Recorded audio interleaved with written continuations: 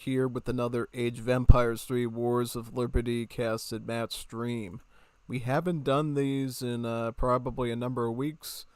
The last one we did, I think, was around August 1st. So it's literally a month since we've done this last, mostly due to lack of submissions. If you want to go back to the good old days of seeing these things once a week, you're going to have to start submitting your stuff.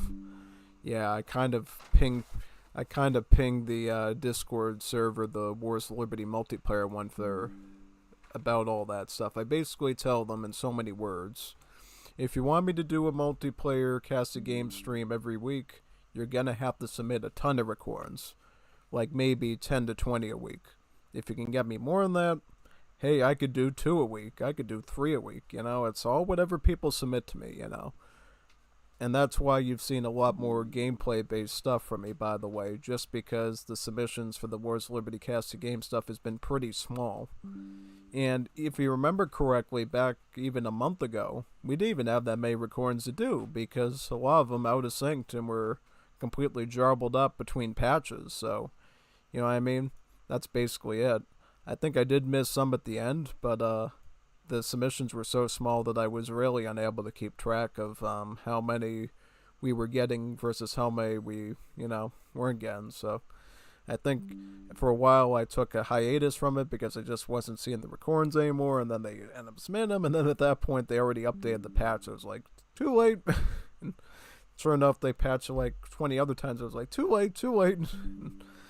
Things just got lost in the paper shredder. So it's fine, These were all supposed to be educational anyways.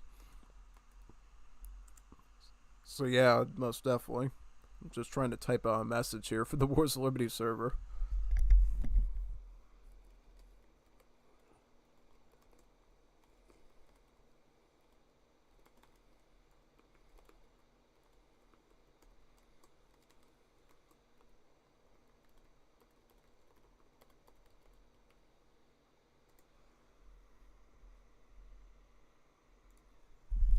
I think the last time I did one a month ago, I came up with some cringe joke pun in there because I haven't done one in a while, and I wanted to write out another one again just to make people chuckle a bit, because they know we don't do these a lot anymore as we should. We should do a ton of these things. I would love to go back to the days of doing these once a week with you. That'd be great. On top of doing all my gameplay stuff, that would bring a lot more variety, I think, instead of me just sitting there and trying to type away and play stuff for you. But yeah, no, I could try to do some casted game streams for Age of Mythology or Age of Empires 2 deathmatch stuff, though I think the capture age is a little bit clunky and it might look a little bit weird. And then unfortunately sometimes I think capture age does do stuff to my computer and makes it freeze and stuff, so I don't know how that's going to go. But definitely Age of Mythology ones we could do, because people submit that to some Discord servers I'm part of, so that could actually be something we could start looking into doing as well, which could be quite great, actually. Big time. Oh, wait a minute, no. Actually pressed on somebody's game there. I was like, oh, wait a minute. Some Juanito Tacos thing over there, yeah.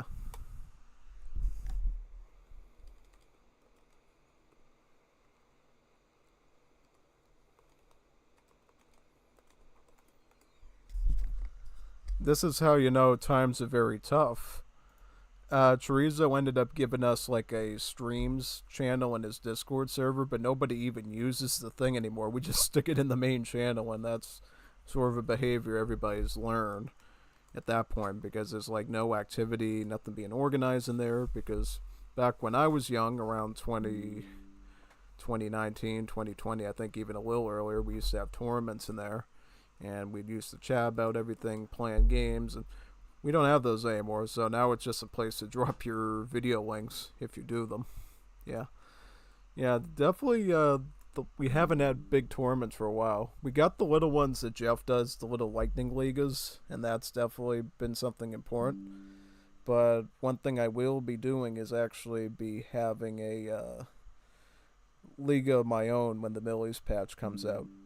I haven't even written any of the documents because I have no idea when I should get a timeline of when to write one out.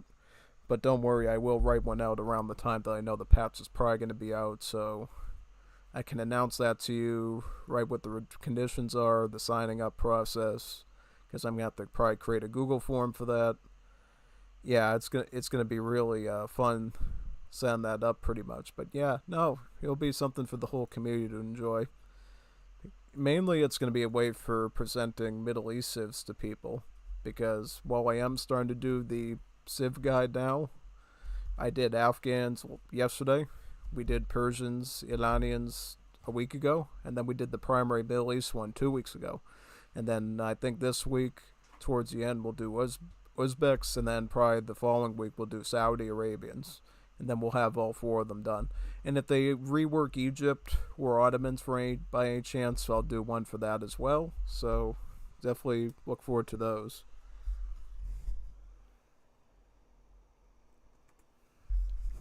I mean, it wouldn't be bad to do one for Egyptians anyways, because I've never done a Civ overview for any of the Civs that are already existing in the game at all. I probably should for the Land Americans. Wouldn't be a bad idea. Maybe that's something I ought to consider doing. So that way they know how these Land American Civs work. I have more experience with them. I have a lot more perspective on them. So, yeah, maybe that's something we'll do. There's especially Civs like Paraguay, Peru, and others that I have very special builds for that I could, do a video topic on, which I think could be something worth doing. You know what I mean? So, absolutely. Whatever we can do to help the Wars Liberty community get better at their gameplay and lead to better ligas, I think would be a good, rewarding experience.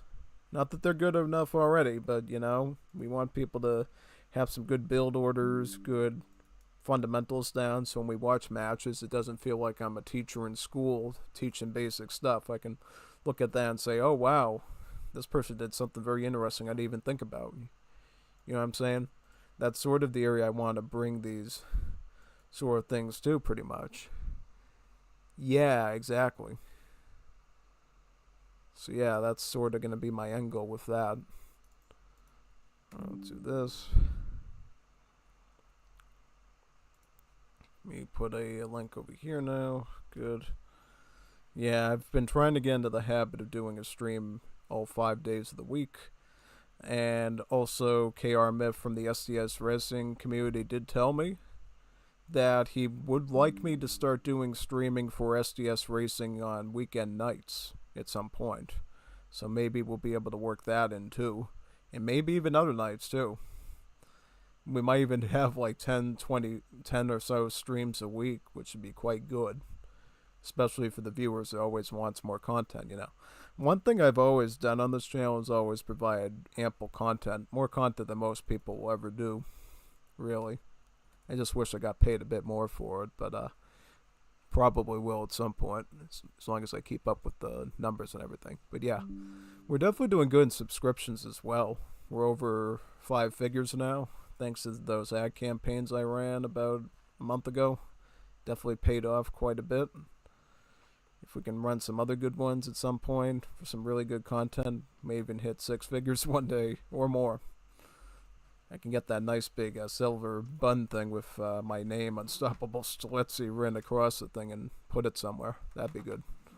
Then I can get the gold one and then the diamond one, and then whatever those weird ones they have, they're on the internet, like the ones the size of a statue or something they stick inside the... I don't know. I don't know if they'll make me a custom one, but who knows. Maybe they will. They probably will, but yeah. Alright, do this. I'm just still pasting Discord server links. I kind of want to let everybody know that we're live, since we don't always hold a lot of these casted game streams, and I want everybody who wants to learn some Wars of Liberty tricks to be able to show up live to ask questions on things that they're wondering about. And if I can't get to them now, I'll definitely, I can definitely write them down as well later on, and I'll explain them later. That's another possibility. Most definitely. So yeah. Okay. Let me see here. Is that all the surveys? I think we got them all. Yeah, very good. Very good. Alright. So let me just download the games right now. count them like the count from Sesame Street 2, and you'll know how many we're going to be doing today, okay? It's a good number, I think. It's a good number. Rec games. Haven't visited you, good old friend, in a while. So let's do the counting. Uno, one. Site can't be reached. We have internet issues or something? It said site can't be reached. That's a weird one. The site can't be reached. cdn.discordapp.com. Unexpectedly closed the connection. That's weird. It downloaded the file twice? Okay.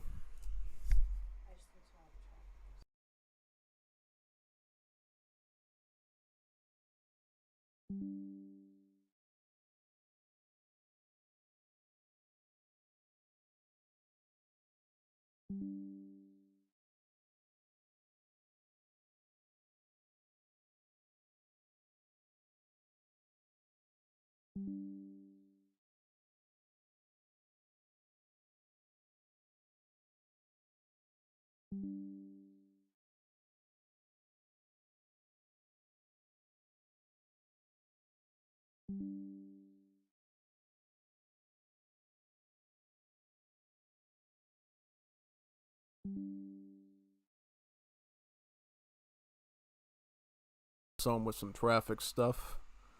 Let us go on to game number 2. Dos. Got tres. Cinco. Let me see. Cinco. I'm trying to remember where I am now. I'm just trying to pull a Joe Biden on myself. Where are we at? I don't want to. We got uno, dos, tres, cuatro. Cinco. There's cinco. I was wondering where cinco was. Seis. Trying to keep track of these so I don't re-download stuff. Seis. Siete. 7. Ocho. 9. Diaz. So we got Diaz. So we got about 10 of them. Okay, that's pretty good. That's quite good, actually. 10 games is not bad. I can deal with 10 matches, I think. That's okay. I mean, sometimes we've done about 10 matches in a stream before, and that's been good on its own. So, and we're going to be doing gameplay afterwards, too. So, I mean, even when we're done with the casting, we'll still have something to do with our time. So that's totally fine with me. Wait a minute. Oh. Hey, I didn't want to click on that. Get me out of there. Get me out of there. All right. I actually clicked on a zip file for my Wars of Liberty save game data. I'm like, I don't want to look at this. What am I doing, man? All right, here we go. Paste these in. Thankfully, these guys named their recordings, so finding them should be pretty easy to do, which is good. Because you always run into the problem when they just call it Record Game 1, and then it's mixed in with like out the 50 other files from over the past year or two. And I'm like, well, how do I find this stuff? I don't even know where it is. And it's like, yeah, I don't know. Ugh. Okay. So, what's the first game we're going to do? It's called Aleman Fur versus Portuguese. Portuguese. Oh, that's what we call Portuguese. Portuguese, because it's a gaze of the play in the meta. So, yeah, that's why we call it that. Let's find it.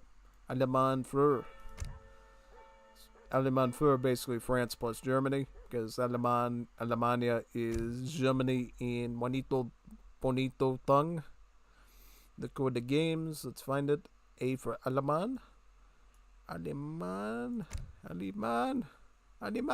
There it is. Okay. So this is our first one. Boy, do I feel old.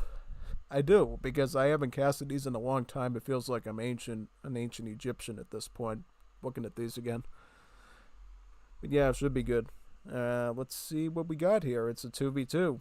2v2s are always fun. Okay, so who do we have here? So who's playing Alemania? Alemania is Nathan RO6. His ally is Senor Viringo, Juanita Bonita Pluana, playing as Francia, right? Yep, he's playing Francia.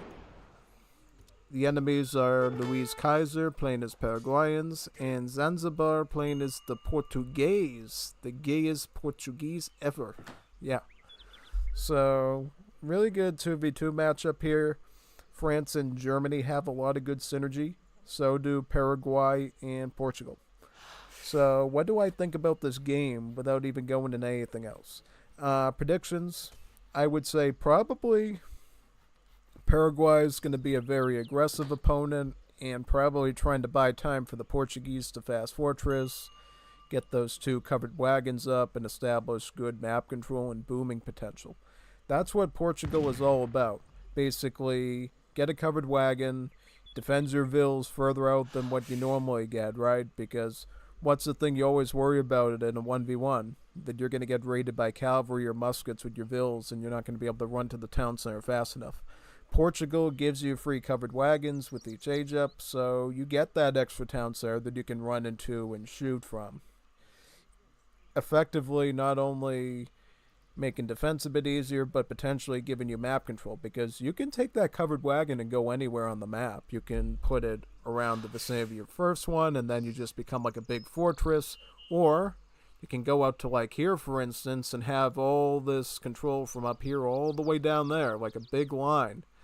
That's what the flexibility of the Portuguese is, and that's why I call them the Portuguese, because effectively normal rush stuff doesn't work against Portugal, and thus forces you to come up with something totally different, you know?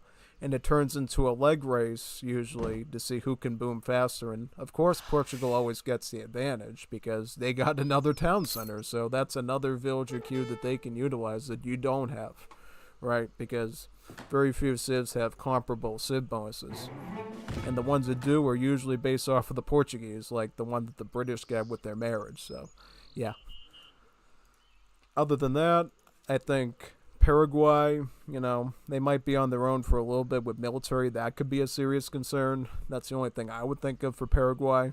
If you got a Portugal who's focusing on fast fortress, you're going to be on your own for a little bit with your military if you get rushed. So hopefully they can do that. I think they should be able to, though. You know why? Because these are Coiguas.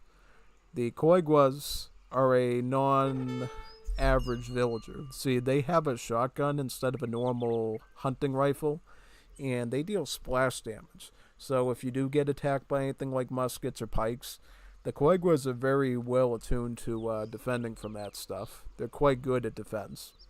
They're actually really well tuned towards ranged combat. A bit similar to the French CBDs, but even better, because they do a lot more damage than a CBD does, right? That being said, though, we do have the French here with their CBDs, actually, Viringo. They're called the Sans-Calates in this game, but they're the exact same stats as the Courrier de Bois in the Legacy game, as well as the 5th edition. So, very tanky, good damage, good armor. They can defend themselves somewhat okay in some situations, so that's good for them. Of course, French in Wars of Liberty have a lot of advantages that the Legacy ones don't, such as Royal Guard upgrades for all infantry and cavalry. They get some good unique units that the 5th edition French don't get, like the Chelsea a Cheval, a mounted skirm. They get a good assault unit at the fort, as well as the home city that they can use, as well as other things. So there's a lot going in favor of the French in this. Germany is going to be the real OP one. You know why? Because they get this thing. It's called the Meitskaserne. A Meitskaserne is a house that acts as a manor house. So you know how the British build manor houses where the house is about 135 wood, and then you get a free villager from one? Well, that's what they gave to the Germans here. They took that bonus away from the British and they handed it to the Germans. So the Germans have a really good military machine behind them in this game because they're able to get those extra villagers out early from the manor boom, or I guess you could call it the Meitskaserne boom now, and that's what they do. That's why you see Germany here building a third house, because they know, I'm going to get free villagers from this. So what's the thing you normally do with Germany nowadays? Well, the thing that you normally do is get all your villas off of food and stick them on the trees. Because now you can build one house after another, after another, after another, and get more free villagers. That's pretty good, right? Very good. And if you can get all 20 Mites Casernes out really fast, that's like 20 free villagers added to your economy. Something you could actually compete against the Portuguese town center booming with. You know, you got a Portugal opponent who's getting a second villager queue from their free covered wagon town center. How are you going to compete with that? Well, by getting free villagers from constructing houses. So, in that sense, it's going to be really tough between Zanzibar and Nathan. They're going to be a really neck-and-neck sort of rivalry here, pretty much. So, yeah. It looks like Zanzibar ended up changing his idea. So, instead of a defensive town center, he's going to go for a map control-based one. He's going to put one in the back here to capture this hunt and make it secured so he cannot be raided here. That is a pretty fair move, I think. I think it's going to be pretty reliable. It looks like Germany, at least for now, is going line infantry barracks. So not necessarily going for any sort of hussar pressure. That's good. Very good, actually. And yeah, I think that should be pretty good for them. How about French? The French are basically putting up a stable, which is pretty good. They're going to probably do some raiding then if they're going stable with Hussar. Paraguay already building very quickly, so it looks like the Paraguay is mostly going aggro. They got 2 barracks. They're going to get a stable now. That's how they're going to set up.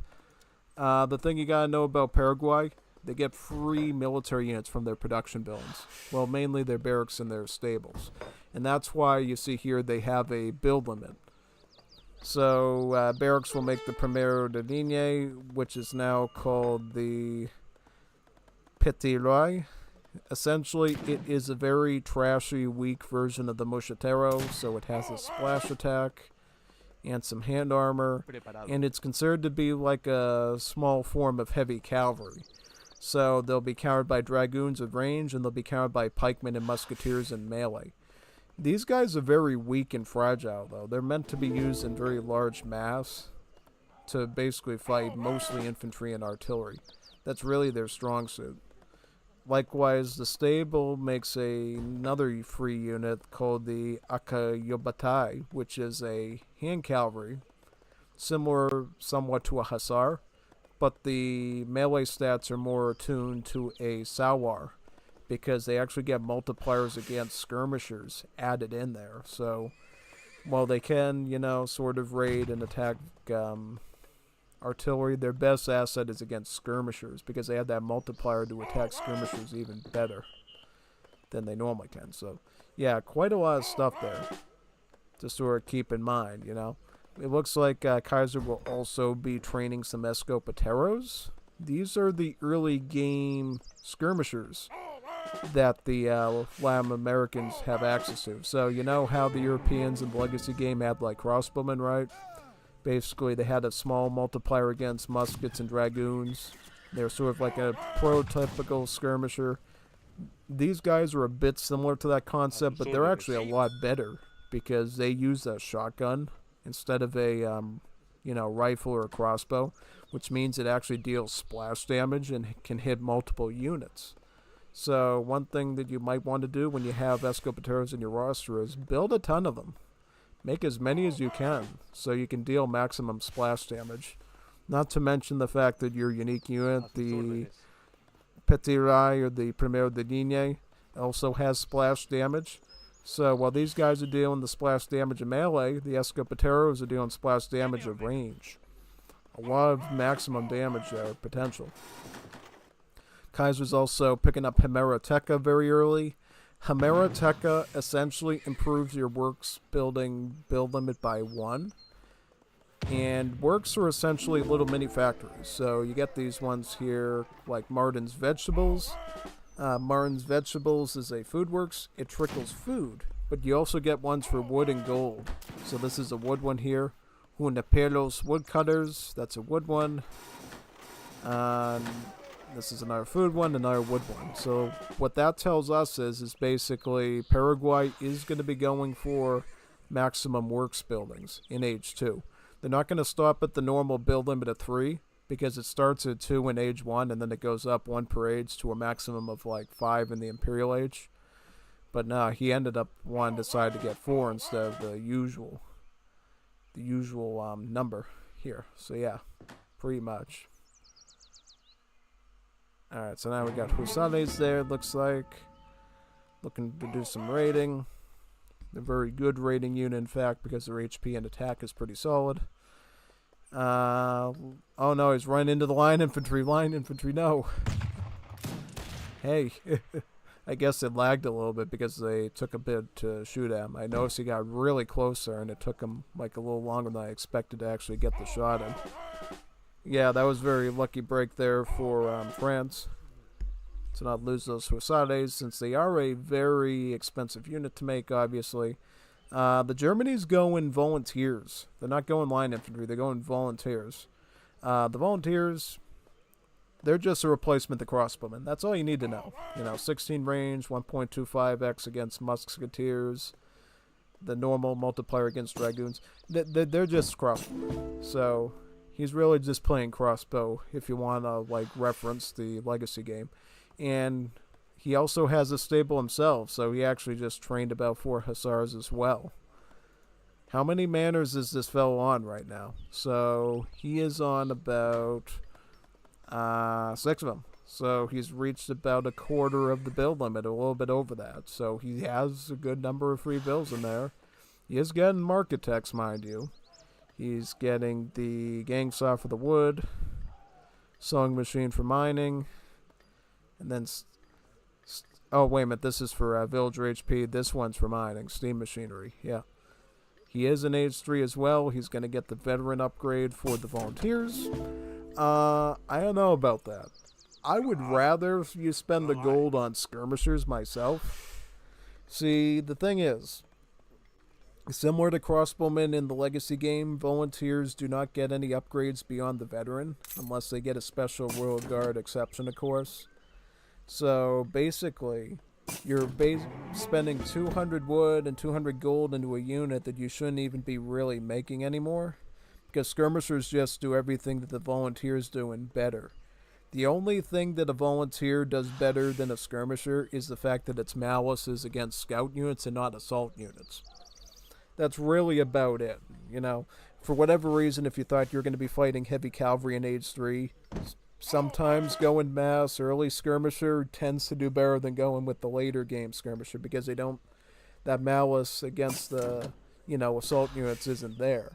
But that being said, you got a malice against a scout unit, and that's another problem. So you gotta have to mix and match, I guess, and figure out what you're gonna do exactly. Now, one interesting thing is the Germany also picked up a special card here called West Prussian Allies. It's a special unit card that Germany gets. It ships in about 10 veteran upgrade Uhlans, the loyal upgrade, for about 500 food. So it's a good hand cav, as you know, glass cannon. The HP is a little low, but the attack is higher, and he's going to be able to use that to supplement his raiding party of hussars there. So it looks like he's probably going to be running around with a bunch of veteran Uhlans with some unupgraded hussars for now, since he really hasn't pivoted in that direction a lot. So this should be pretty good for raiding. And his backbone's going to be all skirmishers. Pretty fair. Portugal is also aging up. They're going up with the Cornet, which is going to give him free hussars. And, of course, another covered wagon since he's Portugal. So now Portuguese will be on 3 town centers, trying to make the most of that. And that's why you see here, even as he's aging up, he's queuing up villagers at his town center over here. He's actually aging up over here, while this town center over here is doing vill training. That's the one good part about the Portuguese. Is they're super gays with their booming potential. They could be aging up or doing something with their TC and still be making bills out of the other ones. So it's really tough to deal with them. You know what I'm saying? Yeah. Let's see where Paraguay is with their works. I need to see where they're at. So food works is up to 4, so they max that out. Same with the wood. How about the gold ones? Gold is also maxed out. So Luis Kaiser went for a full Hemerotech setup, where he has all 12 of the possible works buildings in H2 now. And there's a good reason why you should build works buildings as Paraguay. Why it's such a good advantage. You know why? because they're more immune to these things. Yeah, see, villagers can easily be mopped up by hand cav, as you know, on the map as part of a raid. You know what's a good way to defend your economy? Build these huge, clunky buildings. They're 1.75, about 1,750 wood instead. So that way, all these hand cav would literally have to sit there with their siege attack for like a number of minutes just to take one out. That's the one thing that Paraguay enjoys is a defensive economy. When it comes to the Coiguas, they have a shotgun, so they're better at fighting and defending themselves. That's very defensive. When it comes to the works buildings, the other form of economy, it's a literal building. So any of the traditional threats like hand cav and that has to actually sit there and work and chip away at it to even do anything. So, you know, Paraguay is effectively a very defensive civ. A very defensive civ. And what's going on here with the Portugal, though? Is he going to respond to this? It looks like there's not a lot of coordination right now between Portuguese and Paraguayans, and that could cost them. Also, I don't like the big number of scout units here. This is going to make Escopateros very weak. Even the villagers are going to be in serious risk now if they stay. At this point, Paraguay doesn't have a lot of choice because they have very little army left. I don't think they were expecting a full two-man push on their border there.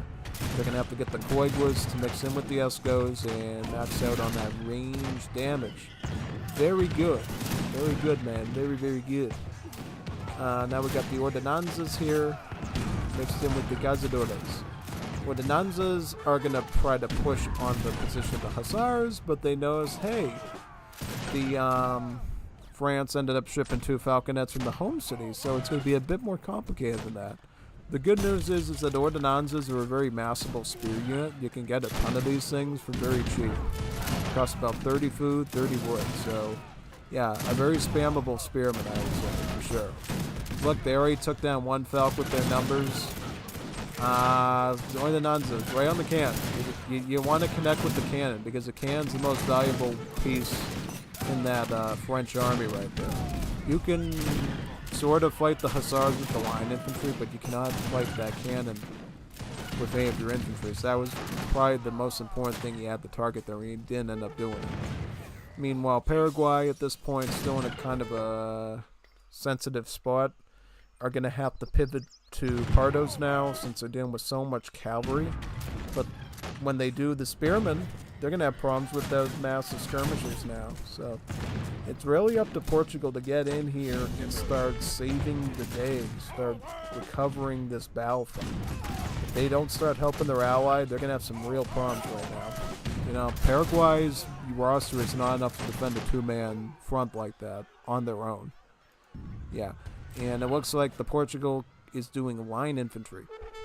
Line infantry alone, I would say, is probably going to be a big risk. I would do hussars, too. I would do hussars with line infantry. Because you got to fight skirmishers, you got to fight this cannon. Yeah, like do a little anti-cav and then have a bit of hand cav in there. Something to make it work, you know? How are the production buildings doing? So this barracks is currently being sieged by a falconet. Oh man, we got the Zwaves. Zwaves are a danger. Danger. Zwaves are an assault unit on foot, and the way they work is they have range multipliers against all infantry, not just heavy infantry, all infantry. So skirms, muskets, anything that doesn't have a specific tag associated with it, they're good against all infantry. And they get hand armor too, so they're like resilient to things like spearmen and cavalry and stuff. They're attacks in hand. So yeah, they're kind of a unique breed of a unit.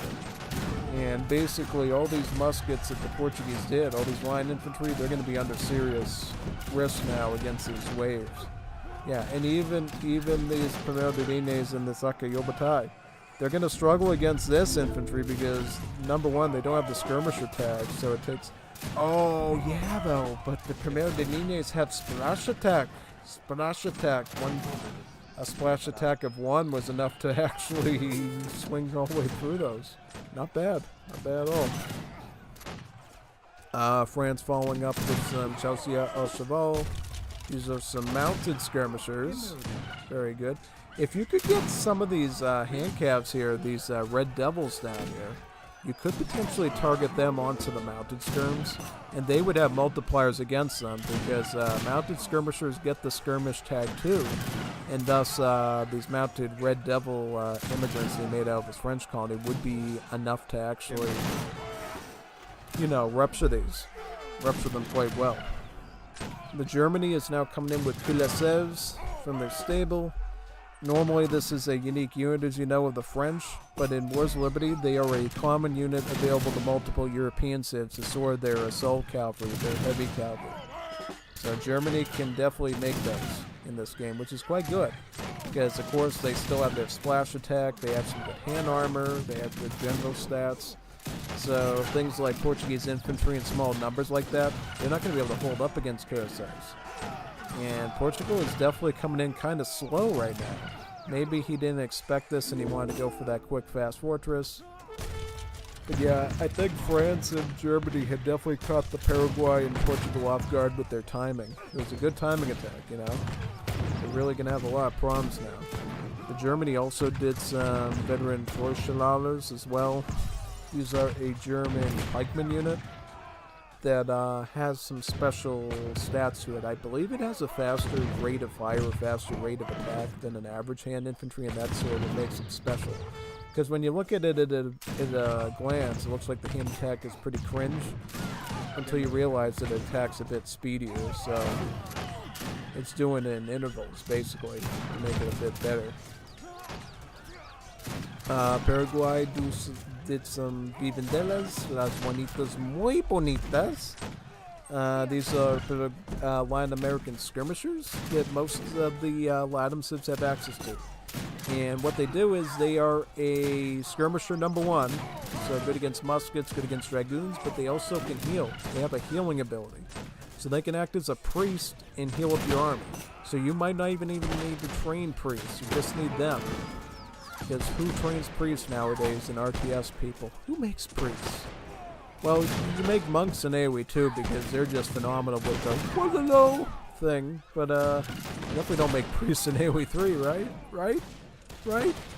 I know some people that do. Jeff Argento does, and I think a handful of others. But it's a very rare thing indeed, because you have so much better uses for that gold that you rarely ever make a healer unit. And I think the other problem is that it's implied that if you're going to use a healer, but you're going to be a stagnant army to make the most of it, because obviously the priest can't heal while you're moving around, right? It's not like AoE 2 where you can, assign the priest to heal a unit while it's fighting or whatever. You just don't have that gameplay meta mechanic in it, so that I don't think is good. So that's why a unit like the Vivendera, great unit, because you get the benefits of healing of a priest without training a useless priest, because they double as a skirmisher and can actually make real strides on your battlefield. That's what I think is the most important aspect of Vivenderas versus your average healer unit. Same thing with other such units, like I'm trying to think of some other ones. Oh yeah, the cavalry megs of the Japanese immigrants, that's another military unit that can do healing, another good one. Some explorers, like some of the Asian monks, have that advantage. I'm trying to think of any other ones from even Middle East pats that are like that. I can't think of any, but I probably will at some point. But you get the idea, though. You get the idea for sure. Russia's a bit different since they don't have a healer unit per se that's military, but they do have that bonus where the explorer can build the field hospitals, and the field hospitals boost your units. So you're getting that nice healing feature working for them as well. And of course, in the Great War Age, you have the combat medic too, from the field barracks, which I don't see a lot of people get them. Probably because they'd rather just make soldiers. But if you ever did want to have healing on the front lines in Great War Age, when you're playing the World War I, Age 6, you do have the combat medic as an option to heal up. And in fact, the British ones even get a tech to make them heal much faster too, which I don't see a lot of usage of now. I haven't tried going with combat medics with British before in Great War Age. Maybe I should. Maybe there's something in there about army maintenance that I should, be paying attention to, but who knows. Looks like for now, though, they're alive. And what are the enemies doing? So France is going to go in with mass veteran line infantry. Germany,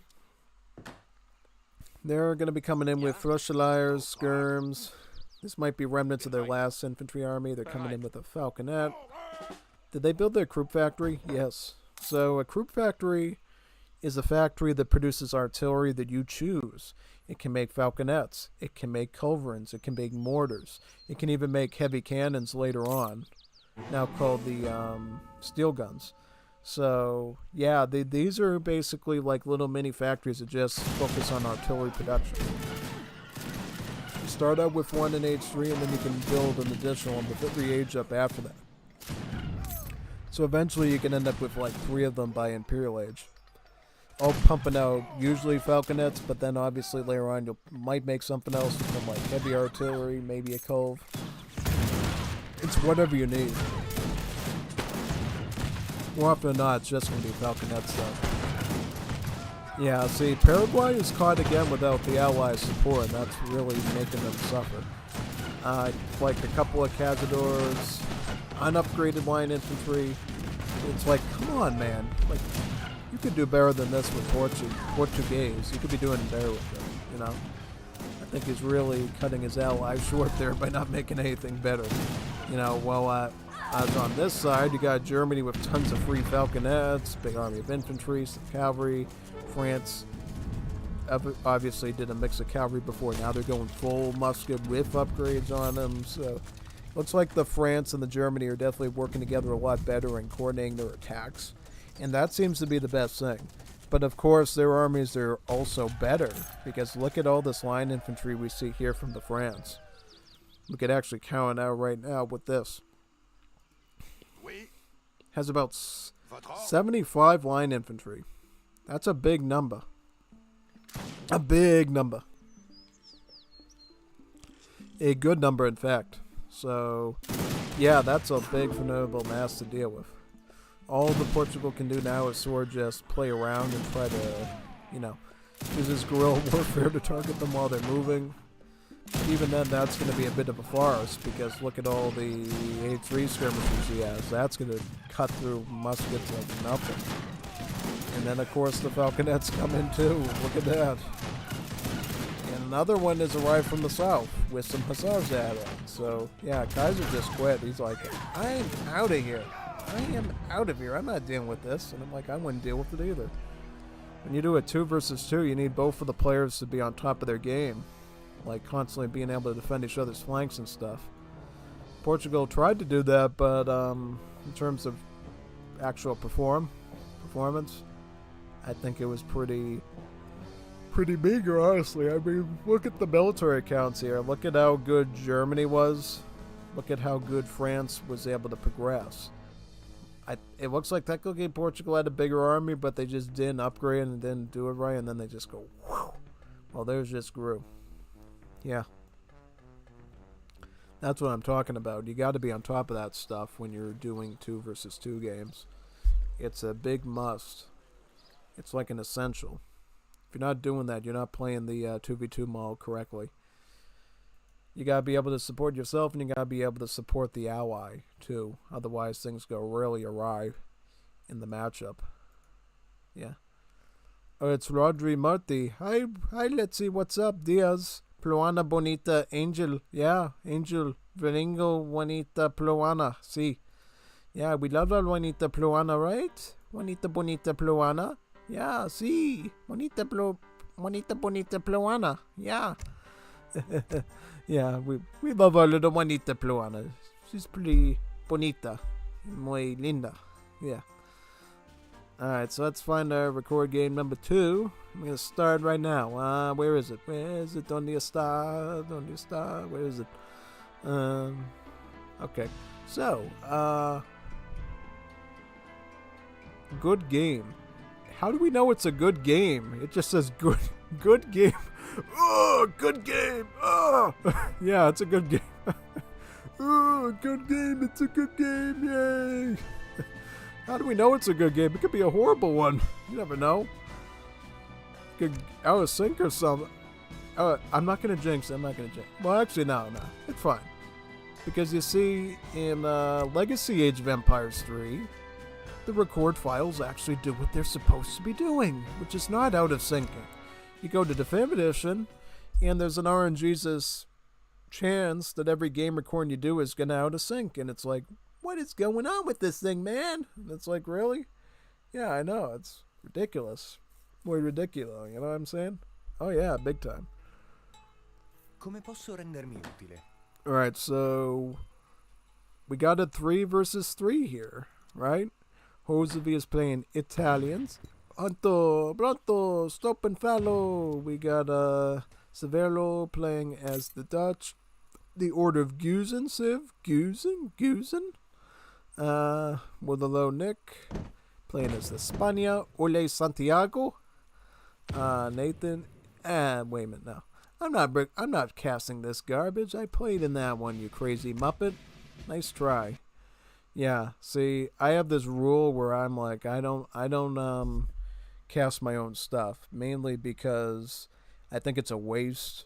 I don't think you're gonna learn much from it because, I already include it on my channel, and yeah. Now, if I see my name on there, I'm like, no, not today. No. Let's Gran Bretaña versus Portugal. Now that one we could look at. That one I think is a good one. And you know how I know that one's going to be alright? Because I don't play Portuguese. So if Viringo's playing British, it's going to be against somebody else. Let me find it. This one. This should be a good 1v1 for us to watch. Viringo's British has actually gone really poor, really bad. Well, not bad as in him playing bad, but it's his British has been really horrible to deal with. He's done a great job of learning this British Civ. He's really came out of his shell and really mastered the Civ very good. See, the way Viringo does British, he does a big turtle followed by factories and usually H3, H4 gameplay. He buys himself a bit of time using the 3 cherry bum card to do raiding. And in that time, he's setting up villagers, he's setting up his defenses, and then he goes Infante de Portugal is his next marriage, and then he gets covered wagons on Age up just like the Portuguese Civ. So yeah, no, he's got a great setup with the British. I think he's going to do a great job here. And speaking of Portuguese, who is he dealing with? The Portuguese.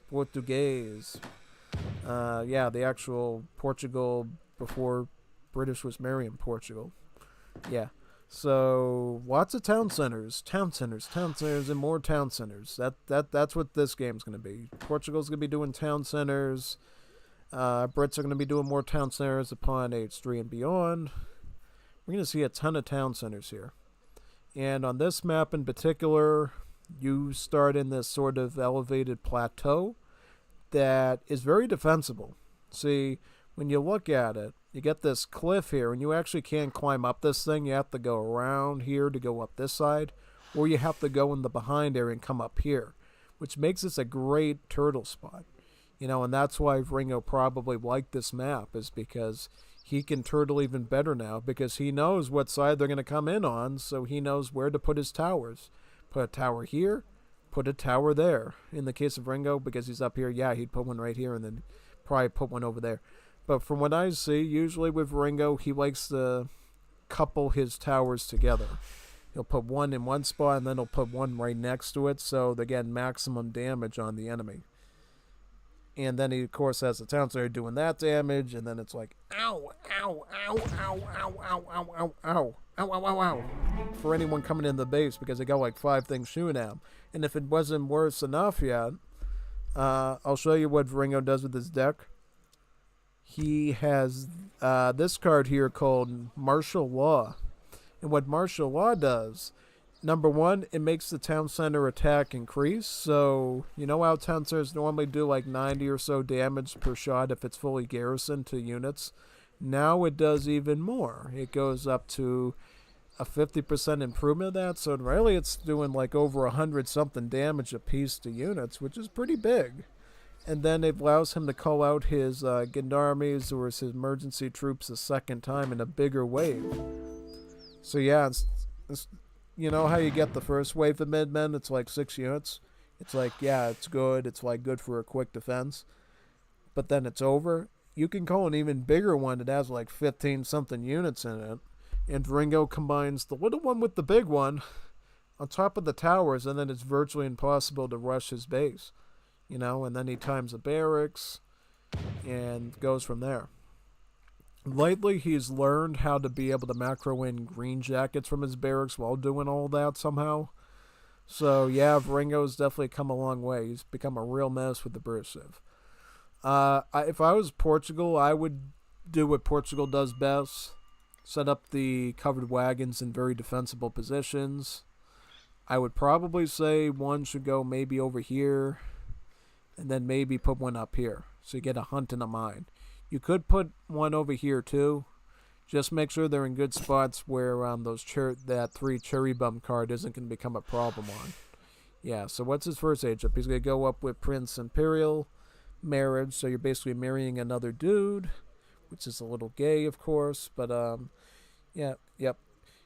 There's nothing wrong with that, of course. So yeah, the good thing with marrying the French dude is he gives you the ability of your villagers acting more like CBDs or courier de bois, in the fact that they cost a little bit more food, so I think 110 instead of 100, but then their gather rates go up by 10%.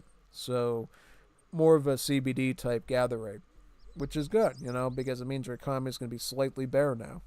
And I don't think adding the 10 extra food onto the settler cost is really a big deal, especially when your gather rate's going up that good, you know? So yeah, that's pretty solid. Looks like Ringo's got a house out. He's probably going to pivot towards wood because as part of his build order, he does get multiple towers. And yeah, he's just going to chop wood for towers, maybe a barracks, and that's what he's going to do.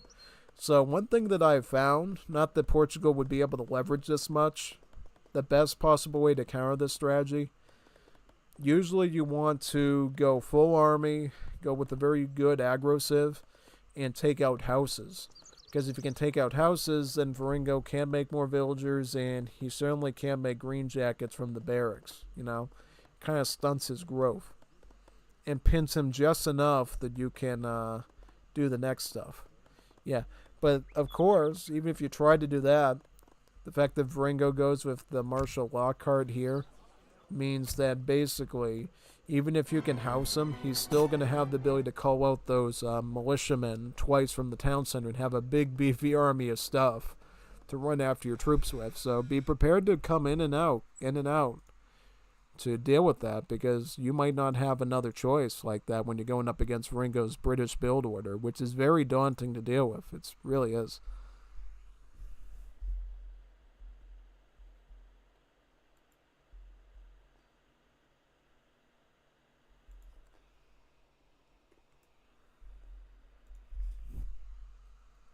Alright, so here's the cherry bum card, and cherry bums are just British replacements to hussars.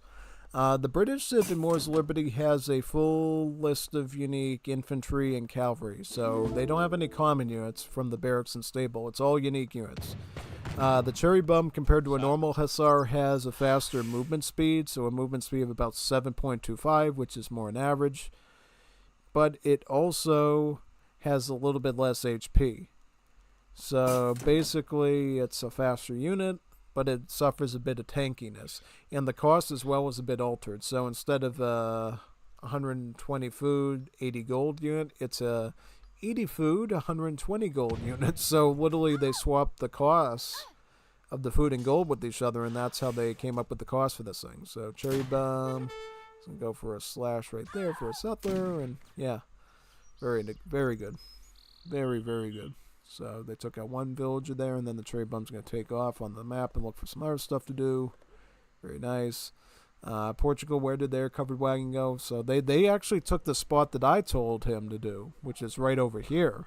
Because now you can protect this mine, you can protect this hunt, and you're covering the entryway here too. So if he wants to run his army in here, he's going to have to get through a town center to do that. So now basically you're forcing the Brit player to like attack from up this side so you can predictably deal with it, which I think is really good. Cherry Bums are going to take advantage of their hand attack and take out an Explorer there. Very good. Very, very good.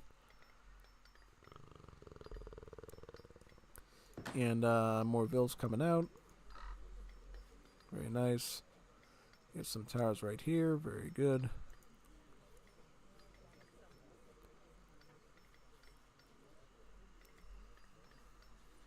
Steam machinery. The mining is coming in now. Very nice.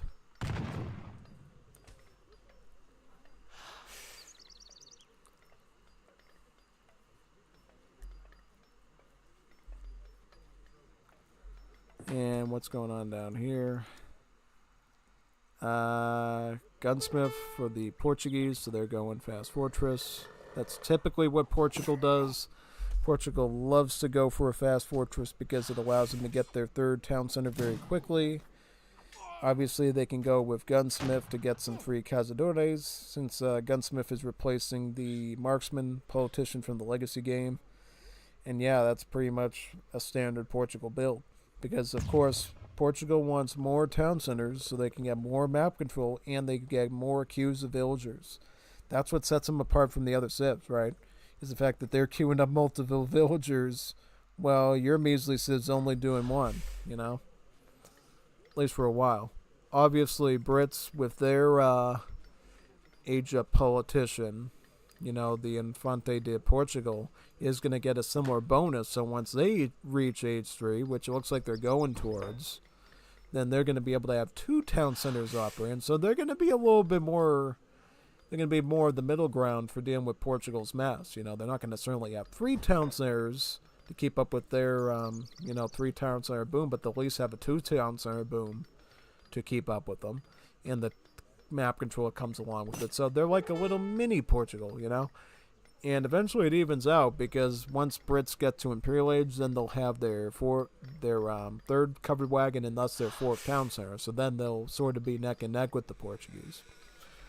But I don't think we're going to see Imperial Age here. We might see it, but it's not too likely, you know?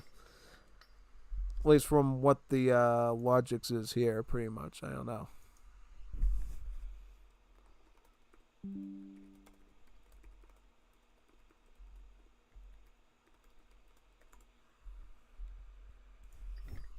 Yeah, something there.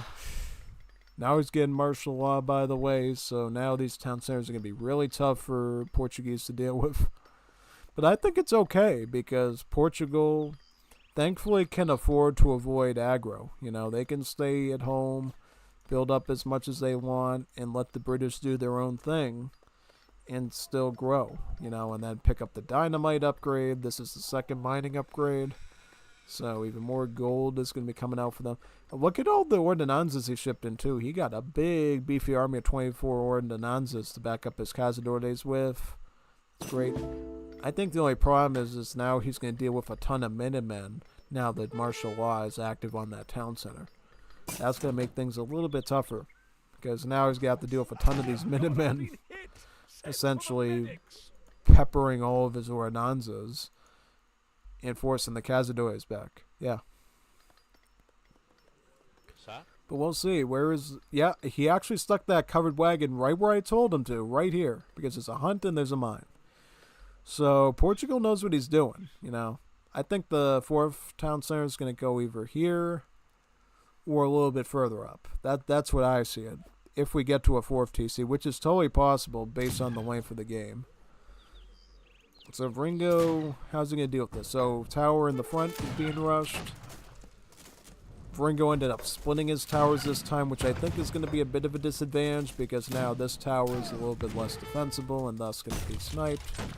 He could come around and go swoosh and attack the R1, and that would certainly leave the bases of the plateau a bit more vulnerable going forward. Who knows?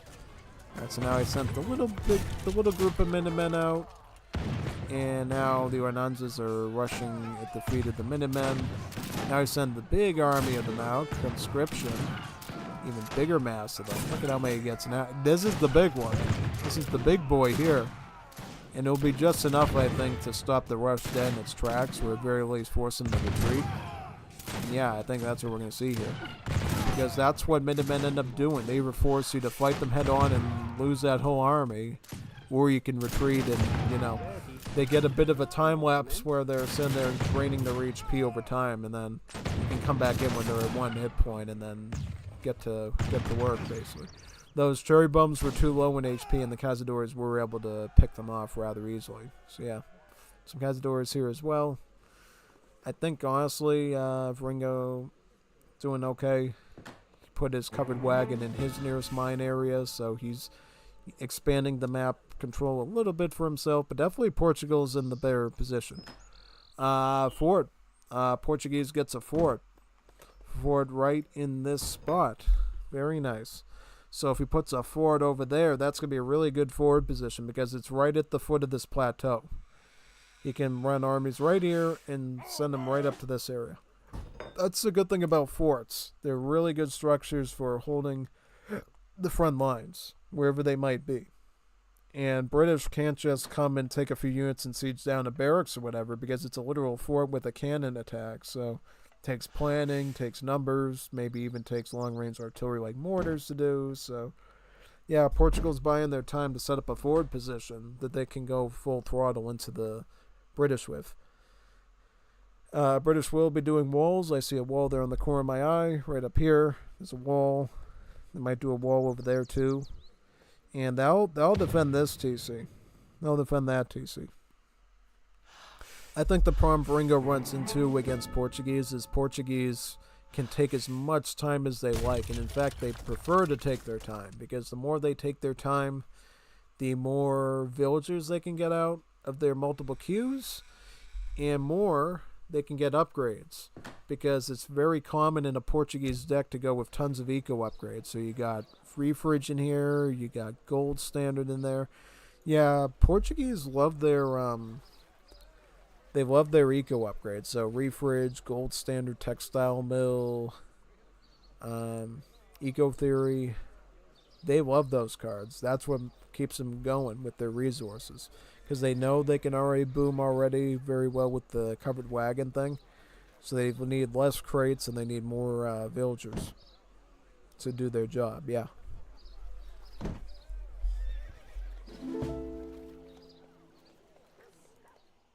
Qual è a sua ordine?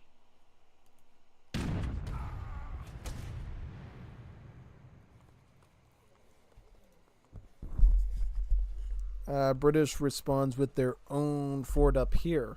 So this is going to make it really difficult to not only attack over here, it's going to make it hard to even walk around this area. Because if this army starts, looking around the periphery of this plateau for obstacles and stuff, they're going to get a boom, boom, boom from the cannon. And it's going to deal some splash damage, a bit of crush. It's going to be really hectic. So maybe Portugal does mortars. They even have the mortar card here, range finding. So they got the range finding card here. So Portuguese could potentially go mortars. They got the card stuff in the home city to prove that they are absolutely considering it. So yeah, maybe we'll see some mortars here to deal with that fort. Because that would be a pretty okay idea. You could deal with the fort over here. And it could deal with the wall too. And then it could be used to move on to these town centers. Alright, so this is something we need to go over with the British. So the British more recently got a new SIB bonus where they can build factories with their Explorer. Yes, they can build factories with their Explorer. Yeah, they can build factories. Build factories. Normally factories, as you know, are a home city only unit that you only get 2 of, and if you lose them, you lose them. British is the total opposite. They can build their factories back with their Explorers to the point that you don't even need factory cards, or at least not most of them. See, if you get the Robber Barons, it still improves the factory build limit by 1, so that card you'll probably still have, but you don't need the other one if you don't want to. It looks like Viringo keeps it in his deck just because it's a nice supplementary card, but you don't need it. You could totally just build all these factories yourself from scratch, and then just add the new one here in Age 4 with robber barons. I think in Viringo's case, he's probably in more of a precarious situation with his wood and gold, and thus he needs to ship one of them in. So as you look right here, it costs about 200 wood and 400 gold. So you need a lot of gold to make a factory in this game. That's going to be your biggest stickler for a cost, is going to be the gold. The wood is about the same as a barracks. So it's something to consider, but it's not as bad as having to shell out 400 gold, as much gold as it takes to make a falconet to put it down. That's what's going to make the difference for you, really. Yeah. Brits are shipping into falconets from their home city now, which is quite good. They got the economy of 3 factories, really good trickle. What is he trickling them on? Gold, gold, gold. So it looks like he's trickling all gold there, yeah. That's actually a really good eco setup for him, because now he's got enough resources for industrial age. So yeah, he's going to age up with Frau Esther from Switzerland, and she gives you 2 bank wagons. So on top of having 3 factories, you're going to have 2 banks, and then when you age up, your building of factories goes up by 1 for the Brits, so then you can have 4 factories, and then you get robber barons, then you're going to have 5 factories. So you're going to have 5 factories and 2 banks. That sounds fun to deal with, doesn't it? No, it's not. It's horrible. You know why? Because not only can you trickle these for resources, obviously, but the other thing you can do with Brits, as you know, is make the Congreve rockets from it instead of resources. So you can configure them to artillery, and now you got a lovely 5 rockets for every few seconds coming onto the field and just nuking everything. That's what makes Brits really bad now, is so many rockets. Rocket Man, you know, like the song Rocket Man, yeah. That's really what the British do. And as you know, rockets, very strong unit, has good splash, good crush damage. It, instead of having multipliers against infantry, the crush damage itself is just better, so yeah, and it has a long range too. Rockets are really good range units, and that leads to some very horrible situations. And Viringo, as I can tell you from today, loves to abuse the rocket thing to the T. He loves to do it. He doesn't relent with his rockets, unfortunately for me.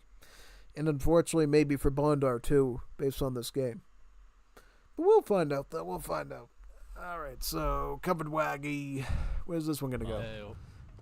I can't put him out here because this is where the fort is, so he's going to have to put, like, maybe somewhere within this range here, just so it gets down. So it looks like Portugal does have some falconets, about 4 of them, that he made from a foundry over here. Where's the foundry? Where's the foundry that he built? Trying to see where it's... You put it right here. Okay, put it right there. Okay. So Cazadores with Falks. I think at least for right now, should be good. Just be aware that you don't have any sort of anti-cav if Brits wanted to go with the, you know, cavalry. Now, here's another problem. So, looks like what Britain's going to do is he's going to go for artist rifles, and then he's going to ship in rockets. And then he's probably going to configure his factories for rockets, too. Yeah, so the artist rifle is another British unique unit that they have. It's actually their ultimate unit, so it's their most special unit. And it's an anti-skirm.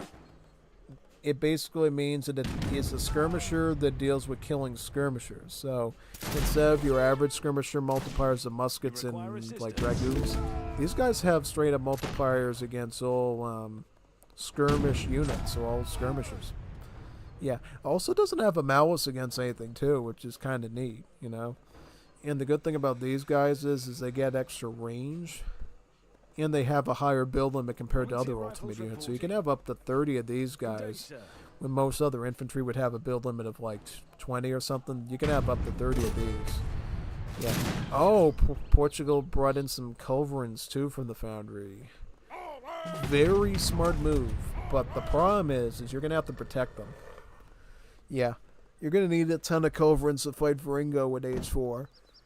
because he's going to be doing tons of rockets from those factories, and you're going to constantly need to readjust your culverins and make sure that they're ready to go the second that those rockets come whoosh, like that. You're going to have to deal with that. So, yeah, that's going to be a tough one. Absolutely tough one. But we'll see, though. I mean, maybe he can deal with it. Find out. We'll find out. Now we see falconets flashing on the houses there. Looks like they were able to take out that falcon. But here comes the rockets. Yes, there we go. That's what I warned you about. So rockets do a lot of crest damage, and they can certainly act like culverins at times and snipe things like falcons, which are shorter range. It's a really tough call usually. Now you're going to have to readjust those falcons and target the arse rifles, but here comes some cherry bums. Bum bum bum bum bum bum. Cherry bum bum bum. Going after his cannons. Yeah, at that point, Britain is just using his stagger mode really well. And, you know, making it so the cannons can't take out more than one unit at a time.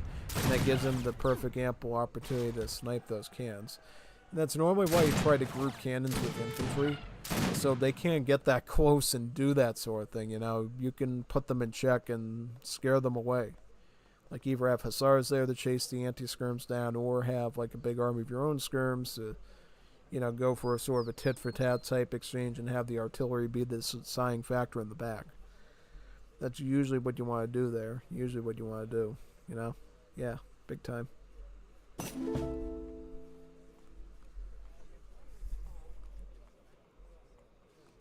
How do?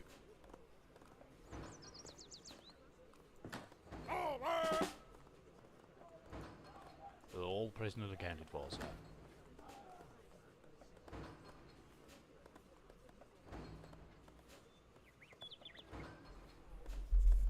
Is he switching to food now? Might be switching. Yeah, I think he's swapped the food. Because I just saw him get canneries there, so now he's going for food trickling. It's a little bit different. He might be running low on food. Yeah, he is running low on food. That's why he made the pivot. That's the good thing about factories is if you're doing really good and you're floating a resource, you can always either switch to another resource that you really need, or you could, again, start doing the rockets again. Looks like for right now, though, Brits are just fine with the 3 rockets that they shipped in, and they're more concerned about resources. Might be trying to see if he can go for an Imperial Age.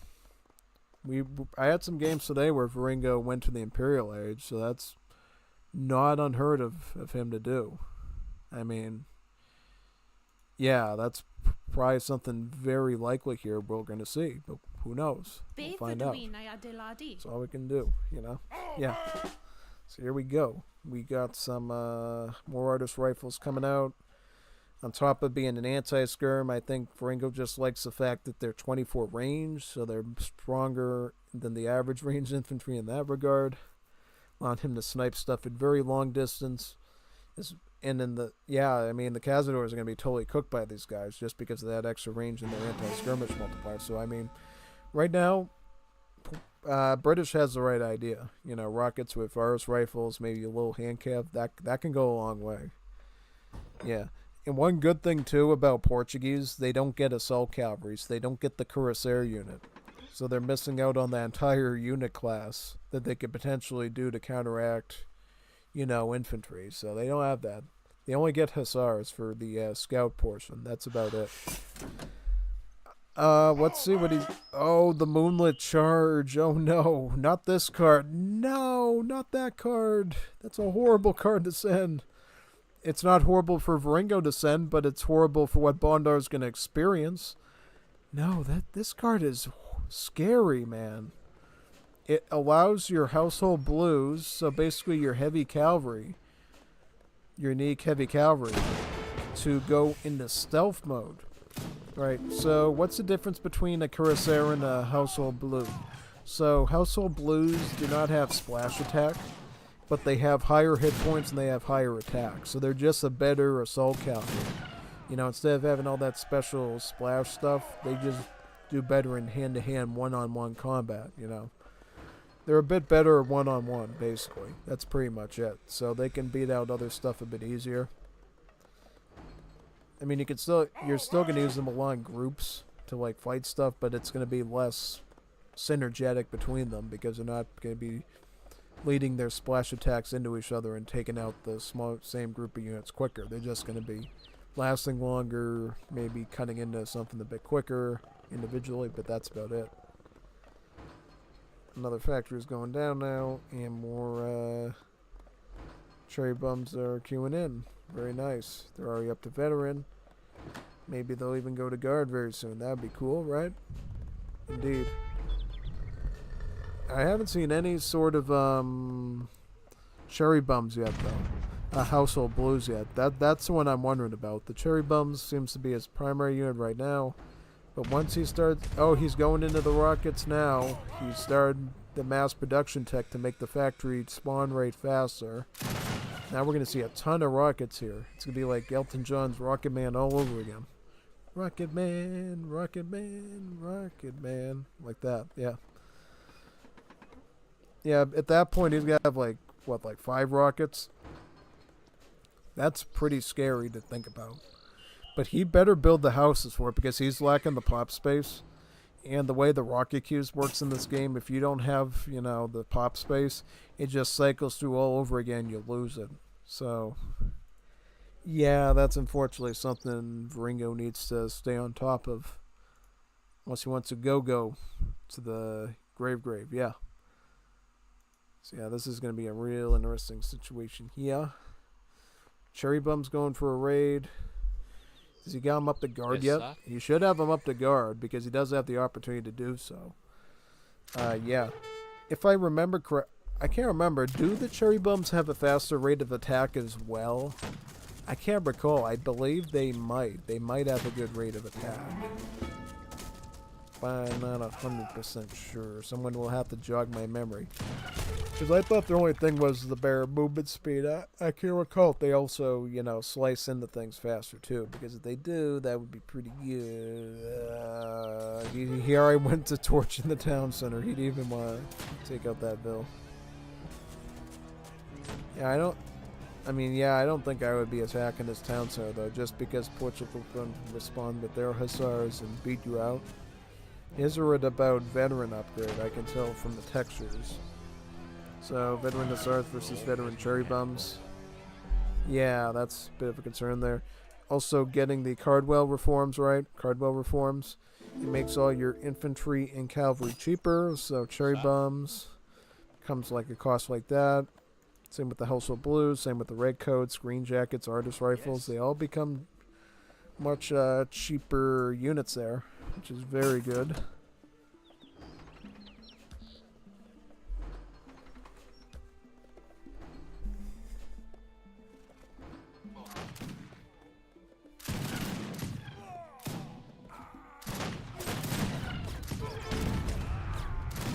All prisoner county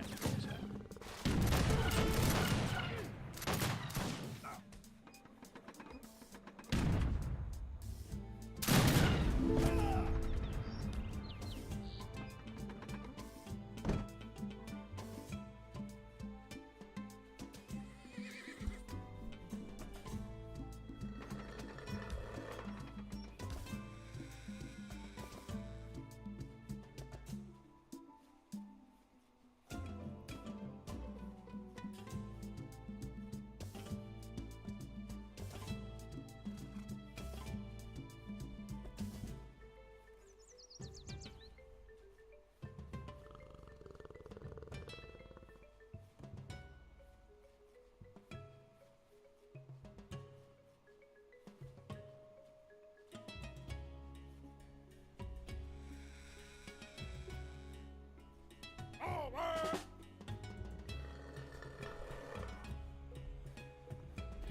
Sir?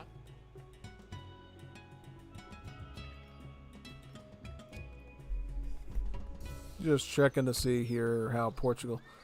Portuguese, I think, are actually at a bit of a disadvantage because they did not put a lot of eco cards into the deck. They only got the eco theory as well as the basic gold and food ones. So, in that sense, I think it might be going more in the British's favor here, assuming their factories stay up. If they lose their factories and then they have to rebuild them again, yeah, then I would say Portugal's doing better. But it's a really tough call right now to say who's really winning right now because both sides have their established map control. Portugal's looks something like this, with this being a very loosely spread out town center that might be lost. Yeah, see, I think this might be a bad town center group because it's going to likely go down and he's going to lose about 6 bills just because of how effective those pushes are with the cherry bums. So yeah, that map control is effectively lost. Maybe British will move into this direction too to make it a bit more even. But yeah, here comes that big mass of Hussars again. Sim. Now they're Guard Hussars. So Guard Cherry Bums, 46 hand attack, 332 HP. Qual é a sua Against ordem? the Guard Hussar with more HP here and the same amount of hand attack. So yeah. Basically, Cherry Bums can always avoid fights with Hussars because they outrun them with the 7.25 movement speed versus the Hussars mere 6.75 movement speed. Okay, so we are seeing those mortars that we were talking about before. Will he get the range finding, though, for him? I would say hopefully he does, because then they will feel a little bit more special and feel a little bit more easy to navigate with. Yeah. So let's see those mortars come out now, and they're going to get howitzers on them, and then, you know, start putting them into long range and start pushing out with them real quick. Yeah.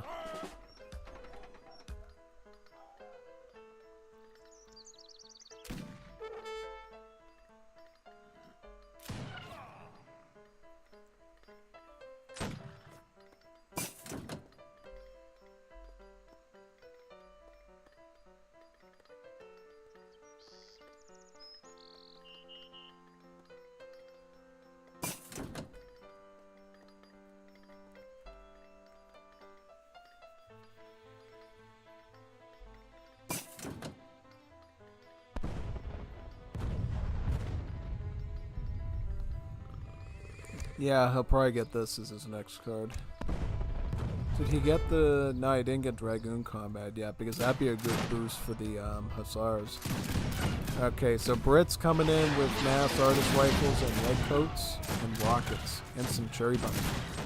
I like this British army because the redcoats cuts right through the Hussars. It says he's sending his Hussars right into the redcoats, which is very dumb. Should have maneuvered them to try to get the rockets. That's what I would have done.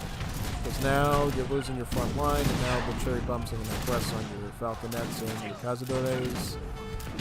Now the fort is under siege. Can you lift the siege? Oh, and the animals are attacking. The jaguars are going like that, and scratching them. That's not good. Hand damage. Cazadores all alone.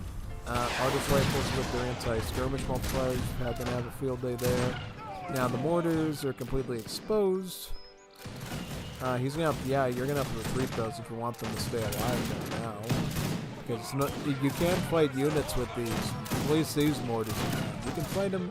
Other Civs mortars you can fight units with, but these ones you can't. So you're gonna have to just get those out of there and save them for later. Yeah, and Cazadores again just run down by numbers. Not even by the rockets yet, just the numbers in general, as well as the multipliers on the artist rifles, about 3x. So artist rifles effectively are doing like 69 damage per shot to these guys. That's very big. That's a big deal. That's bigger than an Imperial musket. That's a big damage, and that's not even Imperial yet. That's not even Imperial yet. That's not even adding the advanced arsenal techs in yet. That's very, very big, you know? Just saying. Okay, so now he's making Congasiero natives from this native site natives.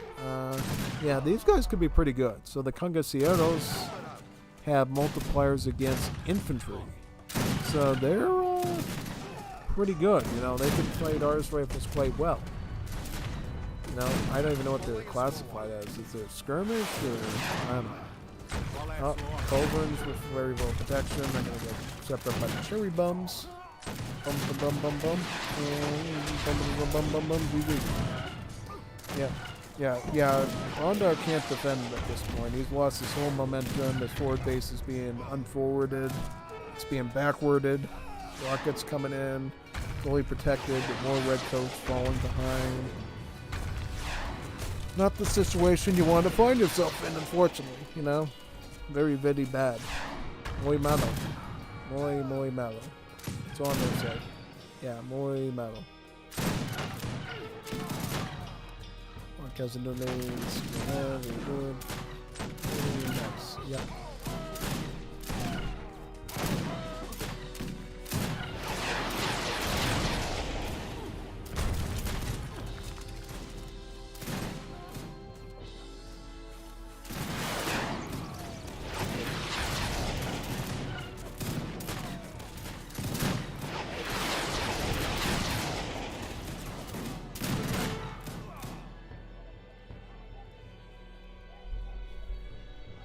Oh, nice. So let's look at some of the graphical stuff. Alright. Factory has really made a difference here, you can tell, with the food and the gold. Military. Yeah, British just made better army comps, I think, and they just managed their stuff better. Portugal lacked too many unit types, you know. They didn't have any sort of line infantry that they could have done. They could have went with the Goleiro line infantry, I think, and that would have made a nice difference, because he could have stuck those in the front to guard against the artist rifles and maybe fight the cherry bums. But yeah, no, he didn't do anything like that at all. So, yeah. Oof. He also ran his Thesaurus right into those redcoats, which is dumb, you know, like really bad. Because, you know, those are the units that counter your cavalry, and you put your cavalry in there, like really? Yeah, no, that was a bit of a blunder. Let's go to game number 4 now. See what game 4 has in store for us today. Let's get it in right now. Right now.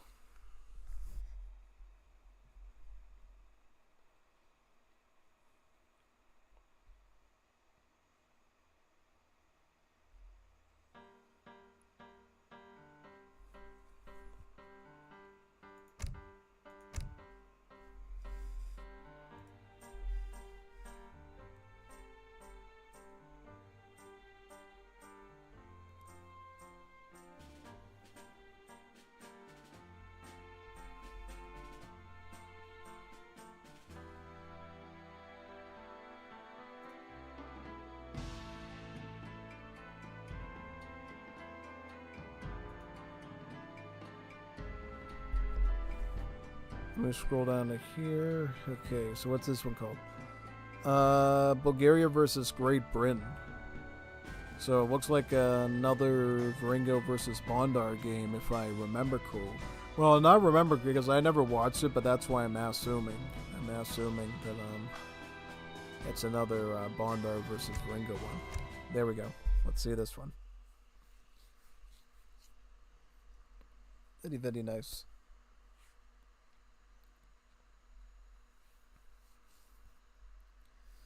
Okay, so we got Senor Viringo playing as the Britannians again.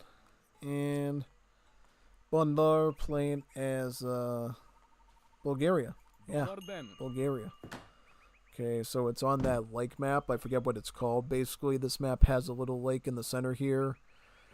And you can either fish in it or you're going to have to basically run around the whole thing the whole game. You do get some natives on it. The Wayu natives, so these were a cavalry-based native that you can access pretty much, which is good. And yeah, that should be quite nice. So, Bulgaria. What do I think about the matchup, Bulgaria versus Brits?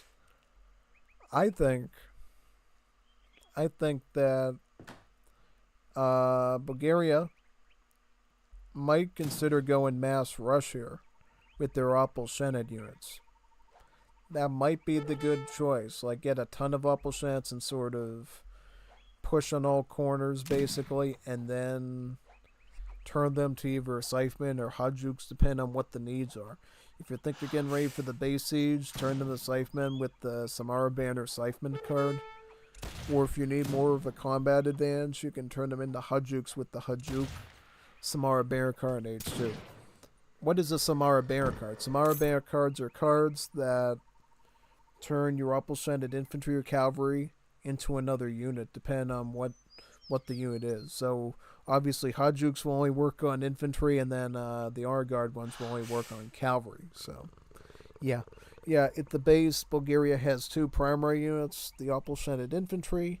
It's a musket skirmisher hybrid. It doesn't have any multipliers, but it does have above average range. It has both hand and pierce armor, but otherwise it's a weak piece of poop on its own. It's good for massing.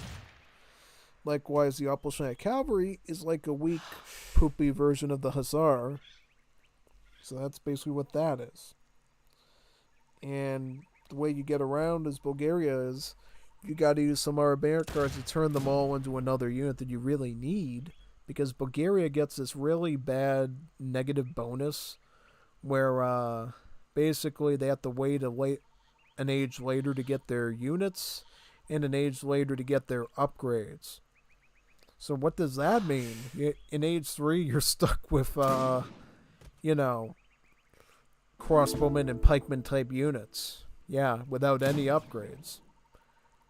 Right? But here's the thing. Your Opal-Shened units are the only exceptions to the rule. So you can still get veteran Opal-Sheneds in age 3. That's good. You can still train Opal-Sheneds in age 2. Otherwise, the game would be unplayable, right? Because you wouldn't be able to train anything. So Opal-Sheneds are your main units. They're the only ones that play by the normal rules. All your other units, they're available in age later. Their upgrades are available in age later. And you kind of have to cope with that, you know? Literally, you can't even get your Guard and Imperial upgrades till the Imperial Age. So try to consider that aspect of things. Oh, no, it's like literally the Bulgarians' age 4 is like every other Civ's age 3. Which is really messed up, but it's the case, you know? Yeah, so I mean, it's going to be a tough one. Especially against turtling Civ like Viringo, because you can't just go in there with a ton of Opal-Shened infantry and then some Arabear too easily, because if you do that, he's just going to call out the Minutemen with martial law again, and then you're going to be toast. As much as Texas toast and garlic butter, it's not going to be good. So where's he aging up with? He's aging up with Somphonias of Verlatia. Right, okay. Trying to remember what he has. I believe he's got wood crates. So he'll give Bulgaria about 400 wood. Yeah, I think so. I think Grandmother Tonka is actually the barracks one, right? Or no, Grandmother Tonka, like the Tonka truck, is the market one. Okay. Yeah, I'm trying to remember my politicians from the game. Yeah. And then she gives you geese, right, to stick on the livestock pen. Yeah, that's right. That's right. So yeah, this one gives you wood. So this is more like aging up with the Core Master, perspective-wise.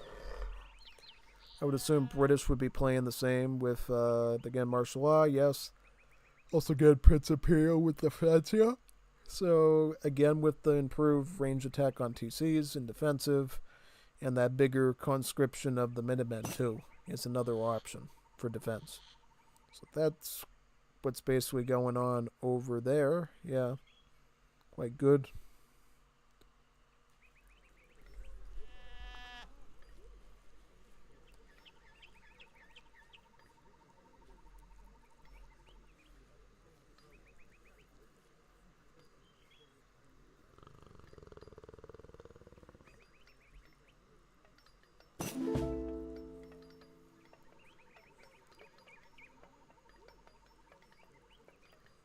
Let's see what's out there.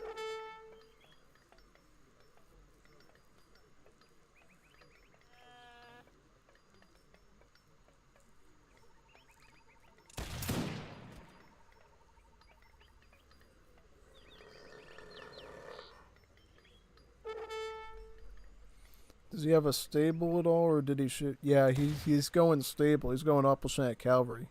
So he's going to be playing more of the pressure game here, which is, I think, pretty fine. You know, all it's going to mean is basically he's going to force Viringo back to his main town center. Yeah. The one thing I would be worried about with this is mostly the fact that British with Viringo normally does turtle anyways. So he's just going to find a way to herd his hunts in and just mine. and then reach that age 3, get another town center, and then force the map control, and then I don't know what you're going to do then. Yeah, like, see, he's already lost a opportunity cap to that martial law boosted town center.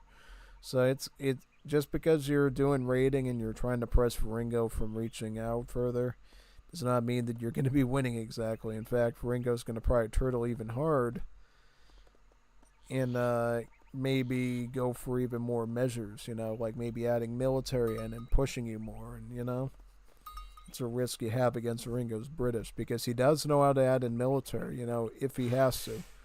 He can put in redcoats, he can put in green jackets, he can flex a bit. It's not all a one-trick pony with this. If he has sort of figured out how to get different objectives done with them, which is good. So here comes Upper Cavalry again. He's going to be going for a slice and dice in that corner over there. Oh, unfortunately, no. Got to retreat now. Very nice. Maybe go to that corner over there. Yeah, you got to be careful.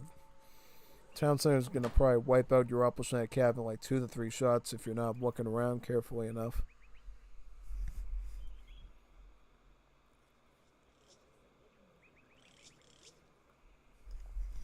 Had to check for a second if he had Vils there or not. I was like, oh man, that's an area Bulgaria could go after. That's an area you could do. Yeah. So Viringo's going to turtle up with frontier defenses and get more towers. Pretty good, especially since it's an infinite card and one you can keep using. Very reliable in that sense.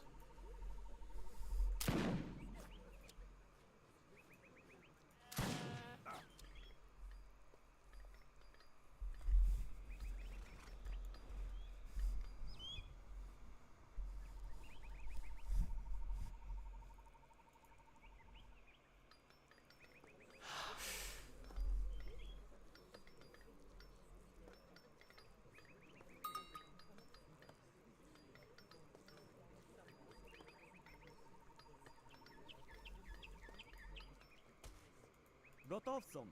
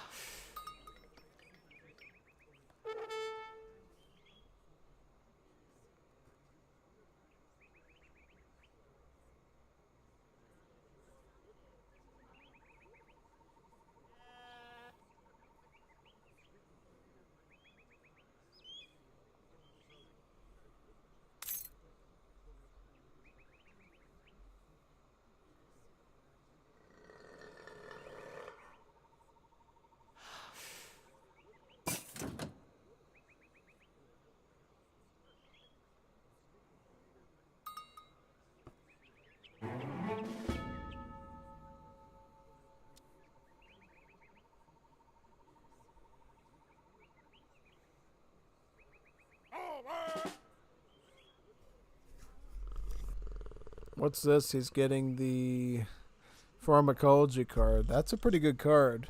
So what pharmacology does, it reduces villager cost and train time. So villagers train faster, and it makes them a little bit cheaper. So it helps you to boom, actually. It's an effective booming card now that essentially allows you to get the vills out quicker and cheaper. So that's good. Because before they had a card called Medicine, and all it would do is allow the vills to train faster. Now you got the added advantage of making the vills cheaper too, so it makes queuing up villagers easier, and it saves you a bit of food as well, so you can do military alongside the training of villagers, which I think is a much better setup for that card, really. So yeah, most definitely. Yeah. Just trying to see what Britain's up to. So Britain, I think, is probably just going to pivot to Age 3 now if nothing else happens. They really have no reason to stick in Age 2.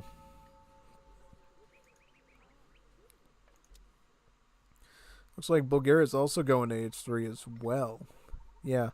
The good thing about nation states is like Bulgaria is they age up at their buildings. So you can keep your queue of vills going while you're aging up. So the fact that they got pharmacology to make that queue a little bit faster now, that's a really good perk. That's a really good benefit, really. So, yeah. Absolutely smart stuff there, you know? Yeah, big time. Most definitely. So I think that'll go quite good over there. Yeah. Готов сам.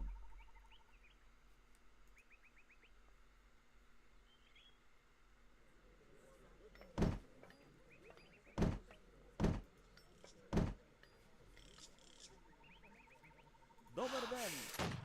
Готов сам.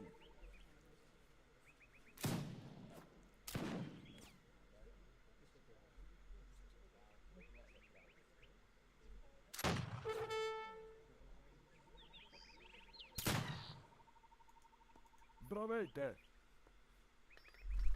Now, this is a good age of politician. This is Georgy Branovsky. He's a pretty good one because what he ends up doing is he actually gives you a covered wagon, so you can actually get some map control with them. While the British are getting their covered wagon situation improved with the Infante de Portugal, you'll at least have a 2 town center queue as well to keep up with the Brits. So that I think is a pretty good setup there. Yeah, Infante of Portugal. So yeah.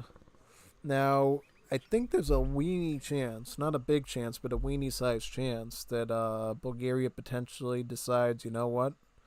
I'm going to take my hand calves and try to snipe one of those covered wagons there. That I think could be a potentially intelligent setup, honestly, you know? Just saying, I think that could be really tactical. Absolutely, I think it'd be real tactical now that I think of it. So yeah, big time. We'll see though, what it is.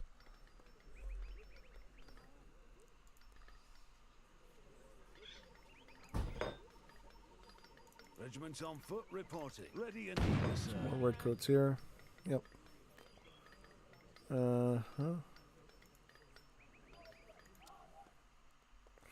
Yeah, this is the one thing we see a lot on this map is a lot of walling because you don't. It's a circular map, so you could have somebody coming around here to attack you or coming around here. So the only way to sort of mitigate that is have like a wall layer that goes from the water all the way out to the edge over there. Just like, you know, the iris of your eye and then the stuff that goes out to the edge of the eyeball, that sort of thing. So, yeah, just to make sure you're not getting raided that much. Поверете, розбрах.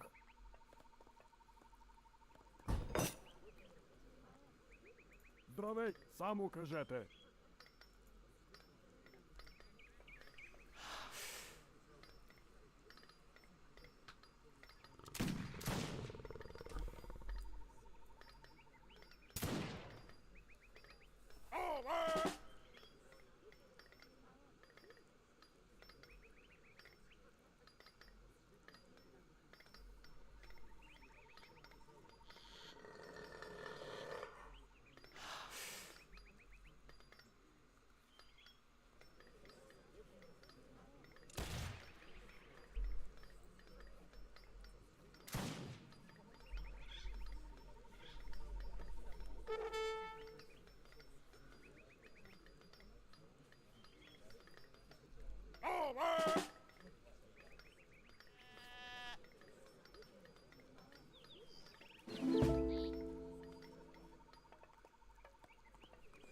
Да?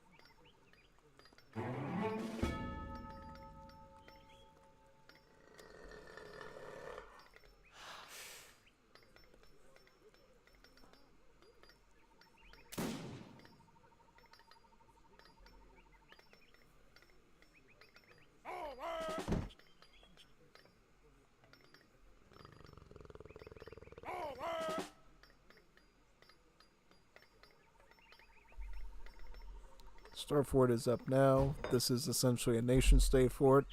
It's a little bit different statistically.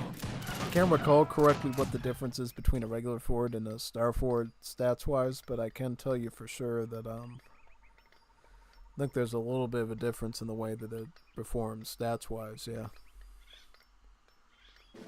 Looks like Bulgaria also shipped in some mountain artillery as well. Mountain artillery are just a culverin mortar hybrid, so they have multipliers against artillery and they have multipliers against buildings. So great at sieging, you know. Great for that purpose. Also picking up veteran upgrade on the Appelshan infantry too. So he's playing a little bit less radical with the Samara Banner cards. He does have the one for the Cav though. He does have the Argard one here. And he has the big one here too. So he's going to do some Samara Banners, I think, for hand Cav. Potentially, yeah. It's only got a few right now though, so I don't think he's going to use that right now. He's probably going to save that for a lot later when he's trying to fight British units head on. Like if he's fighting redcoats and if he's flying green jackets and then he sees the redcoats coming on, he can turn them into Argards and then pivot the stats in his favor pretty much, yeah. That's why I think it's pretty much going to be there for now. Okay. What's the Vil numbers on, by the way, too? 51, yeah, so 52 queued versus what for the Brits? For the Brits, they are on 34. Yeah. Mind you, there's also cherry bum raids that could potentially be going on too at this point. Thankfully, this wall is here, so that really mitigates the cherry bum's risk for the Bulgaria player. He is going to try, though. He's going to try to be annoying with this. You know, he could, like, hang out along this wall here and just keep bobbing him. But he did build a town center there, so, I mean, it's not like he can pressure too much. You can just be really obnoxious with it, I think, yeah.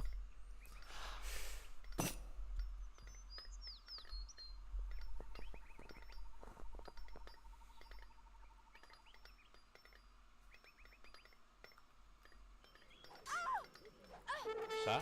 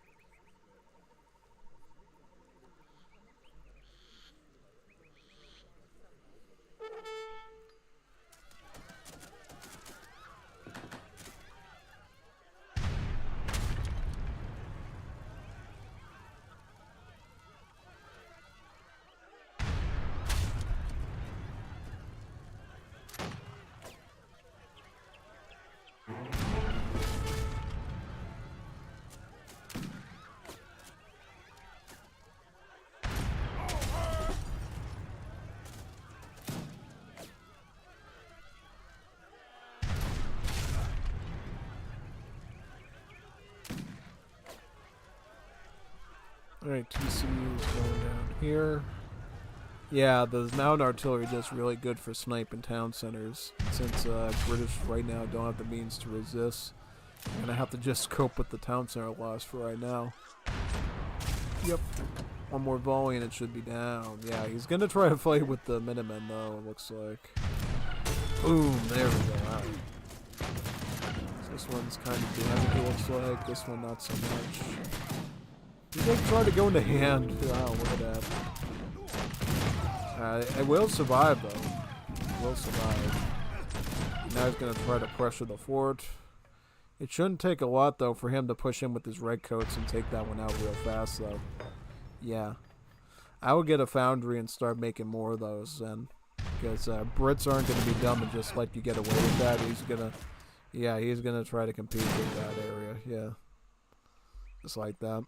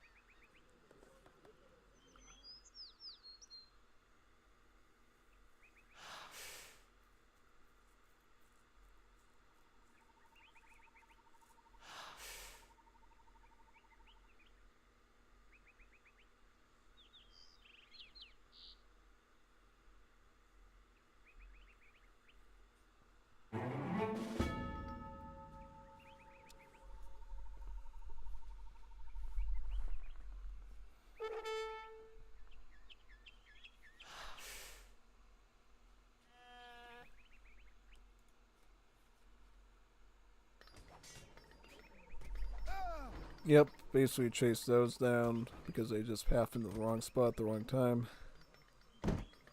Because normally cherry bumps can outrun that cavalry, but because they ran right into them, they just got sliced.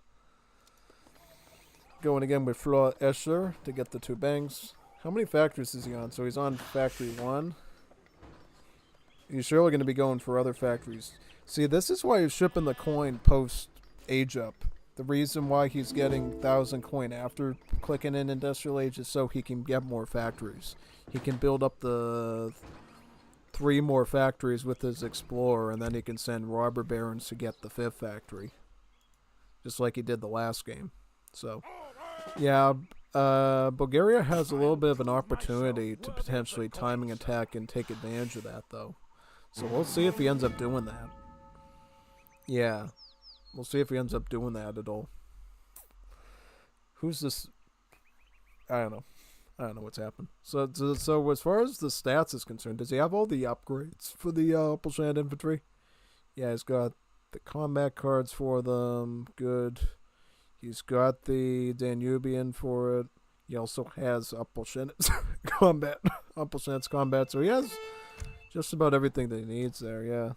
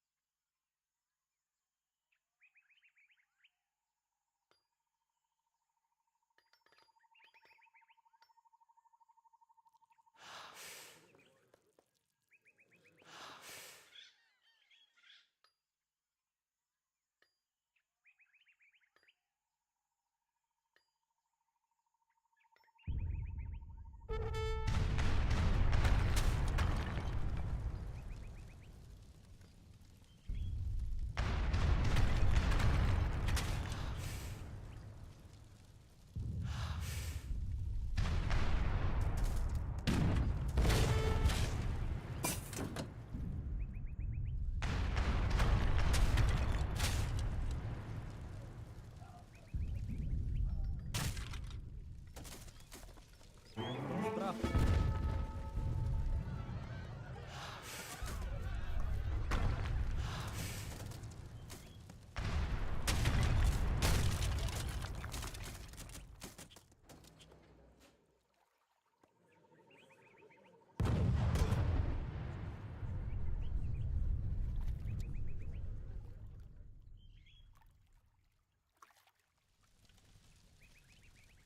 Повелете.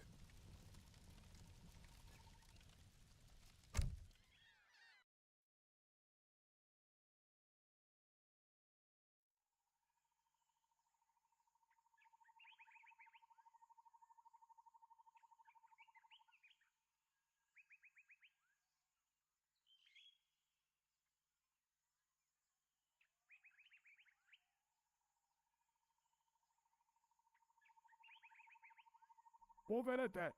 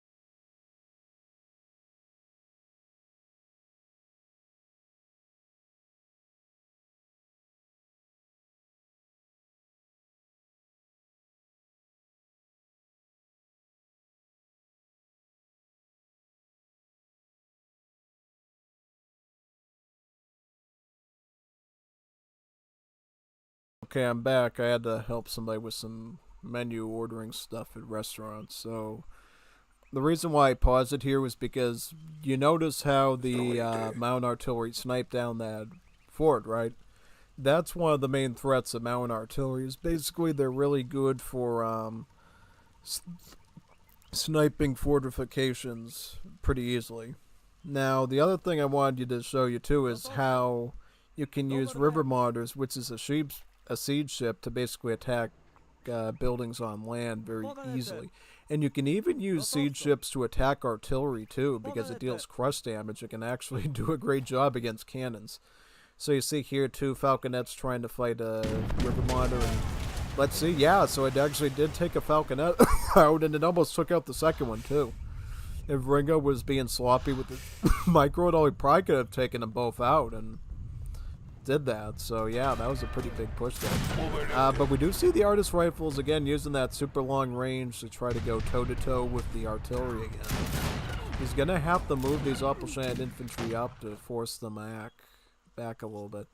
See, the artist rifles theoretically are the stronger unit because they have the anti-skirmish multipliers, so they actually deal bonus damage to these.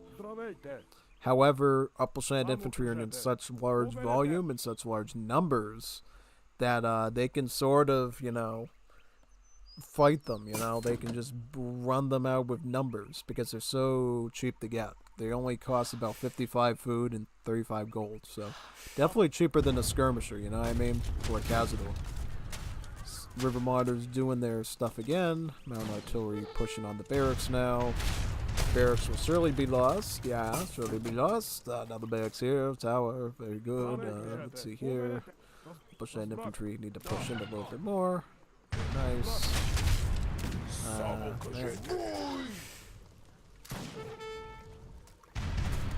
Barracks out there.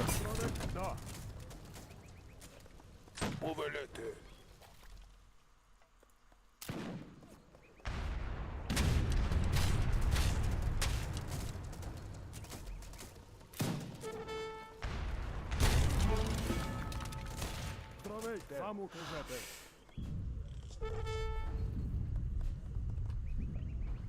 Готовцо. Поверете. Здравейте.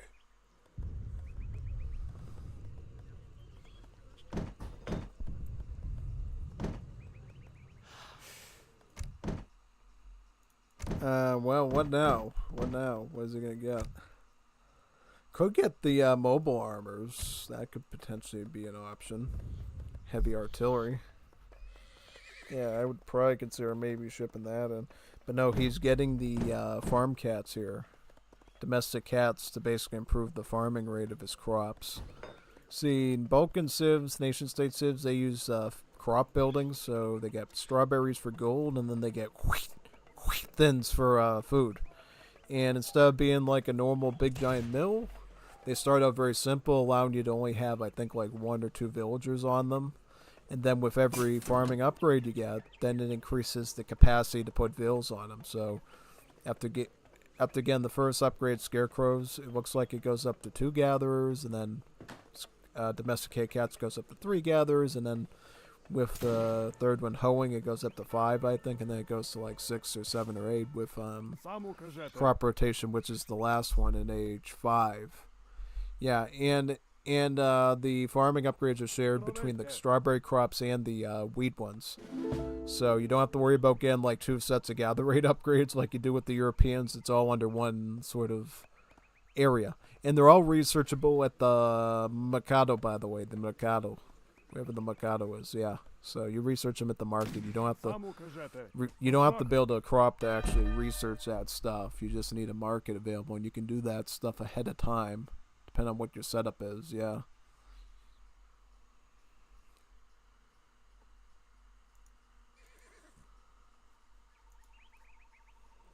Поверете. Добър ден. Поверете.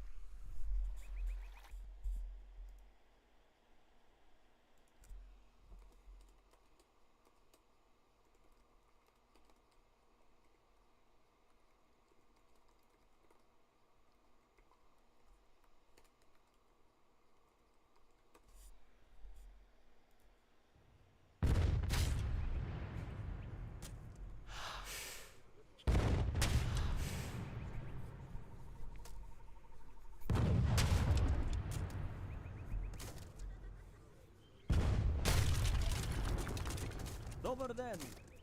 Здравейте! Само кажете. Да, разбрах. Повелете! Повелете!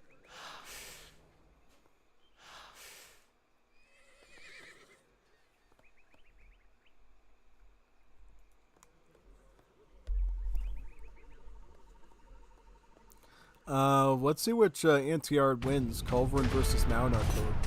Okay, so right now let's toe to toe.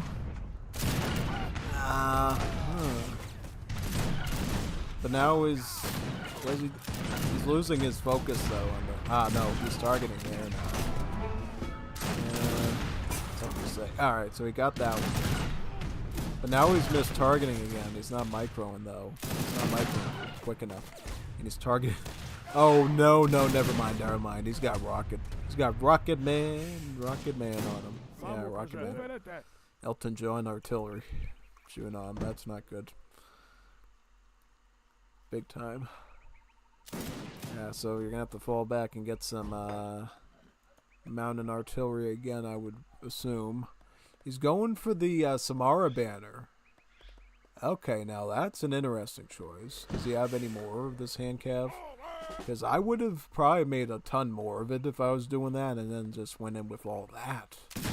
That's fine. I mean, I think the number is okay to work with that. Just saying. I would probably would have made more of them. I would have had like double the number of these before I considered that.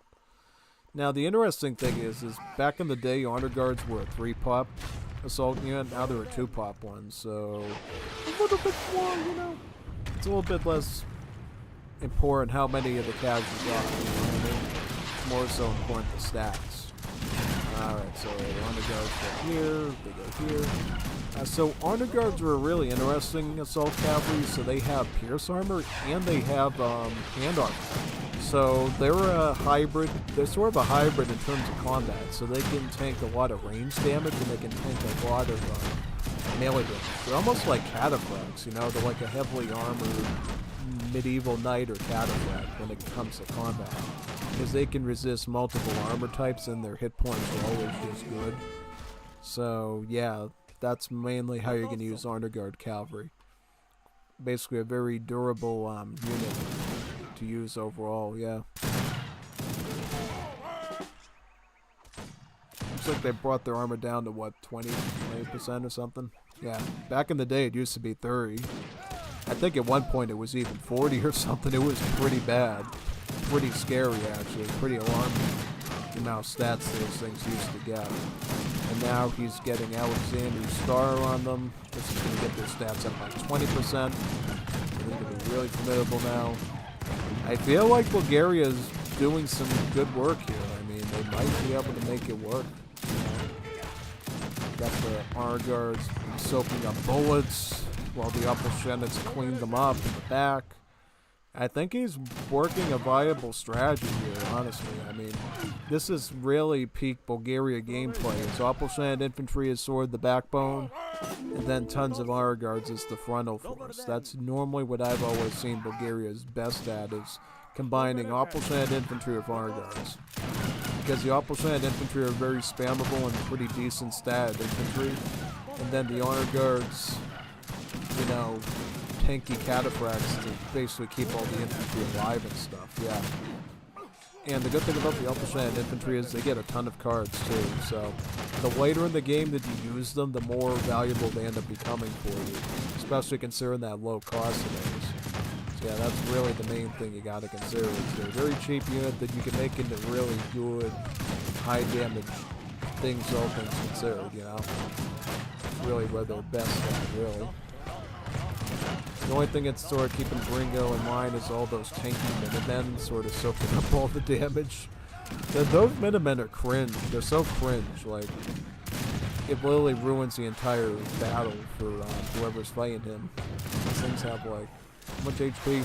200? Yeah, that's a lot of HP. That's almost as much as these redcoats. So it's like a big wall of stuff that you have to clean up just to even get to the real good meat inside of the taco at that point, yeah. Which is unfortunate, you know what I mean? Because you want to push in a little bit deeper, but you can't. Now he's getting border guards to improve the training rate of his cavalry. You get all your arsenal techs at your towers, by the way, as nation states. It's called a tower house because it's a tower and a house and an arsenal. So it defends the area with the range attack. You can send shipments there. It provides about, I believe, 5 to 10 housing space, so it acts like a house. And then it has all the arsenal techs there, so it acts like an arsenal. It also has your training techs, too. So instead of your capital, your church having it, that has that. So it kind of has like 3.5 purposes to it, which is a little bit good, you know what I mean? Yeah. And if you send this card here, the advanced tower house, then you get even more upgrades. And it also increases the build limit for the tower houses too to +3, because normally you can only have 5 of these. Advanced Tower House brings it up to about 8, which is 1 more than the amount of towers that Europeans get with their outposts. So that's good. Or what they call them here, redoubts. Yeah. The main reason he's picking that up is because they have a tech there that adds more hit points to assault units. So probably looking to increase the stats on his honor guards using the dolmen technology. Back in the old days, it used to give hit points to all cavalry. Now it just does it to assault cavalry, which is going to be his primary melee cav. So yeah, that makes total sense why he wants dolmen research.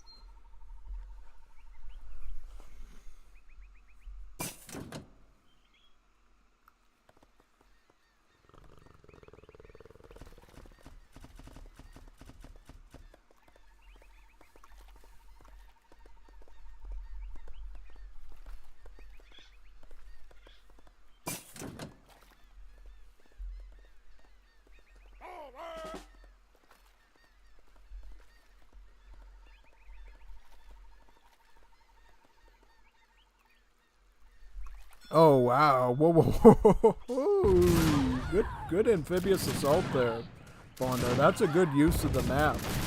This map is really good for these amphibious landings like that to punish your opponents.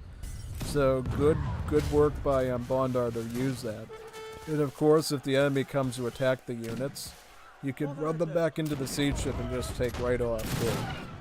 You don't have to stick around. You can hit and run constantly doing that on the whole entire coastline. That's what makes this map pretty annoying.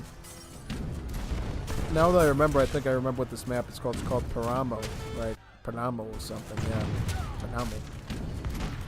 Now it doesn't even matter. I mean, he just has to siege the town center and just take off. Let the Minutemen lose their HP and just run away.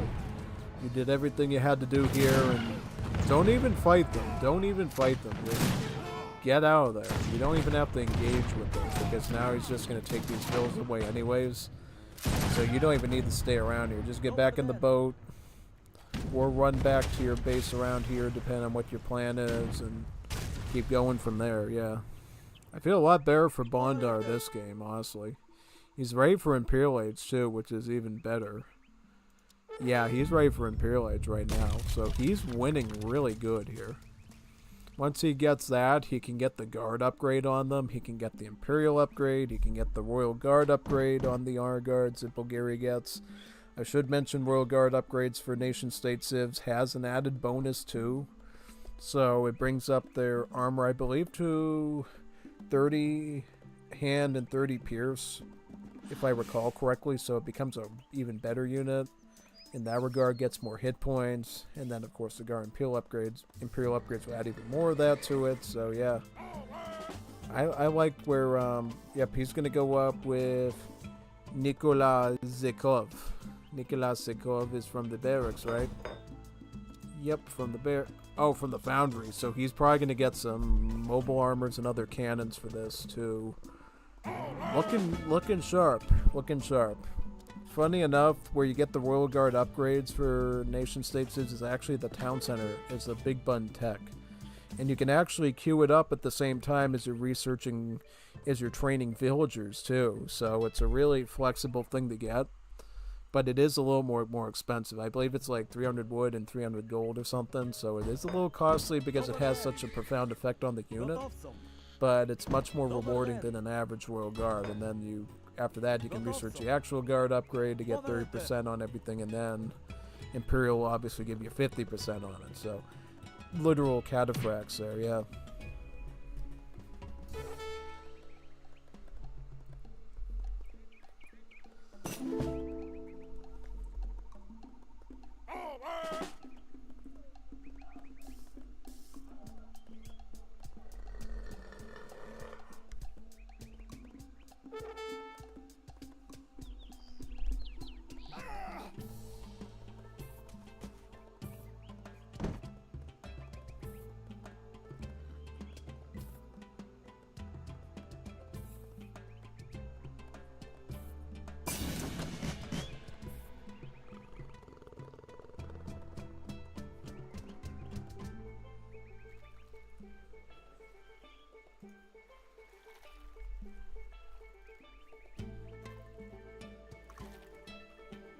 Do zbrachu. Do zbrachu. Do zbrachu.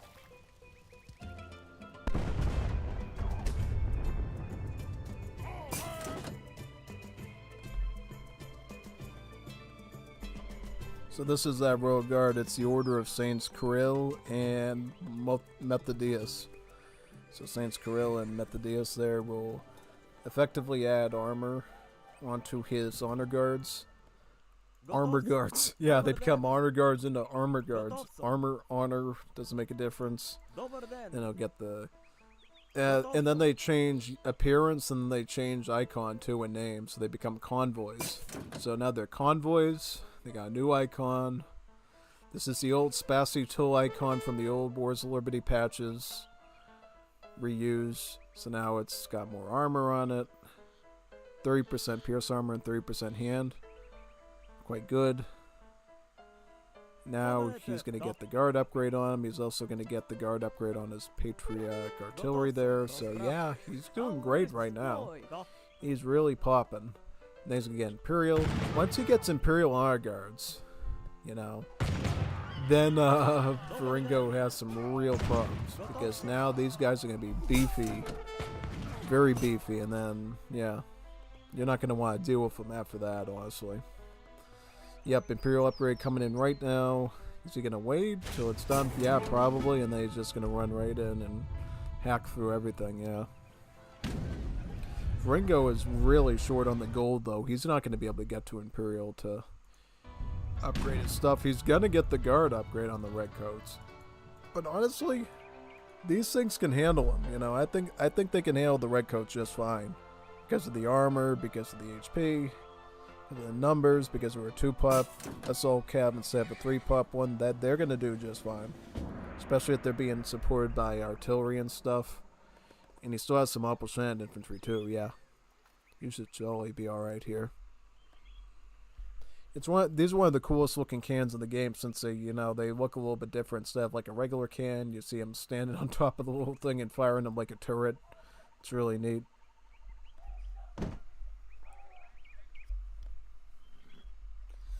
Brins are going to try to do their own assault cab, though, the Household Blues. I mentioned before they're a bit different than Cuirassiers because they don't have a splash attack, but they have more HP and more attack, so a much more brutal assault cab, basically. It says they're heavy assault cavalry because indeed they are. They're very armored up and good for hand-to-hand one-on-one combat versus the whole cohesion thing with the splash. Really, yeah.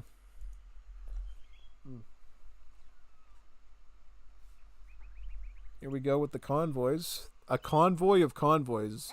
And nation-state upgrades names of something special. So instead of Imperial Convoy, it's the Tsar's Convoy. if it's the Greeks, it's Vasilia's convoy. If it was Serbs, it would be some removed Kebabnik convoy, and then for Romanians, it would be Dominator's stuff, basically, yeah.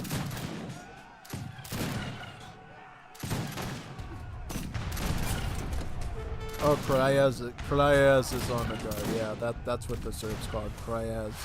Kururgs or Krajaz, yeah. Yeah, look at how good these convoys are in the long-term fight.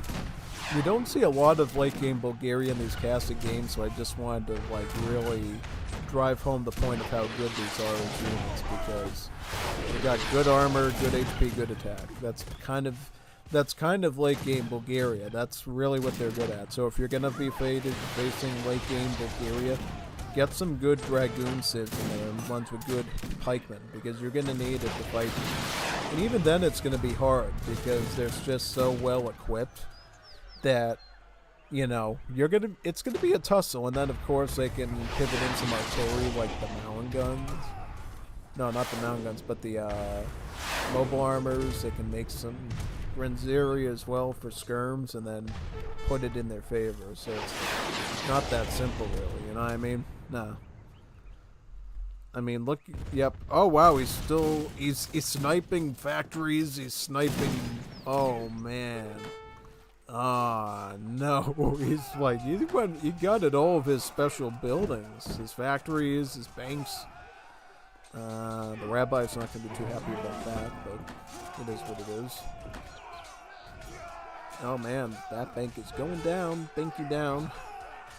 Better to get a piggy bank if that's what's going to happen to a bank. Just the piggy bank won't be siegeable. Yeah.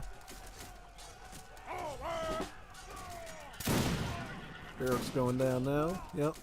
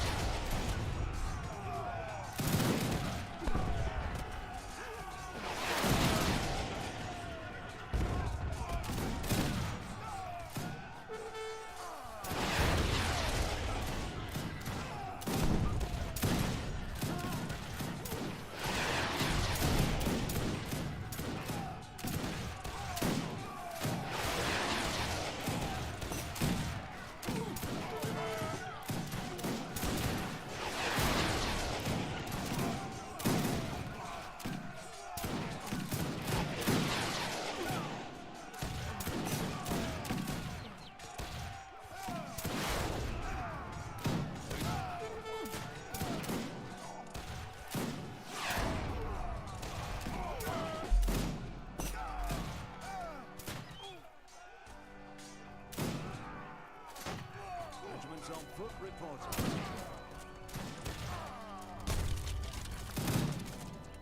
Oh, nice. Good, good, good. Very good. Very, very nice.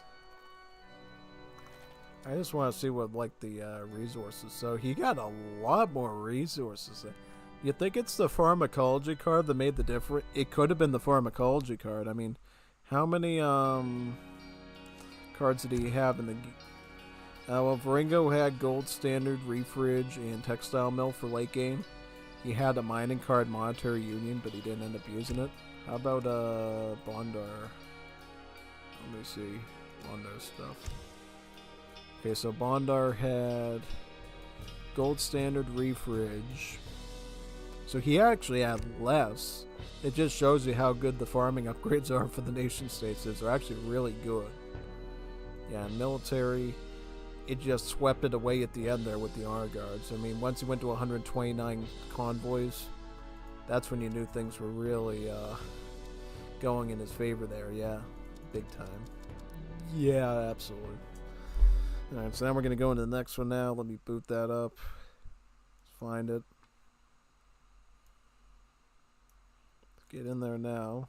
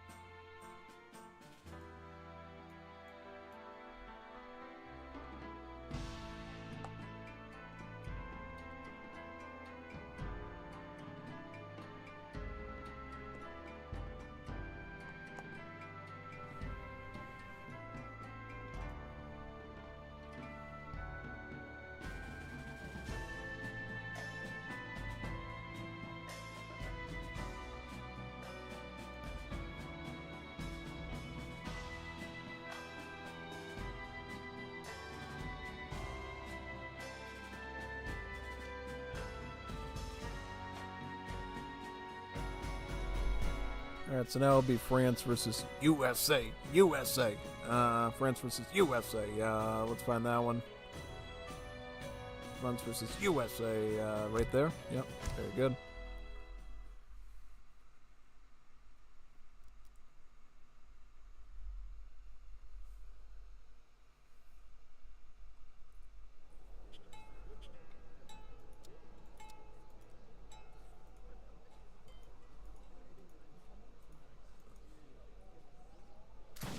Votre ordre?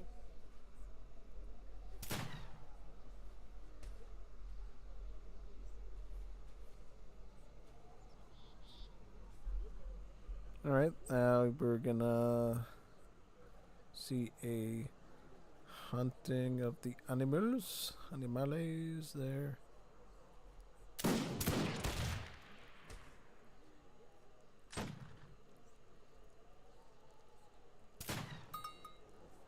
And let me figure this out. So, Viringo is Francia, and Bondar is actually playing USA. Okay.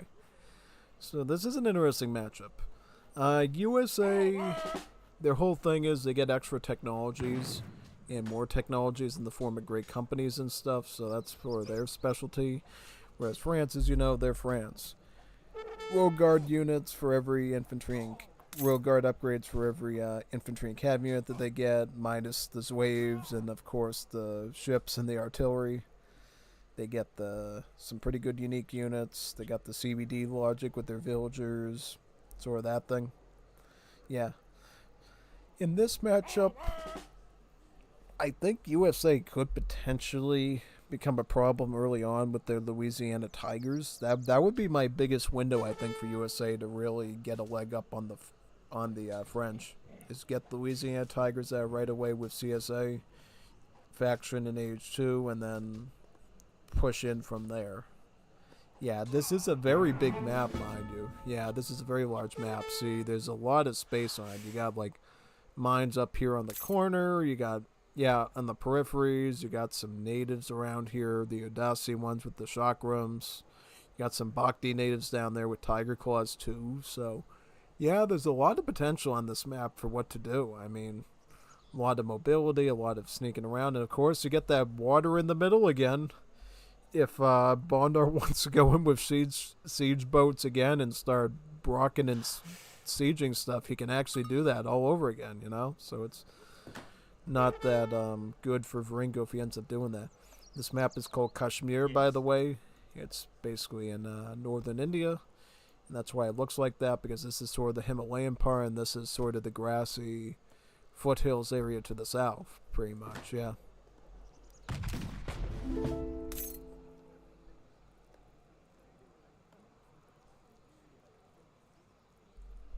Let's get some more fur traders.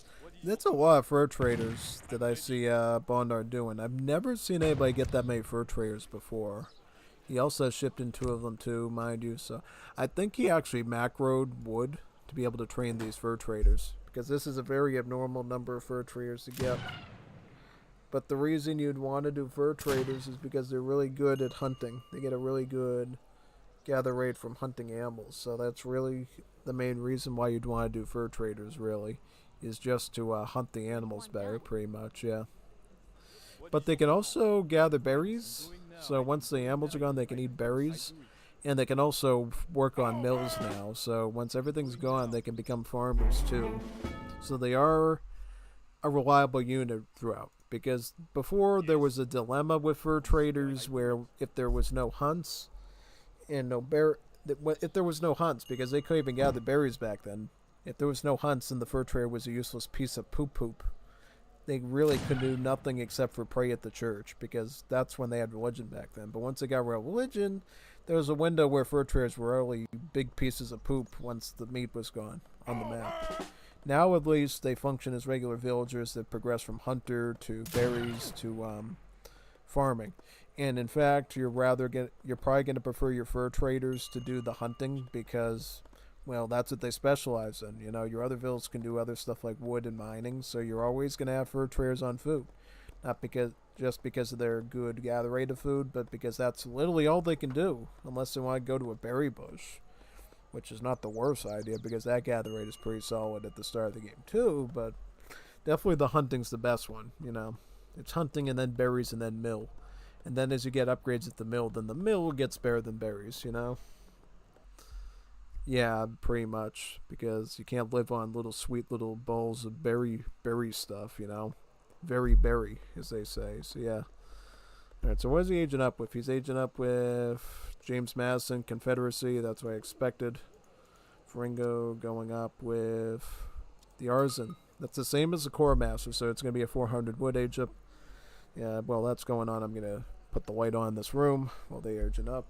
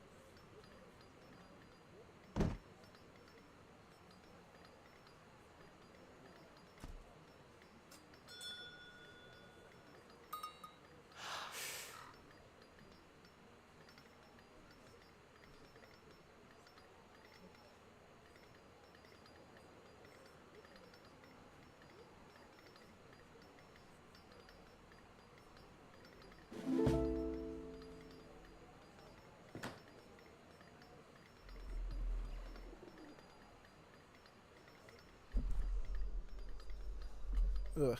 Okay, so where are we at now? Mark it up for the French. CSA got barracks. They're going double barracks. Double barracks, Tiger. Oh, he's actually starting out with militia.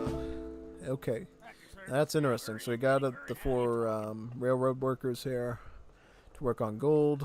Pretty smart idea. They're kind of like the fur traders, but they're specialized in mining. And then once the mining is done, they can actually work on plantations afterwards too. So they were the first of the limited USA villagers to actually be able to have a late game purpose when they got the ability to gather from plantations.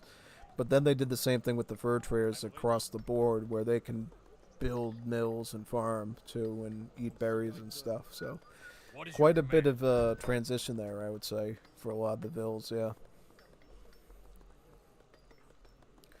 Here comes Wood coming out, yep. So he's going to go full militia.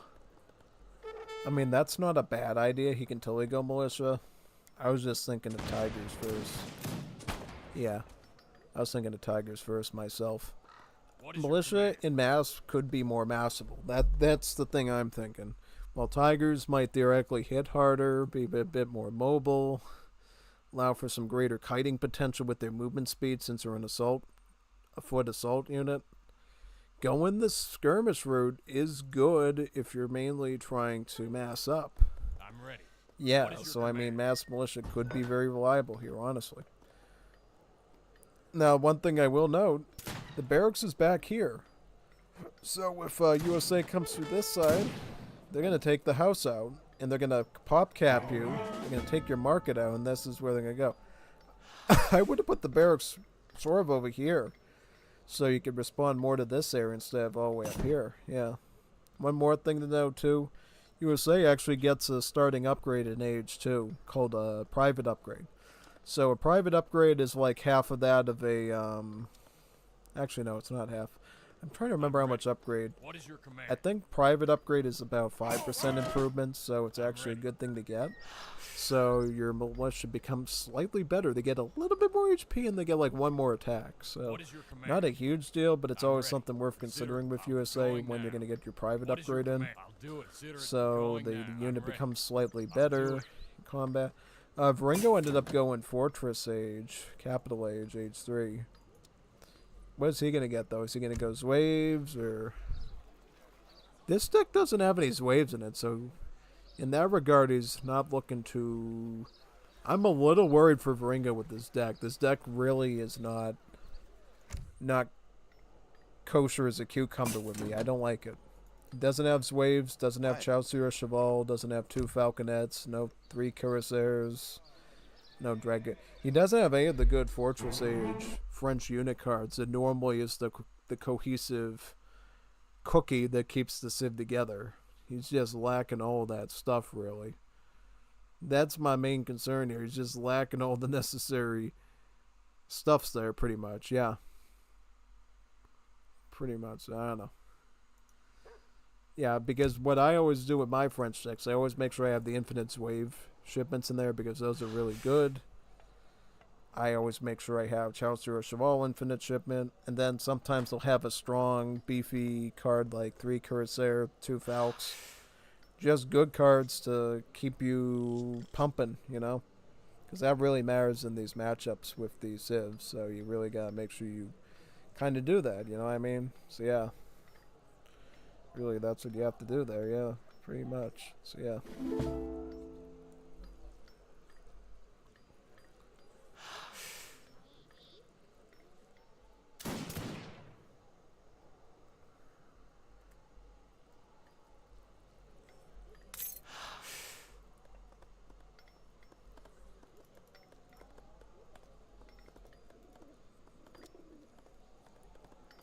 What is your command? What is your command? I'll do it. I'm ready. What is your command?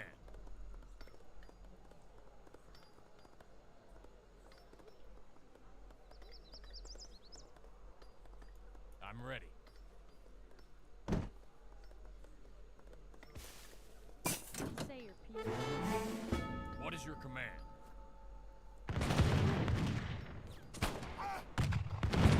Je suis blessé. Je ne peux pas bouger. What is your command?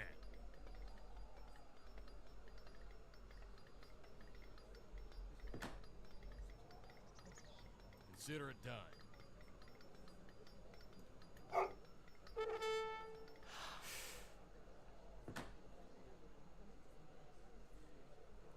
I'm ready. What is your command? I'm ready.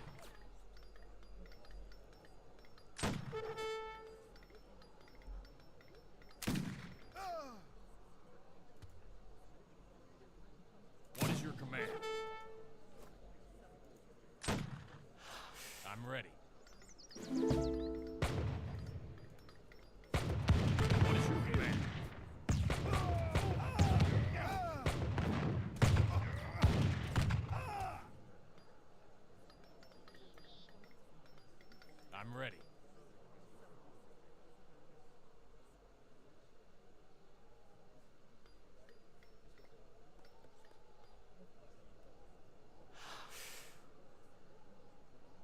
What is your command?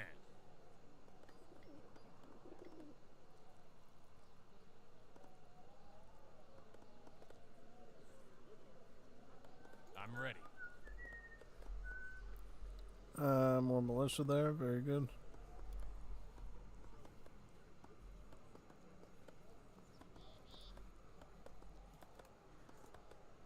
What is your command? Yes. I'm ready. Yes. What is your command?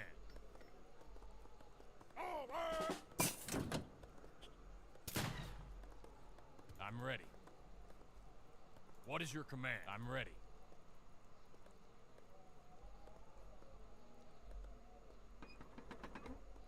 What is your command? I'm ready.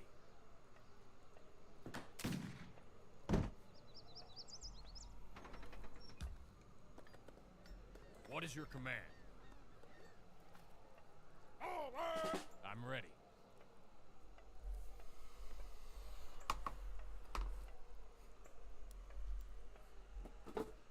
Ugh, something fell behind me. Yeah. Alright, What is so your command? France set up some walls here, just like Bondar did, so everybody's sort of playing properly on this map to avoid getting flanked, which is good. Now, militia, as you know, are a skirmish unit, so their sieges are not that great, so yeah, he's probably going to have to retreat there. Otherwise, he's going to plop his falconets down and go boom, boom, boom, boom, and take them out, which is not good. Also adding in some spontooners. These will be good for siege, since 28 siege is definitely better than 10. Also good for fending off any cavalry that France does, since, well, France has a lot of cavalry. They get up to 4 cavalry units, you know, hussars, dragoons, cuirassiers, and chasseurs de cheval. What is your command? Zouave is sort of a cav unit, but on I'm foot, ready. so Going now. yeah, I'll a lot of do it. mounted stuff where spearmen could potentially be a really good weapon for you, you know. Also, he's going up to H3 now with Samuel Colt to get the What is your Colt command? revolver I'm technology that will increase Consider the it range done. attack of all his What is your gunpowder command? infantry, which is great. He's probably going to pick up these 2 repeating rifles to get the damage up, as well as patriotic combat as well for that. Yeah. And if he really wants to go deep into gunpowder infantry, he can go ready. with Colt's firearms and H4 as a What is company. your command? Going get, now. I'm ready. You know, I'll more do it. damage What on is your these command? militia, get more range ready. on them, I believe. Going to do it. Also What is make your command? them cheaper in Going some now. resources, I think. And I'm then ready. also add a Consider critical it done. strike thing What to is the your militia, command? where they'll, I think it's called something hammer or something, where I'm ready. there's a chance that it'll actually instantly kill a unit depending on how much HP it still has, which is a pretty nifty little ability too. Okay, so now we're just gonna have to put Spartan Tours there. Oh, look at that siege. Ooh, ooh, that's good. Good siege. Nice job there, man. Good timing, Bondar. You completely cooked his defenses. 'Cause now he's got the falconets exposed. Oh man, now he's gonna have to pull back this way now, and he's gonna lure them right into the base. He's got more. He went H4 with the mortars. H4 with the mortars. This is bad. He has no defense. What did you do, Viringo? Bondar made a great macro with his military. Now Viringo's sitting there like, what am I gonna do? He's trying to train some grenadiers and ship in some steel guns. It's like, too little, too late. You're not gonna be able to stop that tide. Now he's got him up to specialist, so 20% stats improvement on these. He's got a private upgrade on the Spontours. He's gonna get the specialist upgrade on him. He's stronger now. Yeah, this is not the situation you wanted to find yourself in, man. Not at all. Not at all. And the artillery's going to land right on top of these things, too, to boot. Ah, yeah, see, yep, right there. Oh, man, the artillery's surrounded. Protection. Exactly. This is why you gotta scout. You gotta look at your enemy's base. Because if you don't do that, then you're going to be blindsided by a 200-man army versus like 5 units on your side. Yeah. He's trying to come back with chakrams from the Odassi site. That, I think, is probably all you can do. I mean, lucky for you, Odassi, the chakrams in Wars of Liberty are a little bit better because they have multipliers against all infantry instead of just heavy. So these shock rooms could potentially win you back some ground here, but you're gonna have to go in with them right away, basically. So yeah, pretty much. Oh man, yeah. I don't know what to say. Kind of insane. I don't know. That's all I'll say about. So let's see here. Here comes those shock rooms. Yeah, he's gonna get some good gains on, but he's gonna have to be very meticulous with them. Well, the good news is that these shock rooms are counted. Oh, they're counted as line units now. They are line units. So what? So that means that the militia actually deals multipliers against them, right? Yeah. So that's a little bit bad there, isn't it? Oh, it most certainly is. Hamla, hamla, hamla, hamla. That's basically how the shock rooms work. Hamla, hamla. They keep going. Hamla, hamla. They hit you many times. Yeah. Hamla. Yeah, no, I mean, this was very bad preparation by Viringo there. Very, very bad preparation. That was very bad preparation, in fact.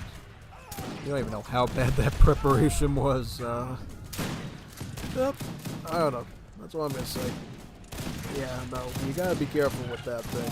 You got to be scouting the map and seeing what your opponent's doing in his base. If he's building a giant army or if he's just holding back. You can take advantage of that. Yeah, no. This could have easily been avoided by Viringo, and we could have had like a real serious battle here, but he blundered that really bad. Very, very bad. Astronomically bad, yeah. He absolutely did. Unequivocally, no. That was very, very bad. Yeah. Never, ever do that, children. Yeah. Yeah, kiddos, never play that. It just, oh man, yeah. All right, well, I'm praying that the next. I'm not even looking at the stats on that game. That was really, I don't know. Yeah, I'm probably gonna take a quick leak and make some lemonade, and I'll be back in one jiffy.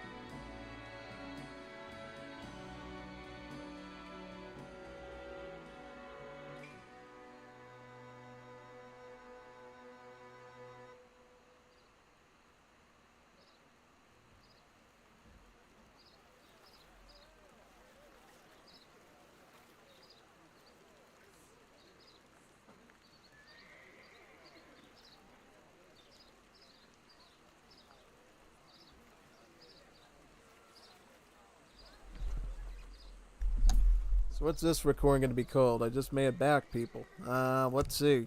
What's it called? Discord. Tell me the name of the game. The name of the game. Let's get down to here.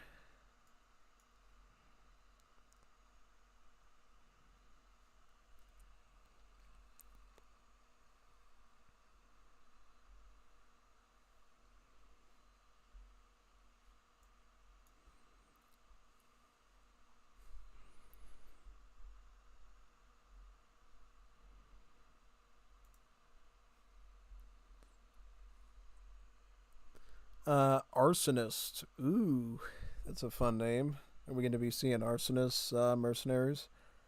Maybe. Maybe we will. I believe the Portuguese get a shipment of them from the home city, too.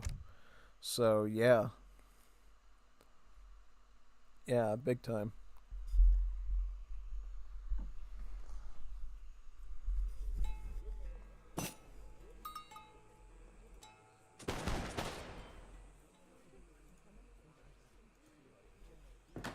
Let's see what...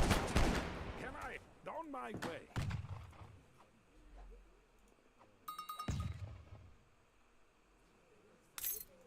What's the good word?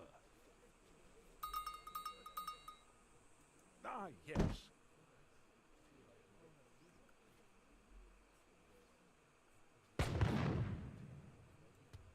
Sir?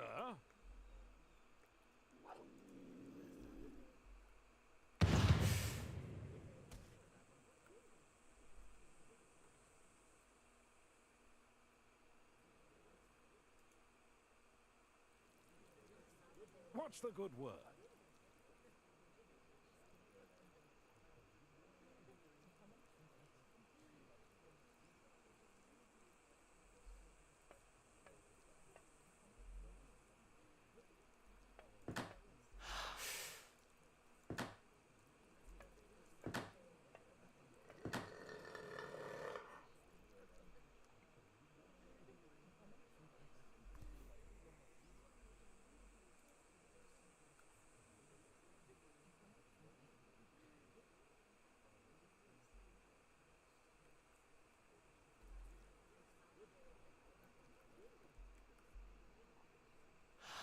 Jolly. Sir?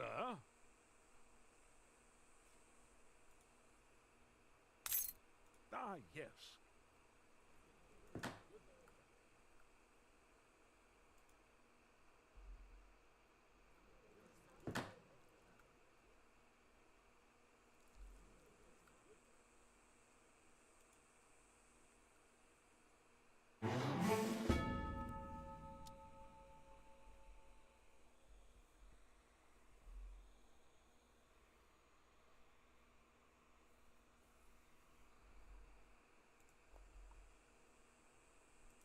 What's the good word?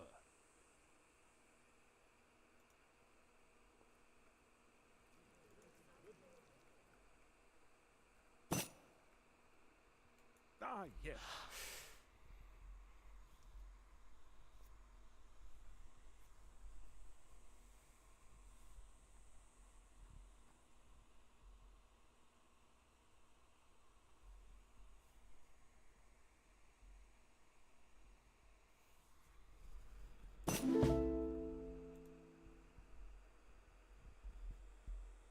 Very good shot. Alright, this is an 80 coin treasure here. Yep, okay. So we're looking at a Portugal versus British again, it looks like. That's about it. So let's look at that Portugal deck. Is there going to be an arsonist shipment in there? Yes. Yes, there is. So that's what this is all about. This is an arsonist deck. Yeah. It's called Cagadores. Cagadores. Oh, man. Cagadores. Because, see, the Portuguese way they say casa... I used to think that they were cacadores or cazadores. And then they changed it to cazadores. And the way that the letter looks in Portuguese, it's like a C with a little curly tail underneath. And then he ends up calling them cacadores because that's what the letter looks like. So, yeah. So, anyways, we're probably going to see the arsonist shipment be a huge advantage this game, I think. It's probably what's going to make a huge difference here. I don't know where, but it will. And we'll see it. Okay, so he's going up with the arson for 400 wood. Viringo doing Prince Imperial. Good marriage in general to get, so that's nice. Very much so.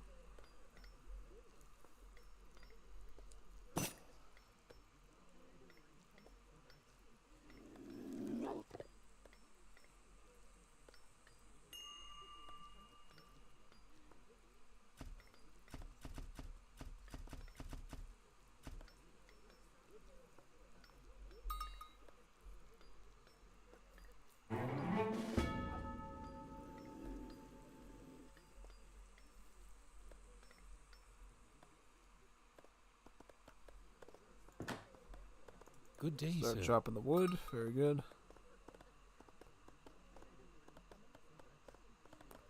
Alright, so what's the deck? Same one, right? Yep. So he's got the free trade first. Is he going to get martial law next, or is he going to go for one of these ones? We'll find out. So where's Portugal putting their TC? They're going to put it... We'll find the position. So they're going to move it out to here to capture this gold mine. And they're also going to be capturing 2 hunts. This hunt here and this one here. So yeah, basically on this map, majority of the land is sort of this like coastal area here, so there's a lot of hunts and mines there. But if somebody wants to be really special, they can actually take a boat all the way out to the other side of the map here and move down to this spot, basically, for more land and resources. And natives, too, because there's actually a pirate cove in here, and then a Jesuit site down there, so yeah. Quite a few natives on this map in general for people that want it. Olá, lenhador. Vou executar.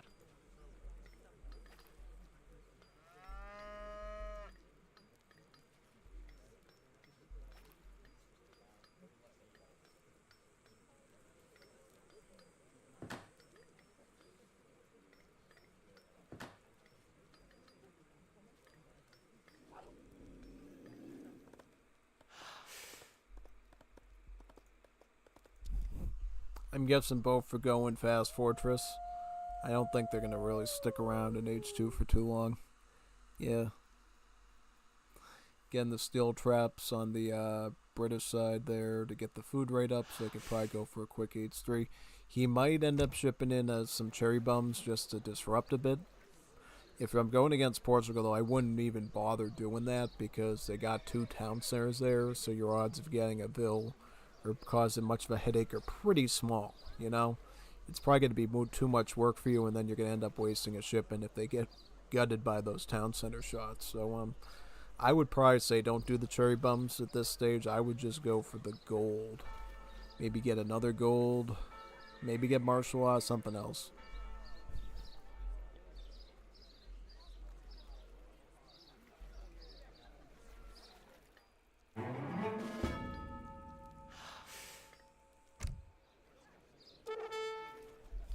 Yeah, frontier defenses is fine. They'll actually make it a bit hard for your opponent to come into your base.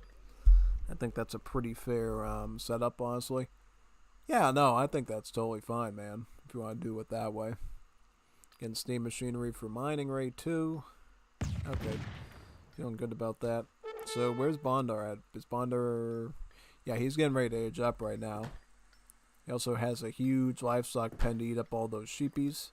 Those... Bah! Bah, bah. Sheep, yep, very good.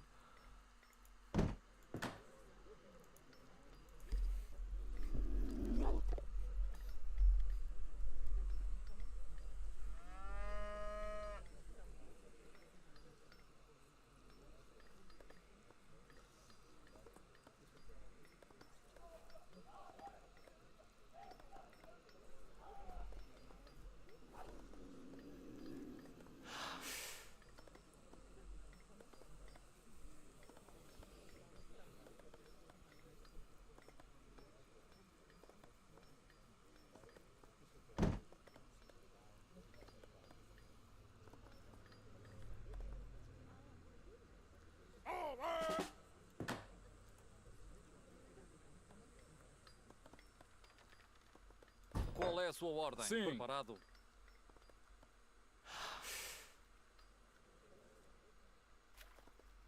Qual é a sua ordem?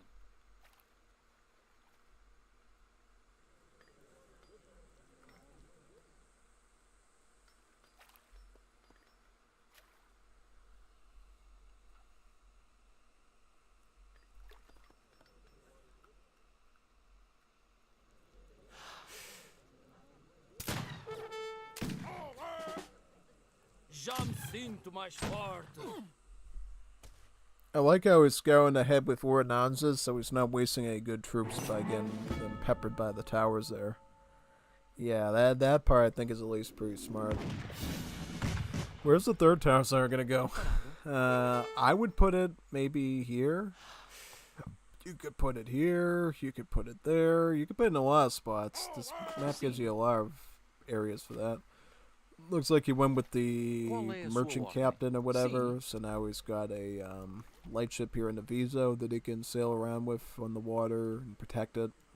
Not that Viringo is going water by any chance. I don't think he really builds any naval decks with British. They do have a potentially good water boom, though.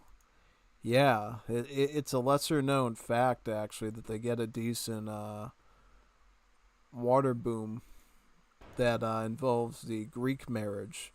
I think it's Constantos of Corinth or something.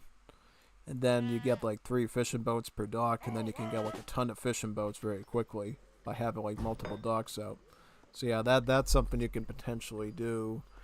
There's all sorts of little builds along the way. Well, the main thing is that the you know, you need to get a ton of wood for it though to be valuable. So yeah, that's not the best thing to do all the time. Alright, so now he's training cazadores. He's got a ton of ordnanzas ready to go for sieging as well as pressing these areas. Alright. Okay, so where's this covered wagon? Oh, it's going to go right at the helm, right at the base area here. That's good because it's at least being covered by the towers. My only thing is if Ordnanzas somehow finds this... Oh, he's going to put a factory there? What?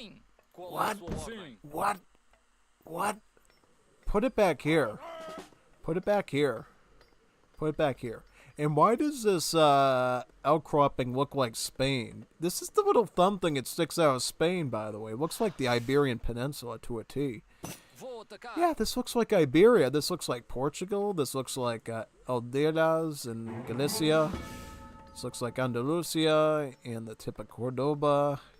Oh, yeah, this looks like Iberia. This looks like, you know, southern France. This looks like a little Italy sticking out. And, yeah, maybe a castrated Greece or something. I don't know. Castrated Greece. Castrated Greece appendage. Oh man, I don't know. I don't know what I'm saying anymore. Okay, but I don't like the factory here though, because this can be pressured by any infantry standing right in this area. I mean, yeah, you're putting a tower down, but this could be back here, so it's totally protected, you know. At least until naval warfare.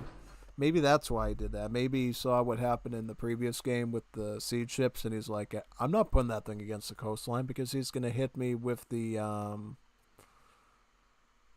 floating batteries, which is the late game European siege boat, the floating battery. Maybe that's why he's doing that, in fact. So, well, maybe that's part of this method of the madness. Who knows? You know what I mean? Yeah, exactly. Okay, so factory is going down. Very nice.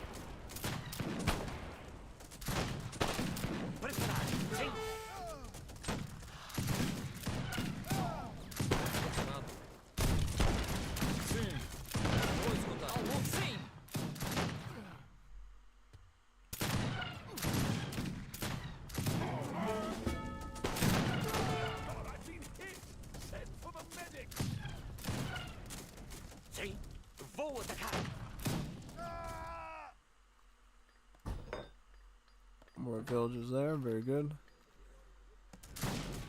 Vou atacar. Sim. A luta. Qual é a sua luta? Sem preparar, sim. Qual é a sua? Pois a luta, sim.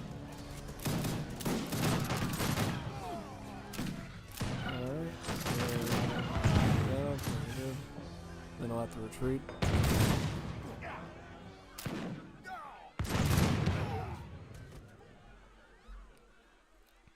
Preparado. Qual é a sua ordem?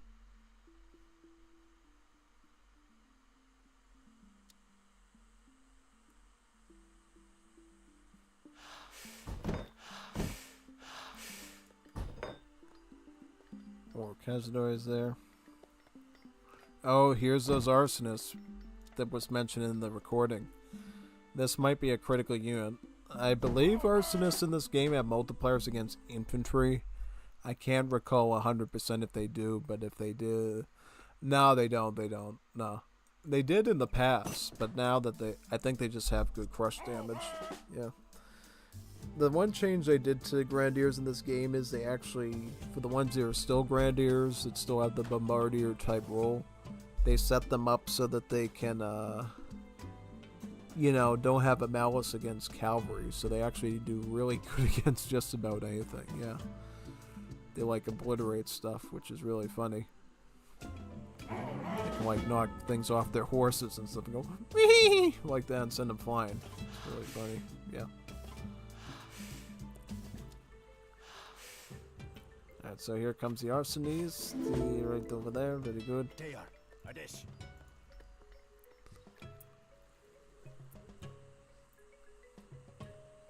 Qual é a sua ordem?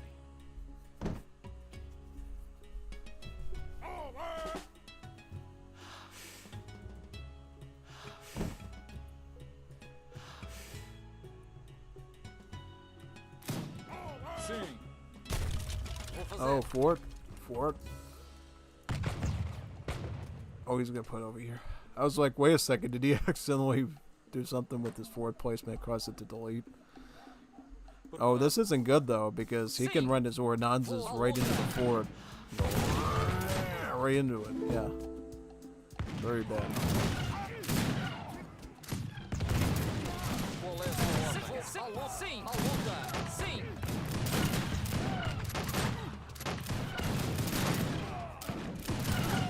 Arsenal's there. Go back tower.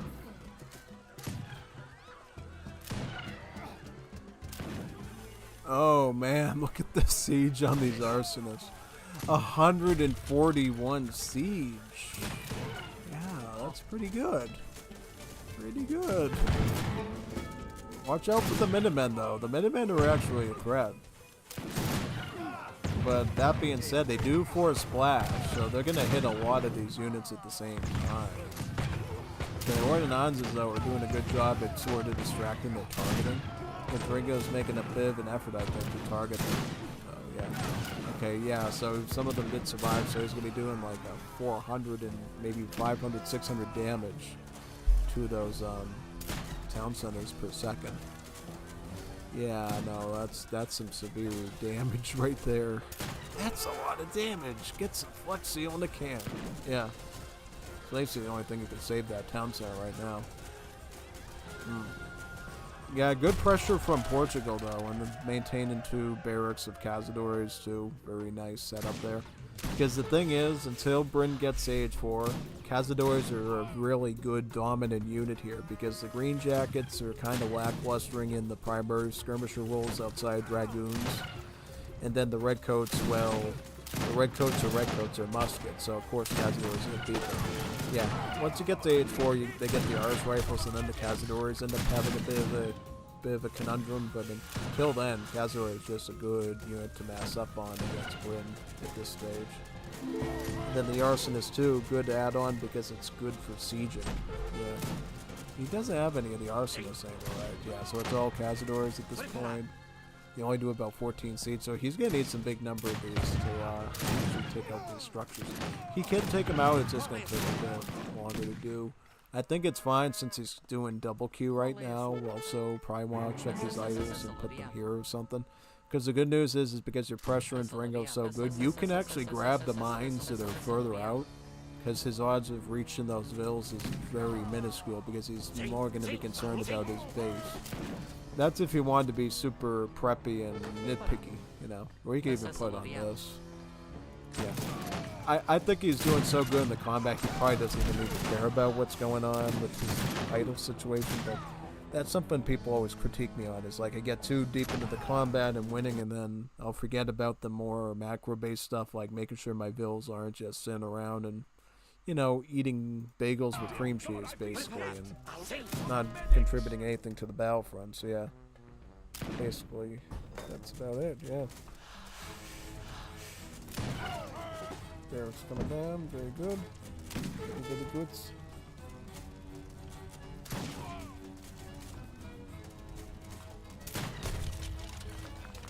Very nice. Very nice. Very nice. GG. Well played.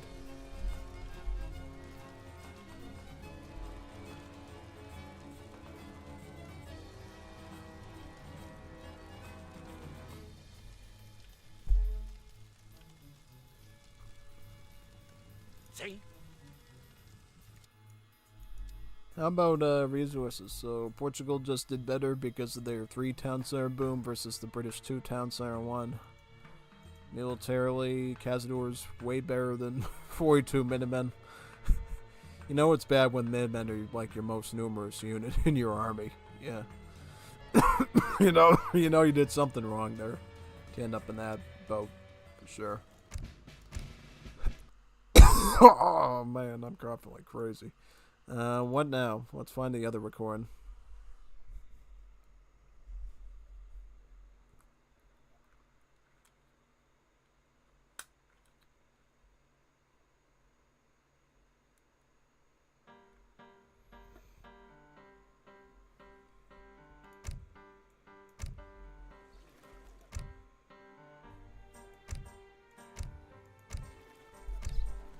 What's the recording going to be called now? Let me find it.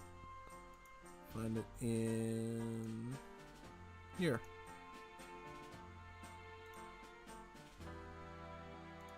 More gameplays. Oh, Alucard uploaded a new game as Chile using Chilean Outlaws. Now that's a pretty cool idea, you know? Oh yeah, no. Chilean Outlaws is a good build. Definitely think that could do some... I haven't tried doing Outlaws with Chile before. Maybe that's something worth looking into. Yeah. Oh yeah, no. I would totally dig it sometime. But anyways, what rec games are we on? We are on, let me see. Spain versus Great Brindellahan. So you're playing on the Deathly Hollows map. Ichabod and the Headless Horseman. Oh, that's a good one. It's good theme for Halloween, by the way. Yeah. Spain versus Brindellahan. Let's do that one.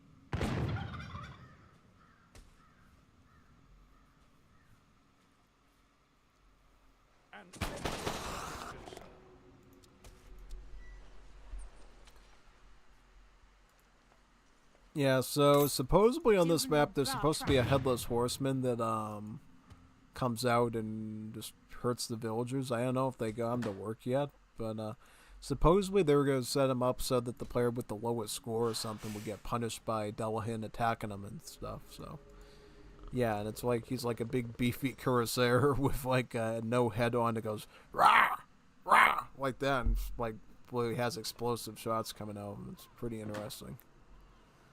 So yeah, most definitely. Okay, so it's Viringo's doing Bryn again, and then Bondar's playing Spain. So many European civs today. Why don't we get any Africans or Maori or more Latins or something? A little bit too much European civs, I think. I mean, Bulgaria was good to see. USA for sure. Paraguay was good to see earlier. I would just like to see some, more like African civs, Latin civs, Anglo civs. Just more of the wolf civs, instead of just all vanilla civs, because they have fancy units and cards now, and bonuses and stuff, yeah. I mean, Spain is pretty good in Moore's Liberty. Spain gets the advantage of Unction being researched from the start of the game, so you can actually get a church, start making your missionaries from the start of the game, and they'll already start boosting your units. That's a good thing, Also, one thing to know about Spain and Moore's Liberty is they had sort of a swapperoo with the way that they were set up before in Moore's Liberty. So now they actually get cuirassiers instead of lancers, but then they get a booster unit called the Bador that uses a lance now instead of a sword. Before it was like an elite cuirassier, now it's an elite lancer, and then it just helps the movement speed of cav units. So yeah, basically the game rewards you to make a bunch of Badors to help the cuirassiers run around the map at Sanic speed, and possibly dragoons and hussars as well joining them. So yeah. But, you know, you can go mass line infantry too with missionaries with more damage. Skirmishers, pikemen still. They still got the pikards, of course. You know what I mean? Late game pikard advantage. In fact, they get cool pikemen that has, halberds instead of pikes for their Royal Guard upgrade. So that looks pretty neat visually.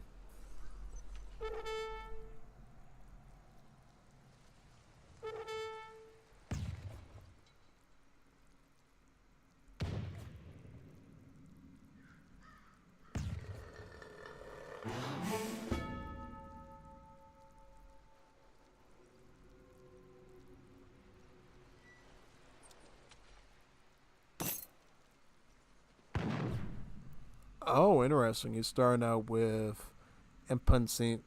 Impecanado. Ooh. So this allows your volunteers, partisans, and skirms to train 50% faster. Yeah. So it's a little bit related to the Team Archaic infantry training card that they have in the Legacy game, but instead of doing that, it'll benefit just you, the player. It'll help you with your pikemen, your partisans, your volunteers, aka your crossbowmen, but with rifles, and then your skirmishers too. So once it progresses into the late game, it still is relevant because it's helping your skirmishers out still. So even if you don't want to do volunteers anymore, you're not into like doing Imperial Age crossbowman gameplay, which you should never do. But yeah, you can still use it for skirms.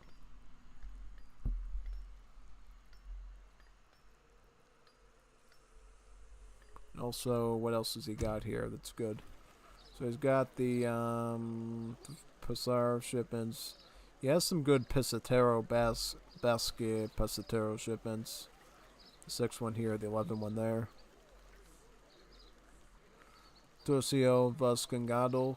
This turns all your skirms into Pisateros, 3 mortars, 2 steel guns, factories, yep, all that. Very nice, yep.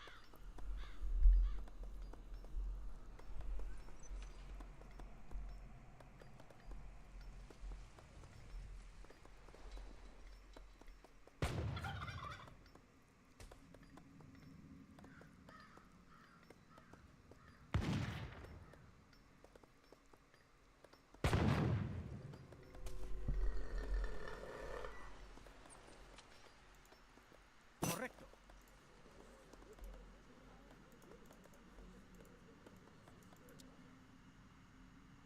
Okay, so Viringo apparently does this in his build order. He starts out with Refridge and then 700 coin. Okay, so that's like a fast fortress then, right? Yeah.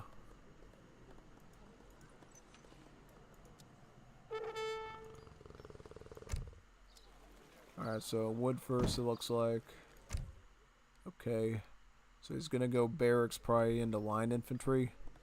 He could go Hussar, but I would say mostly when I'm dealing with Spain, they start out with line infantry. It's sort of their backbone.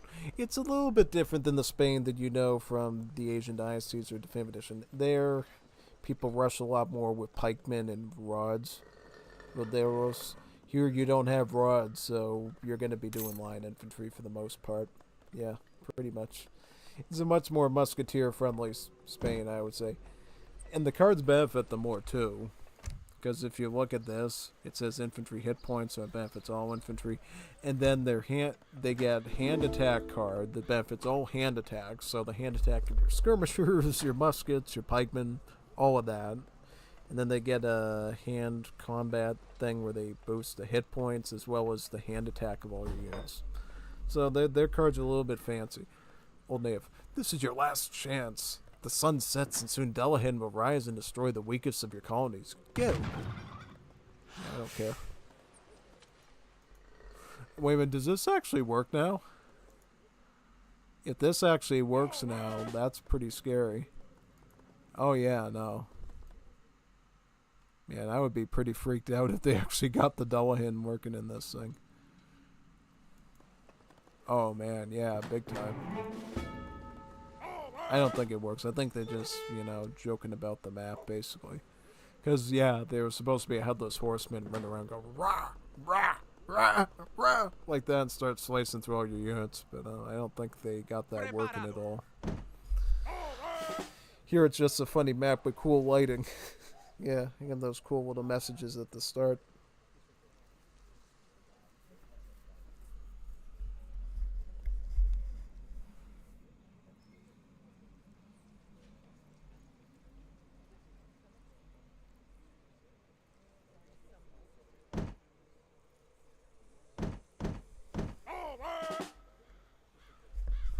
Look at the eerie lighting, and then it gets really red, and oh man, look at how red it is. Sí.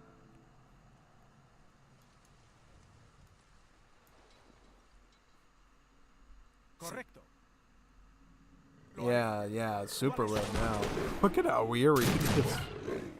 Like super duper red coloring. Here comes the pikemen too, the partisans, not the bipartisans, the partisans.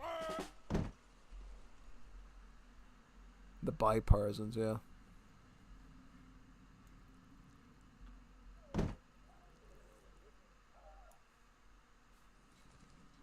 Sí.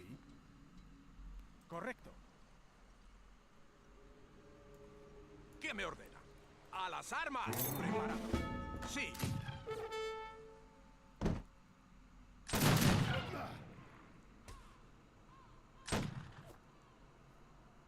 He's gonna have to retreat there now. ¿Cuál es su Yeah. comando?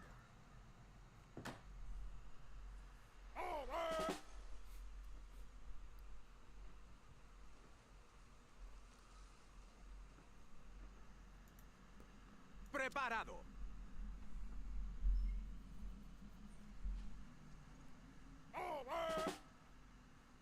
Here comes Pizzatellos. ¿Qué me ordena? Preparado. ¿Cuál es su comando?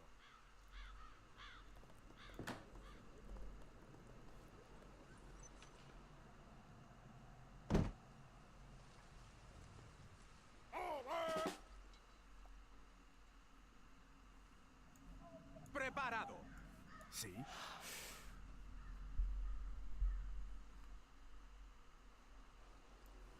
¿Cuál es su comando?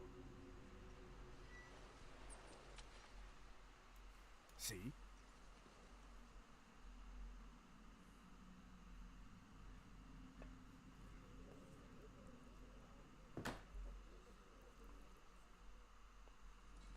¿Qué me ordena?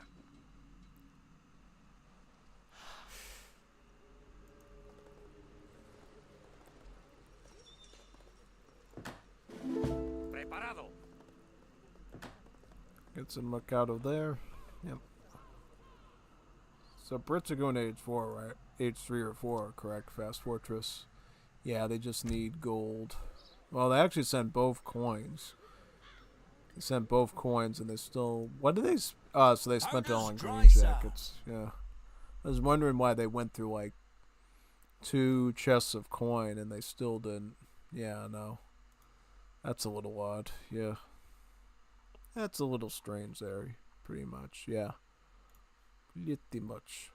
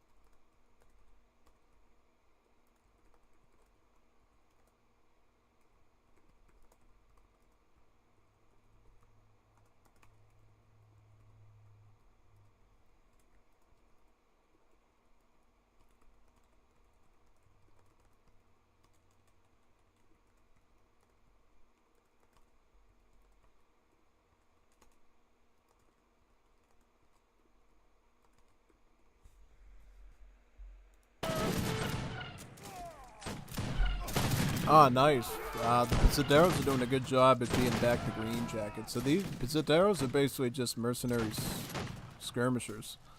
So they have like the stats of an Imperial skirm, so they're absolutely going to beat green jackets, no problem, because they, well, they actually have the same range, so 16 range. Rifles at the ready. What's the difference between a Pizzatero and... Oh, so they have better multipliers, okay. So why do they have 18 range? Shouldn't they be a 20 range one like the normal skirms, or what?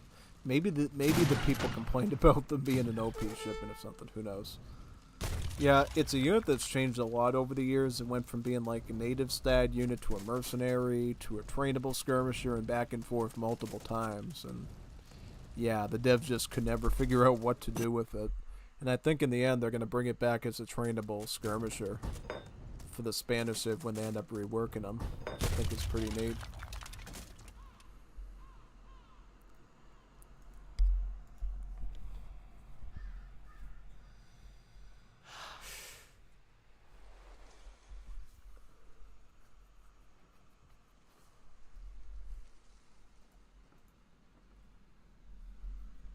Okay, so now the lights change again, and it's too late. I cannot help you no longer. Bye.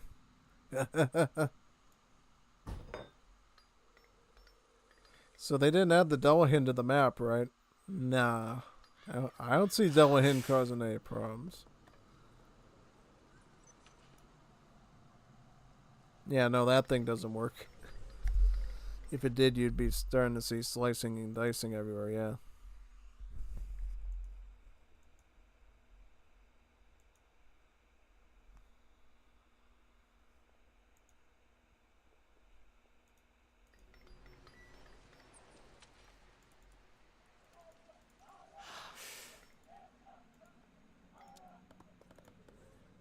¿Cuál es su lo haré?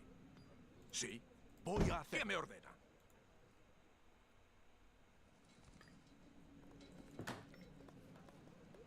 Sí. Preparado. Sí.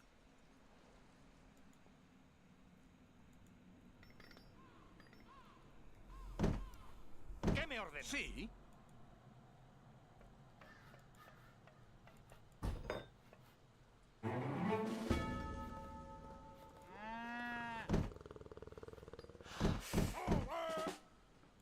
Preparado. Sí.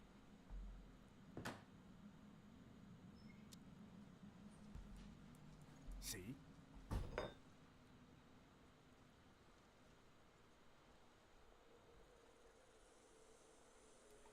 Preparado.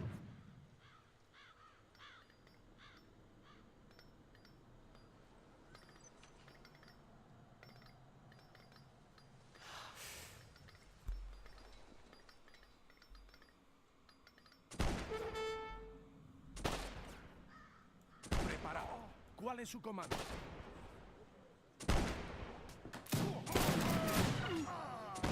Preparado.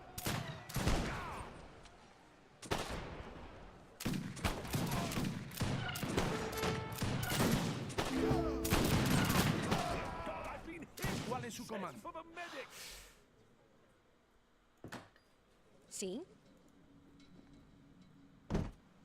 Sí. ¡Al ataque! ¿Cuál es su comando? ¡Al ataque!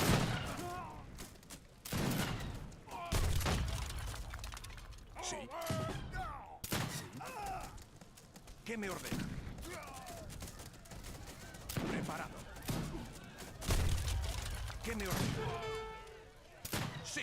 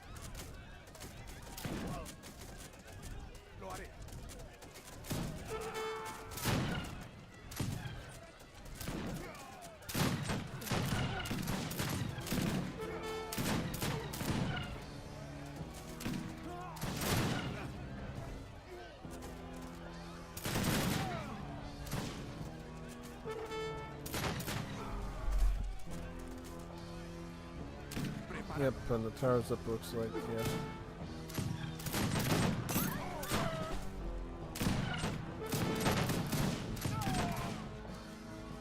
Prepara.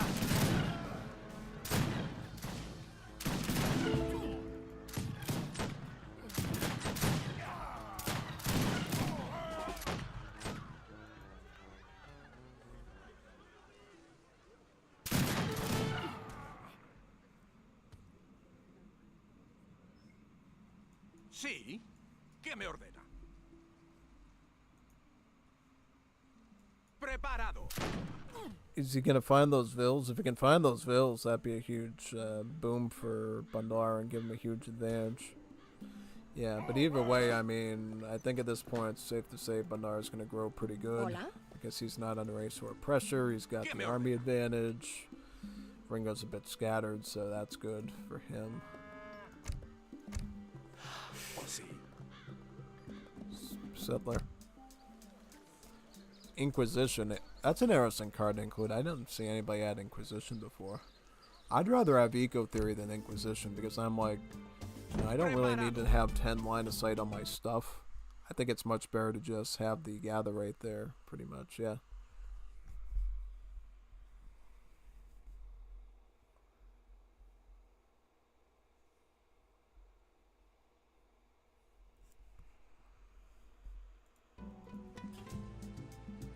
Sí.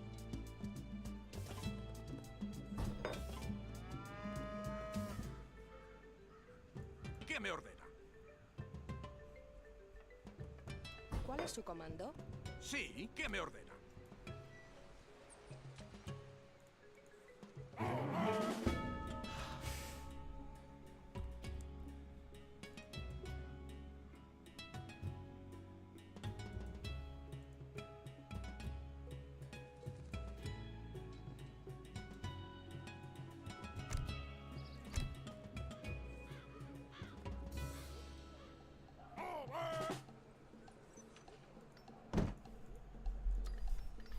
Alright, so if Ringo's still in H2, okay, so that's something I was trying to watch for. I was trying to figure out if he went to H3 or not. Yeah, that's good. Like, if Viringo made to H3, I think things would be a bit more in his favor because he'd be able to get factories, more factories and stuff.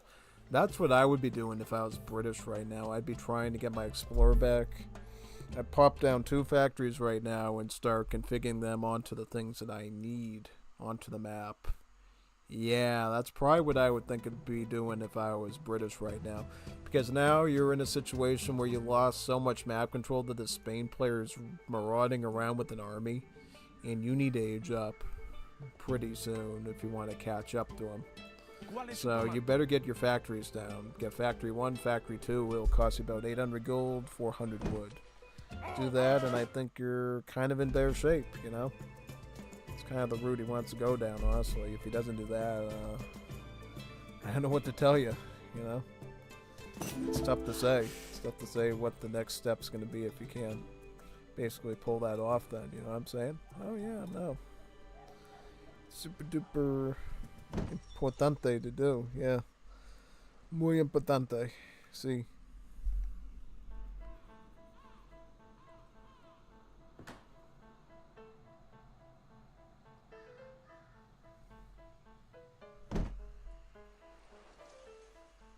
I was looking at those shadows on the trees. I'm like, that looks pretty laggy. What's that? It's like boop, boop, boop, boop, boop, boop, boop, boop, boop, boop. Sí. Doesn't seem organic at all. No. Well, it is a legacy game, mind you, so maybe it doesn't look organic. It's like the natural world. Okay, so Vills are being pressured. It's a bit of retaliation.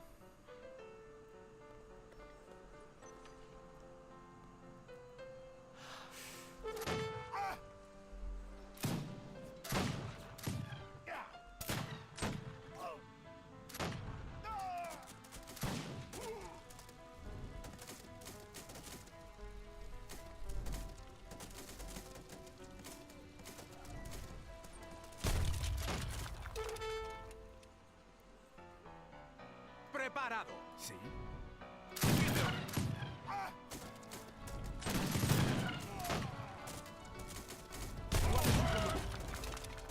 Sí.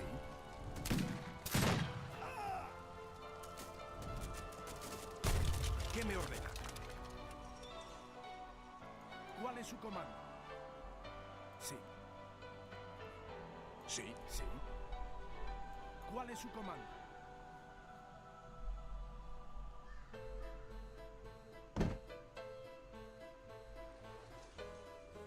À l'attaque! Yeah, it looks like Spain still got the advantage. Yeah, the thing I noticed and that they're doing now is they're just sort of fighting with, it's like an Age 2 ping pong match right now where Spain's just spamming volunteers and pikemen. And then British are just doing green jackets because they don't get any early units like that. They have to just use their gold to make green jackets, probably. Is he going to make more green jackets, or is he just pivoting towards Age 3? I would be a little concerned. Yeah, he's going to make more green jackets. He's not in a position to just sort of, you know, fight this out right now. Not at all. Not at all. Aye, sir? What is your command?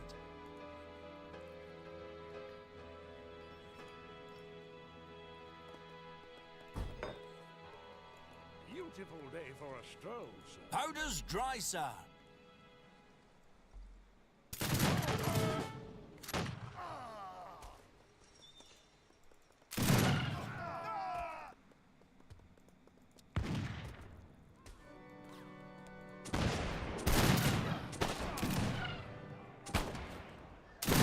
Dear God, I've been hit! Send for the medics! Si. Preparado.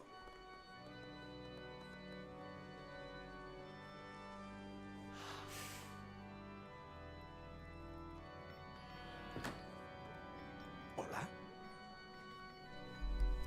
The city planner will give him a covered wagon that he can put out onto the map and start getting 2 town centers. That's good.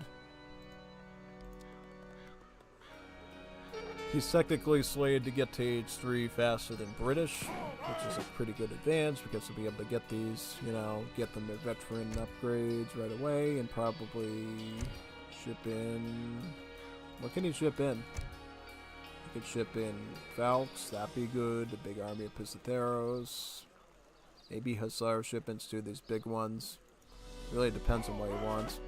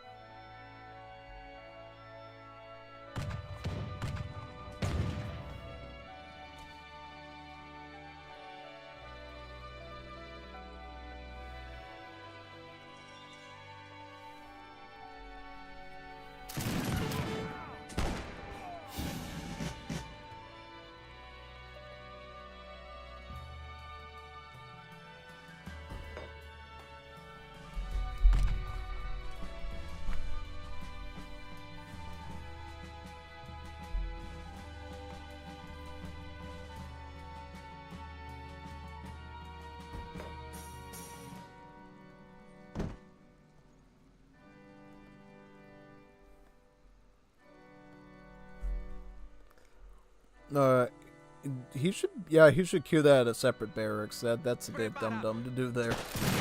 Good thing you noticed that. Yeah. Big time.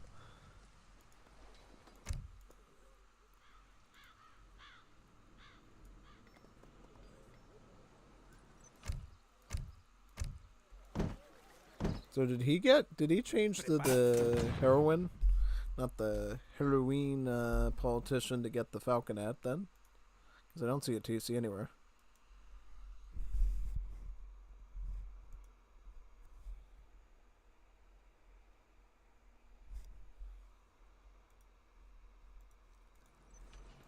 ¿Cuál es su comando? Lo haré, sí. Sí, correcto.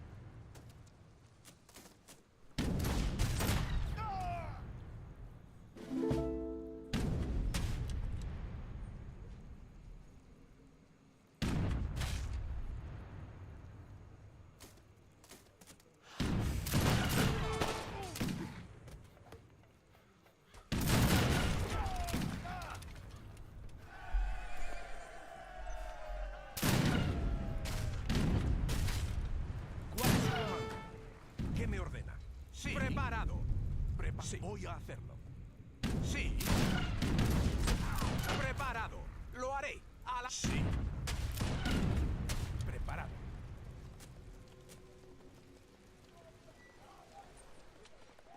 ¿Qué me ordena? Sí. ¿Qué me ordena? Lo haré.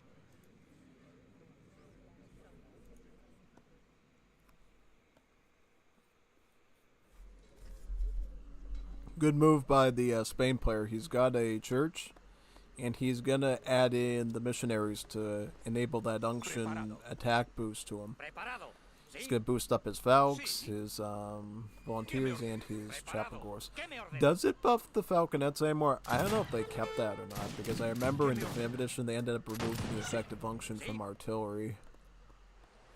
I don't know if that's a good thing or not, because I know in Arena they definitely give you heavy cannons just for the purpose of boosting them with unction. ¿Qué me ordena? Yeah, see, in Wars of Liberty... Oh, no, they still boost it, because see this big shining light from, you know, God on the unit? That's a sign that they're being... Look at all the lights! Look at that! It's like Las Vegas. Viva Las Vegas. Yeah, look at all those ¿Cuál es su lights. comando? Who needs to pay the electric bill when you got missionaries Preparado. shining that much light down? Yeah. Like a big giant light bulb. Actually, it looks like a big fire. Yeah, it looks like a huge, like, inferno or something. I don't know. Or that Twilight stuff from Legend of Zelda Twilight Princess. All that yellow Twilight wall stuff. Yeah. Kind of looks like that, too.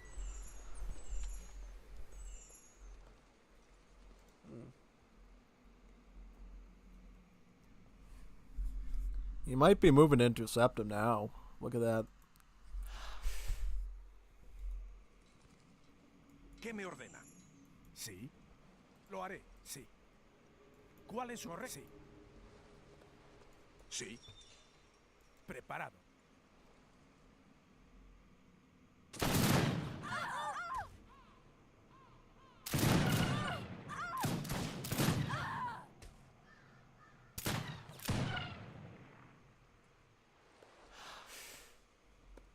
¿Cuál es su comando?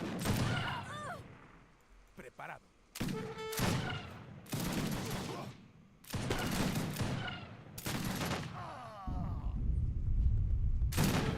¿Qué me ordena? Sí, lo haré. Sí.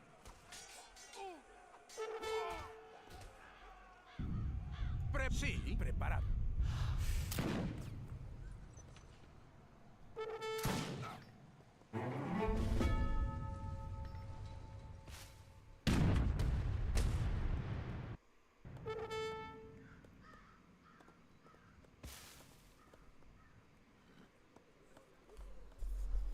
So they both got Falconet shipments now, but the difference is that Spain gets 3 because they get a politician that gives them 1 falcon, and then they end up with 3 of them. Another unit that Spain's doing is their Aduaneros. Aduaneros are a special raiding infantry that has a good siege on them, and they also have multipliers against villagers. And they also trickle coin over time, so they actually pay back their gold costs over the course of the match, and even can make you some coin too. If you can keep them alive long enough, they can actually pay you back their whole cost, and then some. So yeah, it's kind of a fun unit to use. It's not always used, but if you're really good with like raiding and scouting and stuff, you can usually find villagers around the map and just wipe them out with just a couple of them. It's a really neat raiding unit.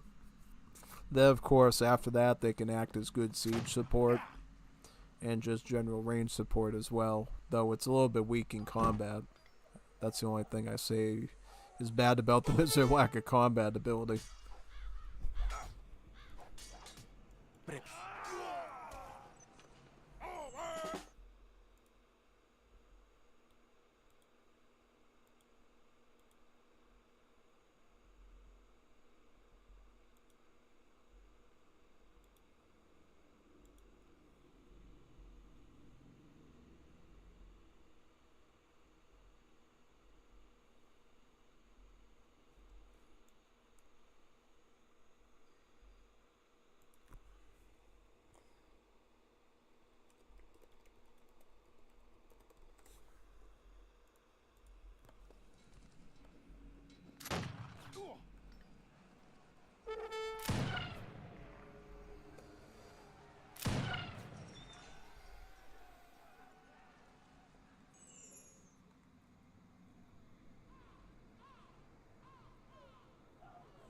Preparado. Sí. Preparado. Preparado. ¿Qué me ordena? ¿Qué me ordena? ¿Cuál es su comando? Sí, preparado.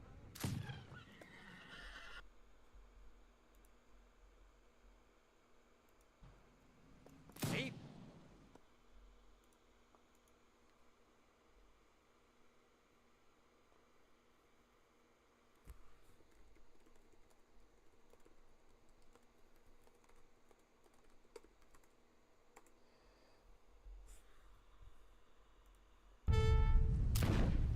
Preparado.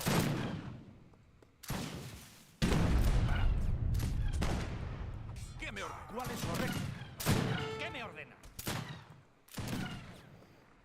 Sí, sí. Sí. Preparado.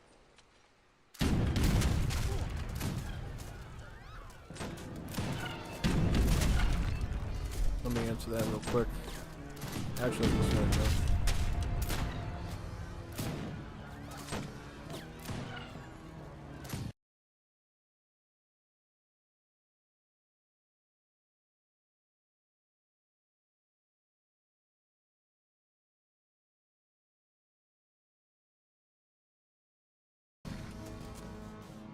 ¿Qué me ordena?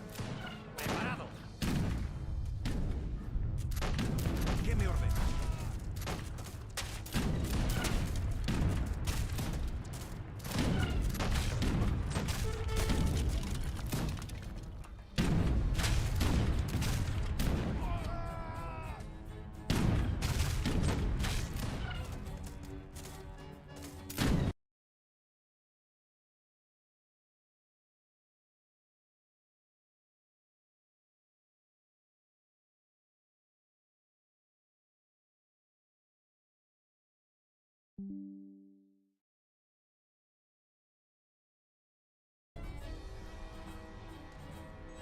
¿Qué me ordena?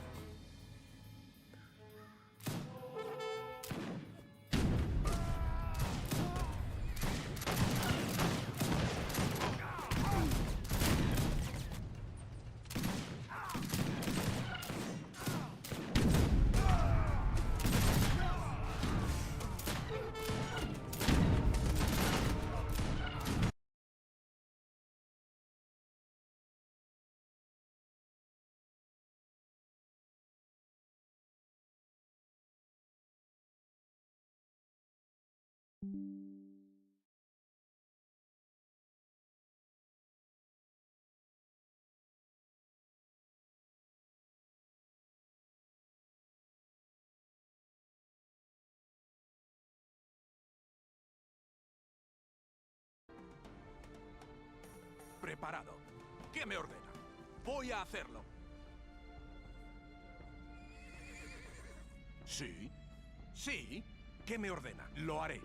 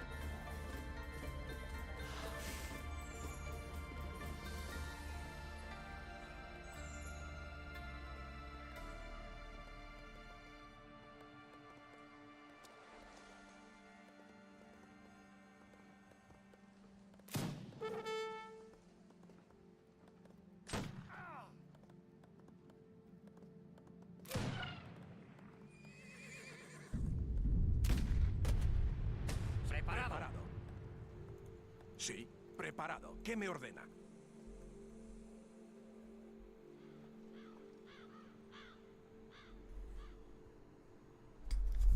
I guess the last ditch attempt to raid. Good old Viringo, even at the base of death, and he's still trying to get a raid going. Yeah. While his base is completely cooking. Is he getting? Oh, he's gonna get Badors now. That's what this card is. So it's called Escotas Rilas.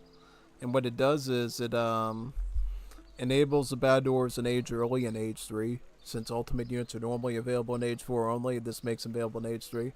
And it gives them a 1.5 multiplier against infantry, 2, beyond what they already got. I believe that initially the multiplier is like 3, and then it goes up to like 3.5. So, yeah. I hope he realizes that the speed boost no longer affects the infantry, it just affects the cavalry. Yeah. I mean, it's going to be a good unit regardless, but if he's trying to make them for the sake of using their speed boosting, then he's going to be a little disappointed. Yeah, back in the day, they were good at boosting all units, yeah. And then even further back in the day, they were cuirassiers, and then even further back in the day, they'd even have a build limit on the things, and that was when things were really, really fun, when they had no build limit, because when they had no build limit, they had a movement speed of 40 movement speed. Most units have like 6.75. 40. They would move so fast that they would teleport. They would move from one spot of the map to the next within a nanosecond. Yeah, he is making bad doors. Here they are. Here's the bad doors. The good old Santiago cavalry. Here they are.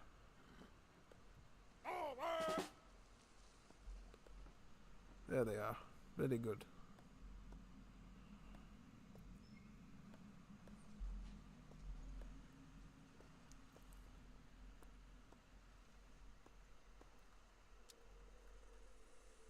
¿Qué me ordena?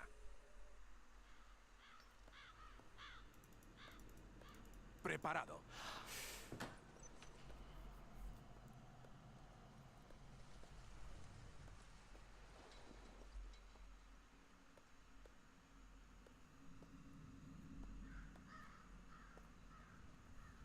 ¿Qué me ordena? Sí. Preparado.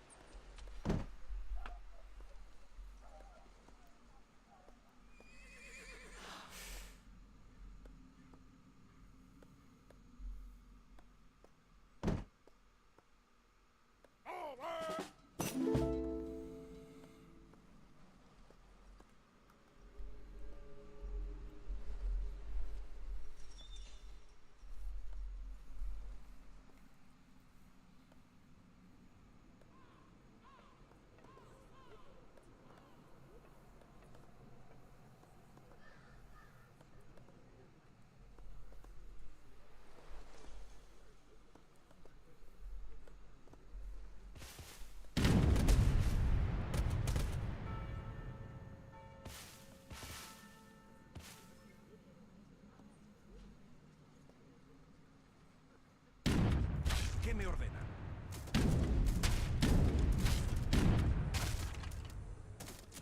¿Cuál es su al ataque? ¿Qué me va? Sí.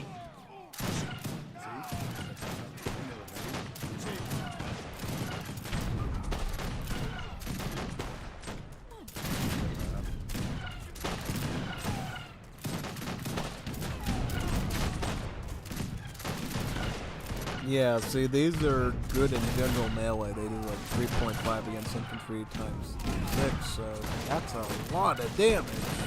Even more than what Flexio can handle, so yeah, that's a lot. A whole lot. Big time. Culverins, a little too late for the Culverins. Look at all the light. Look at these huge light. That's like, that's very bright. Look at how bright that is. It's like an aurora borealis moving. That's gonna get even brighter once the pikemen come back in. Look at those lights. A lot of lights there. Wow. Can't even make that stuff up. Look at all those lights. Yeah.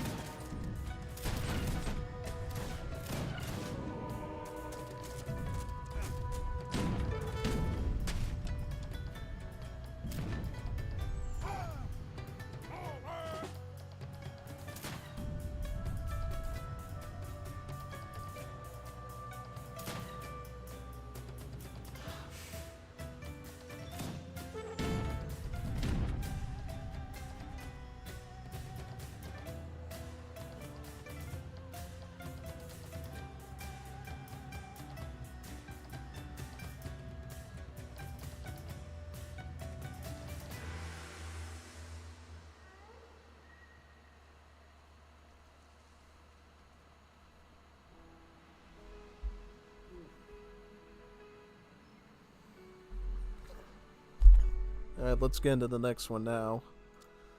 That was a good match. It actually went a lot differently than I expected. We will open up another one right over here. Let me do that. Up Wars of Liberty. There we go. Let's get to the next game.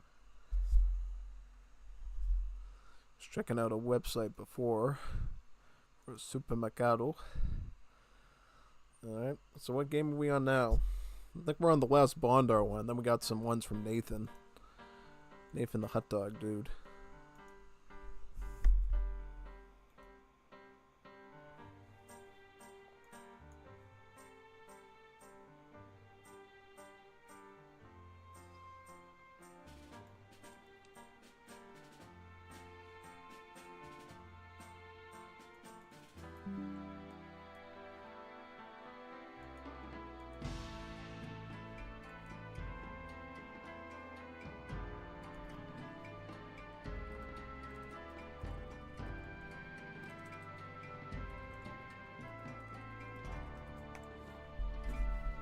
Alright, just give me a second. I have to check some window in the other room.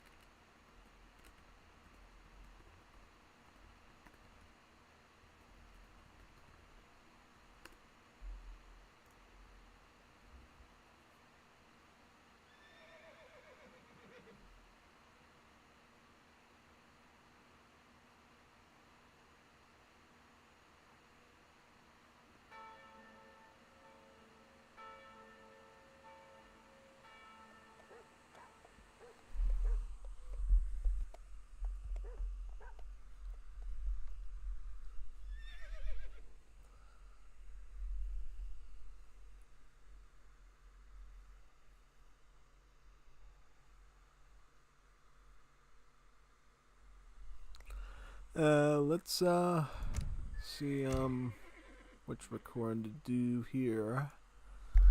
Which channel is it on?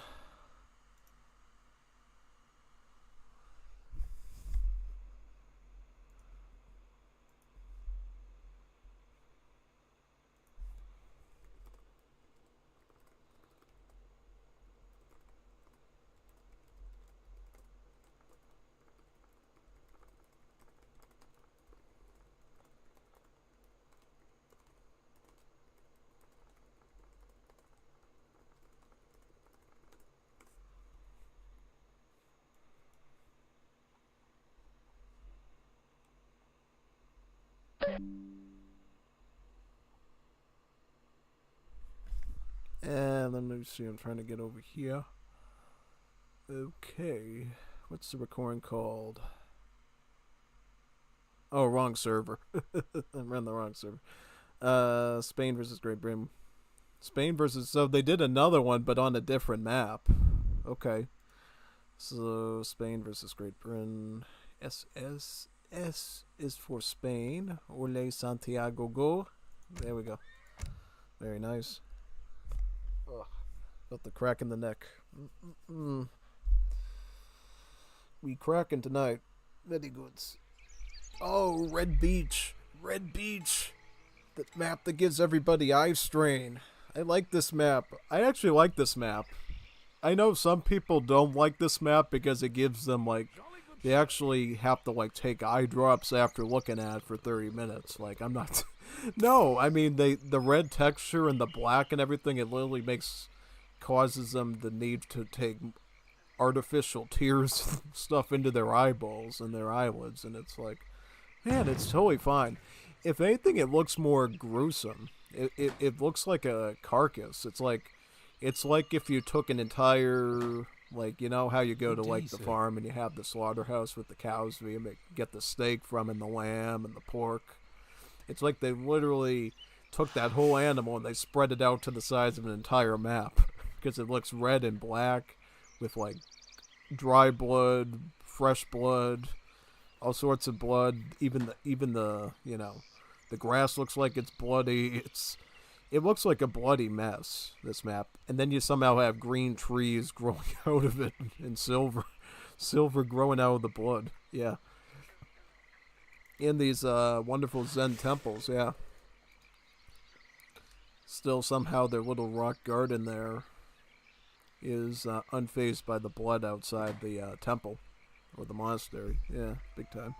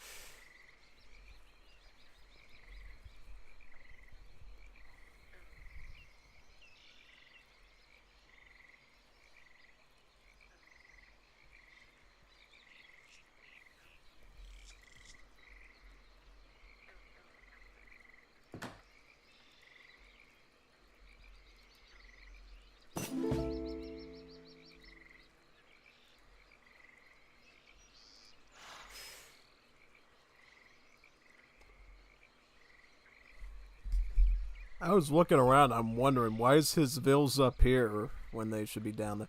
I remember now. See, the worst thing about this map, Red Beach, is the fact that the hunt placement is so cringe. Like, there's literally the hunts are so messed up that you could have like one hunt down here, and then you have to walk all the way up here to get another hunt. This map is totally anti-multiplayer friendly in tournaments. You would never ever run a tournament on this map. You know why? Because the hunts are just so distant that you couldn't even herd them to your town center. Which means somebody just has to ship 3 Hussar, 3 Cherry Bomb, 6 Impacity or whatever, and they could destroy your entire army with... Your whole economy would be dead. They wouldn't even make it back to the base. This is a really messed up map for competitive. Like, you can never run a tournament on this map because the hunts are so far away that literally the only civs that could defend on this map would be ones like Peru that can hide in their houses, Portugal with that extra covered wagon, Maori could build another pop potentially. Obviously, Uzbeks would be able to build a citadel if we had Middle East at this point. Yeah, but overall, it would not be a clean situation, to say the least, yeah.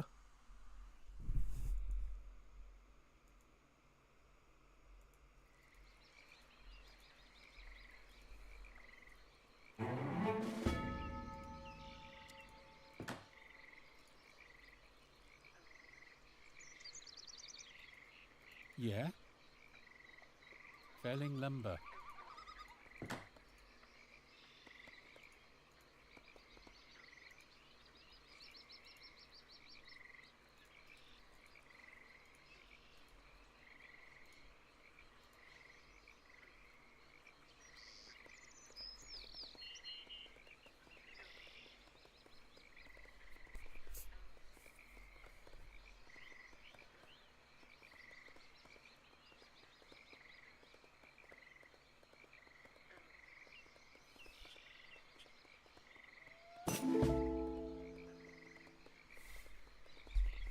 So he's getting martial law early. So Viringo knows how bad this map is because he understands that this map is so raid friendly that he has to get martial law now. So if he does need to call out this big beefy army of militiamen, he does have to pop it out early there, Yeah, pretty much.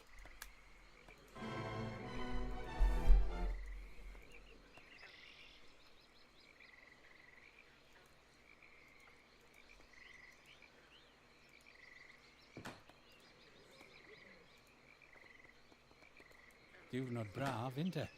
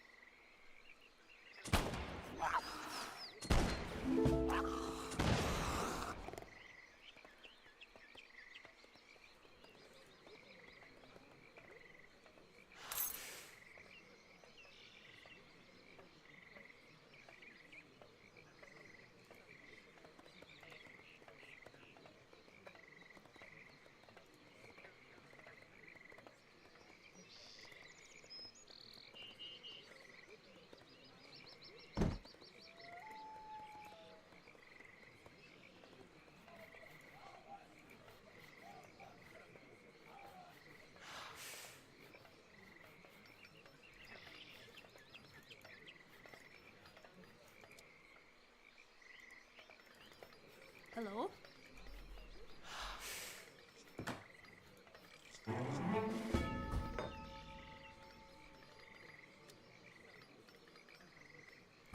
Yeah? Good day, sir.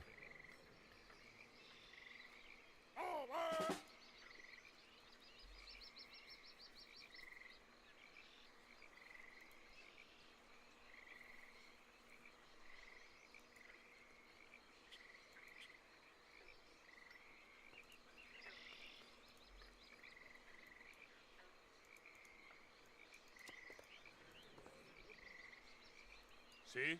Preparado. ¿Qué me ordena?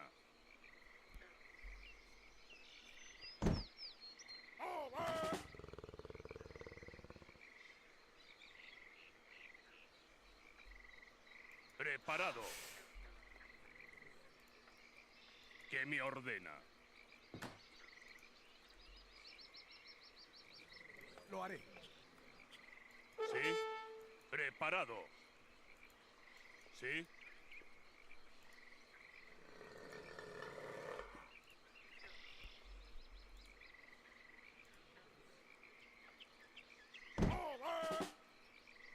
¿Qué me ordena?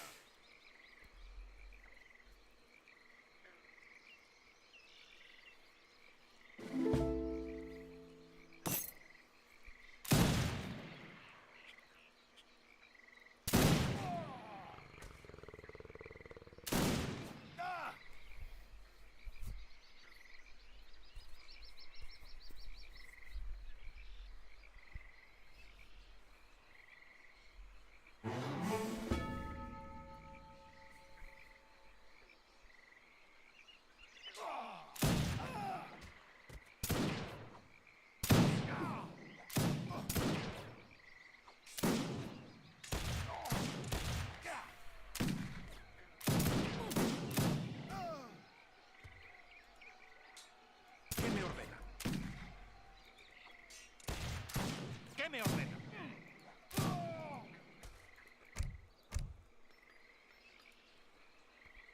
Sí. ¿Qué me ordena? Lo haré. Preparado. ¿Qué me ordena? ¡A las armas! Sí. Preparado. Sí. Prepara. Sí. ¿Qué me lo haré? ¿Sí?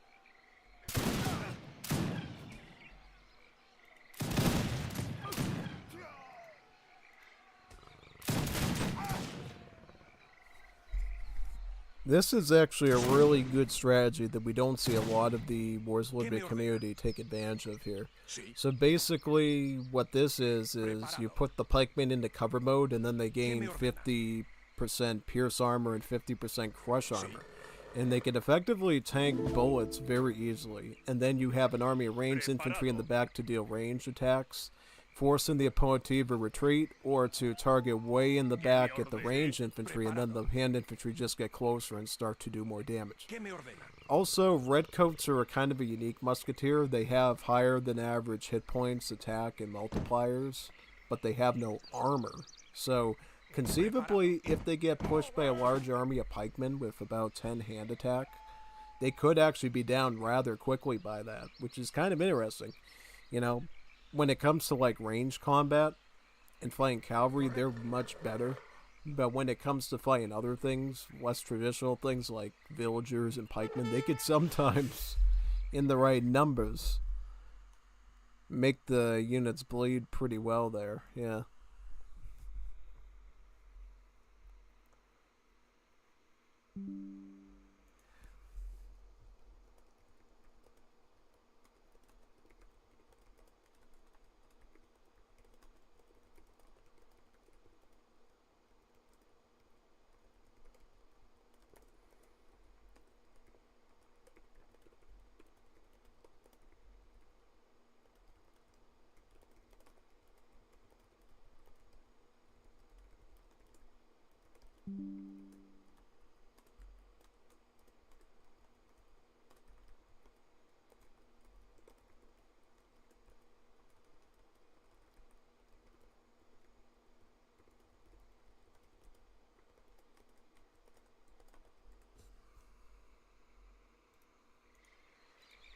¿Qué me ordena?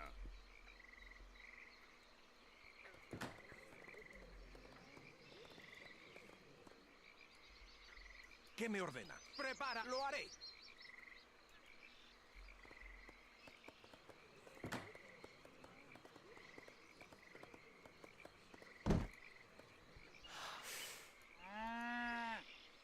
Preparado. Sí.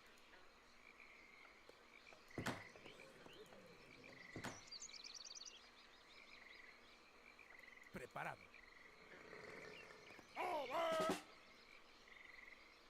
¿Qué me ordena?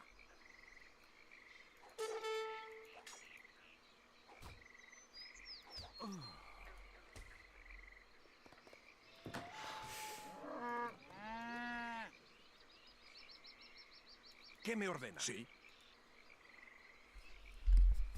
Is it me or does that look like a Star of David? Look at it. It's like 6 point. It's like a Star of David. Yeah, it's a Star of David, folks. Look, point 1, 2, 3, 4, 5, 6. Yeah, it's literally a Hanukkah formation. ¿Qué me ordena? ¿Qué me ordena? It's a Hanukkah formation. Hanukkah formation. Wow. Didn't even expect them to put that into it. Wow, that's funny. Preparado. Estoy herido y no puedo moverme.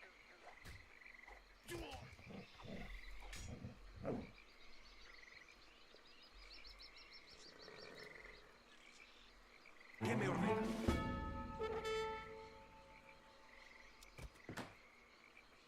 Sí.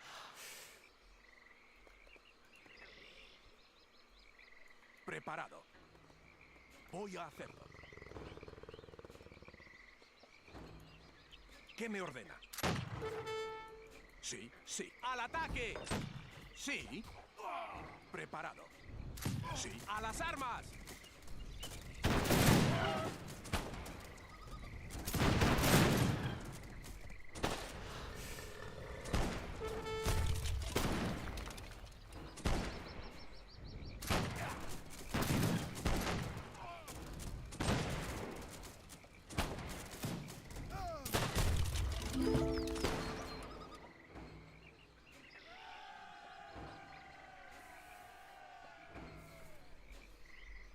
Preparado.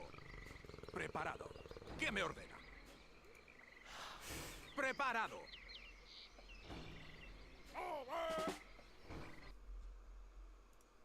Sí.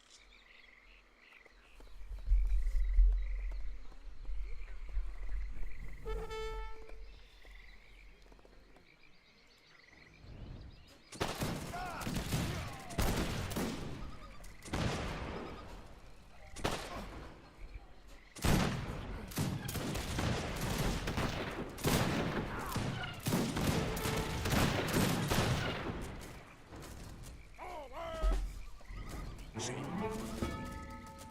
Preparado.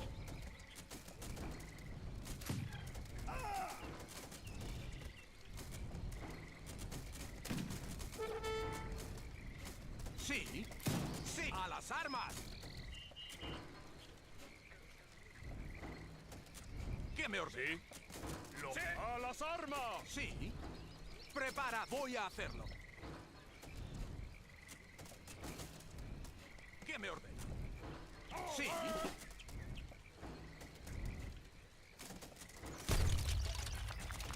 Preparado. Sí.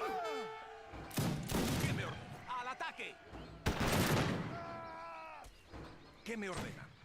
Preparado. Sí. Alright, so now okay. Yeah, this is one of the things that Viringo does, which is super annoying. He knows how to kite so well and force you to constantly be clicking your units to fight his. Yeah. And then he tries to draw you into the towers like the buzzsaw goes zzz, and it cuts right through your infantry a lot faster. So you have to be careful with Viringo because he tries to lure your army into dangerous places in his base. So you have to, and then he waits for you to idle like this, and then he gets some free shots off your units, which is not good either. Yeah, but I do like the fact that Bondar is going after the factories, though. Because if he can take out 2 factories, that's a lot of loss for Viringo. That's like losing 800 gold worth of infrastructure plus 400 gold. It's not good. I'll put it that way. It's not good at all. I mean, that put him in a really precarious spot now, and that at this point Spain can just keep continuing with more units, you know. Can he ship in? He can get some gold still, he can get hit points, he can get the training upgrade, so he still has some cards available too, so I mean, yeah, he's doing alright, you know. It's the British I'm worried about. See, what I did with the British, when I played the British, I will get the factories at the start of Age 2, I'll get the factories. I get it early. I at least get one early. You know why? Because it pays itself back very quickly. It's totally worth doing. Yeah, you want to get it early so you can basically have one set of your resources rest assured, and then you can macro onto the other one. ¿Qué me ordena? At least that's what I do in the team games. I haven't done Brits 1. Well, that's what I do in the 1v1s too against Viringo, is I'll like go factories first and then build up stuff later. So that way my economy is already better than his. I'm already trickling in tons of stuff, and it's just better that way. Yeah, pretty much. Yeah, exactly. That's all I'll say about that. Really. ¿Cuál lo haré? Sí. Lo haré. Voy a... Sí. A las armas. Sí. ¿Qué me ordena? Sí. Preparado. A las armas. Preparado.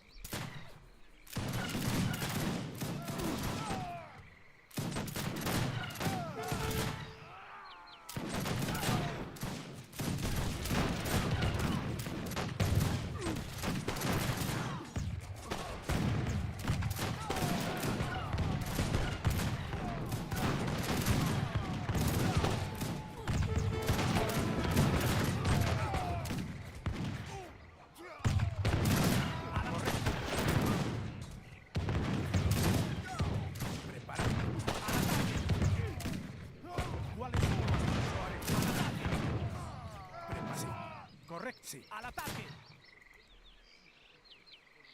Preparado. ¿Cuál es su comando? Preparado.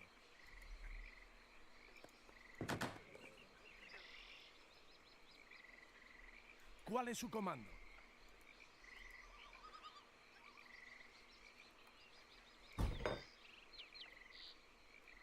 Preparado.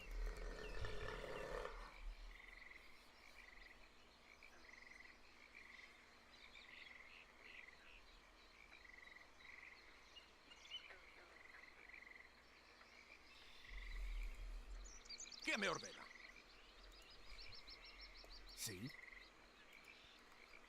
Sí.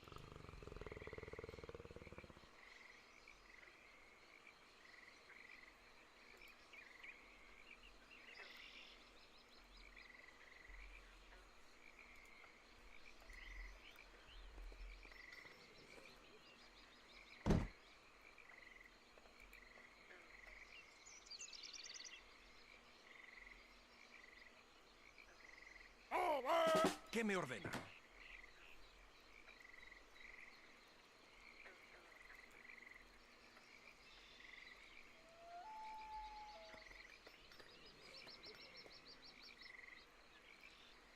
Preparado. Just so you know, by the way, in Wars of Liberty, the churches do trickle experience points like they do in Definitive Edition. So, for those people that really like the church house, the mosque house, trading post build, or for the Ottomans in Definitive Edition, you can do the same thing in Wars of Liberty, and you'll get the same benefit of that church trickle. So that's kind of neat, you know? It really is. Yeah, same thing with Spain. When you're making missionaries to boost your infantry, you can also take advantage of that church trickle along the side, too, which is pretty neat. Alright, so did he go for that falconet politician, or did he go for the covered wagon one? Trying to figure out what he actually went with. Yep, he did go for the falconet one.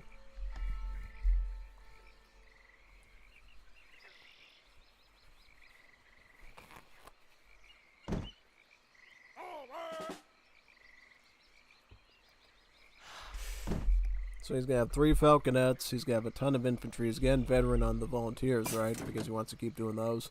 I mean, in his case, because of the way he's doing his macro, I guess, it's okay to go veteran volunteers. I just wouldn't do that typically. No. Viringo is, like, dead of resources. Like, he got 1 factory back. He doesn't know what to do. He's got, like, no hunts. This map is atrocious to people, you know? Yeah, I will say that. This map is very atrocious to players. It just treats them very, very badly. It punishes quite hard, so... Yeah, don't be surprised if you don't get really messed up by this map when you're trying to do your hunts and everything. It's pretty good, though, yeah.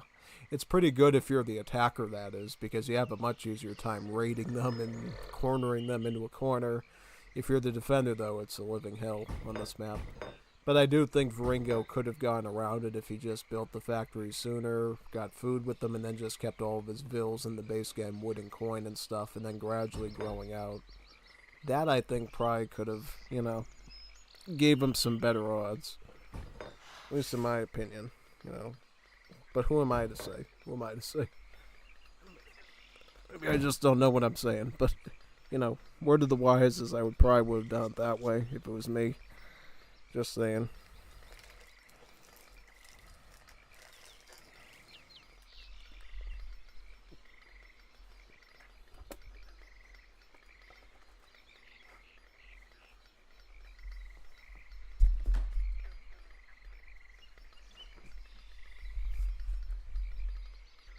Yes?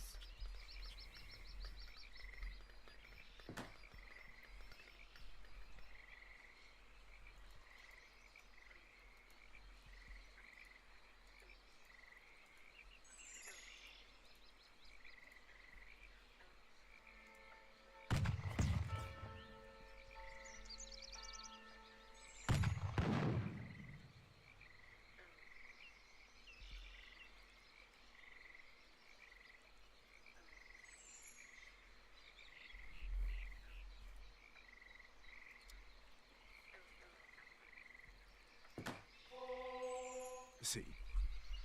Alright, so he's got 4 missionaries. Their range attack goes up to like 28.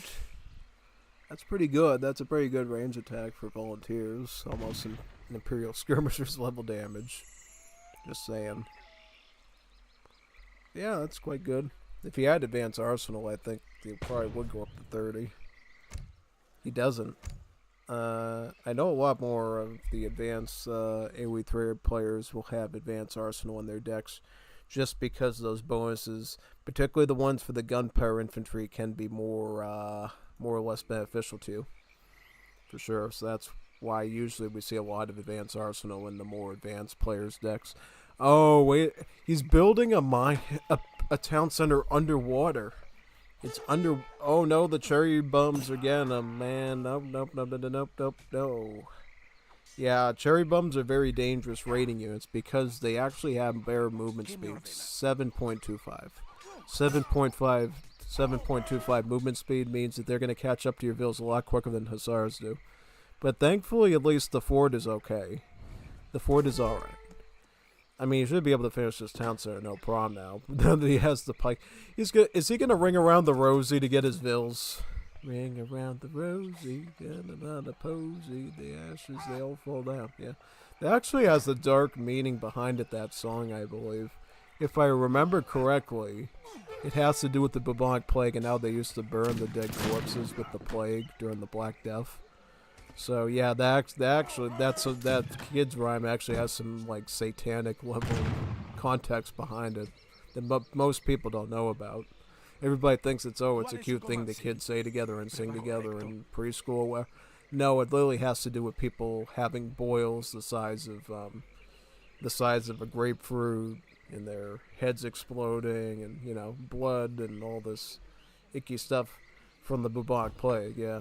And you can still get the bubonic plague, believe it or not, so it's actually still relevant to this day. There's certain, I believe, like rats or other rodents in the southwest around Arizona and so forth that still carry the bubonic plague. And occasionally people that aren't careful actually end up getting it. And then they actually have to go to the hospital for it.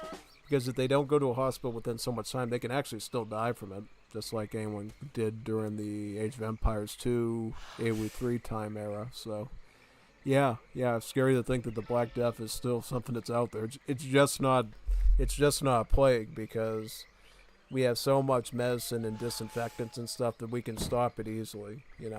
Back then they didn't have all that stuff to counteract it, so things spread very quickly. So yeah, that's kind of scary to think that how dangerous infections can be sometimes, but they are. I got the Rona before, so I can tell you that firsthand. What infections are like. I think I even got the H1N1 flu. I think, because I remember getting a really bad flu, like a really bad one, when the H1N1 swine flu was going around. I don't know if I got that flu, but I definitely got some flu I was like bedridden. I didn't want to eat or drink food. It was bad. I thought I was going to end up in a hospital. Like, I was ready for the hospital. Just like when I got the other wonderful China flu thing as well. That thing really got me. I was like really knocked out. Like that, and man. Yeah, Minutemen, they just do so much damage and then you shoot them in one hit and they're like gone. They're literally glass canyons once, you know, the HP drains out. Is Viringo gonna resign, or... What's his resources, Viringo? Oh, he's going up to H3 now.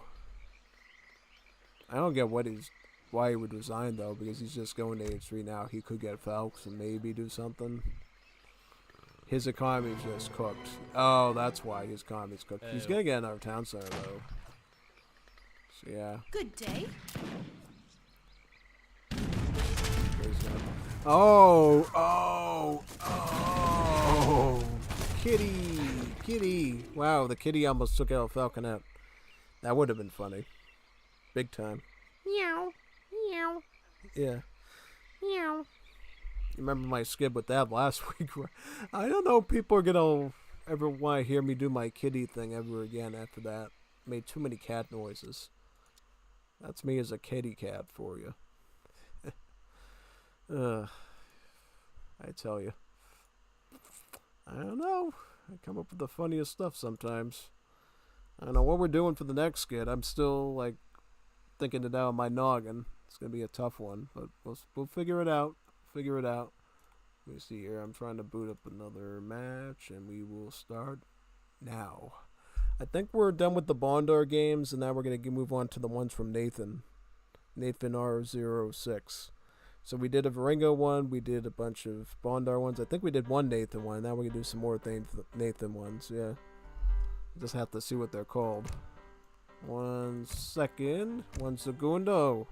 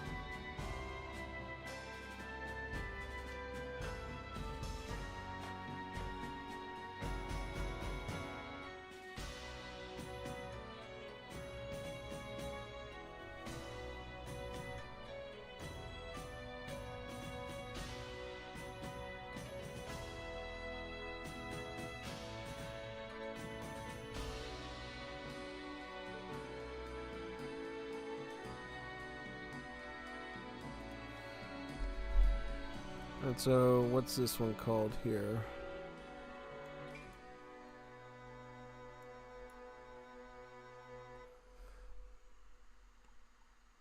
Well, that's the one that didn't, yeah. Okay, so we got Bolivia versus Spain. That's an interesting one. Let's see what that one's all about.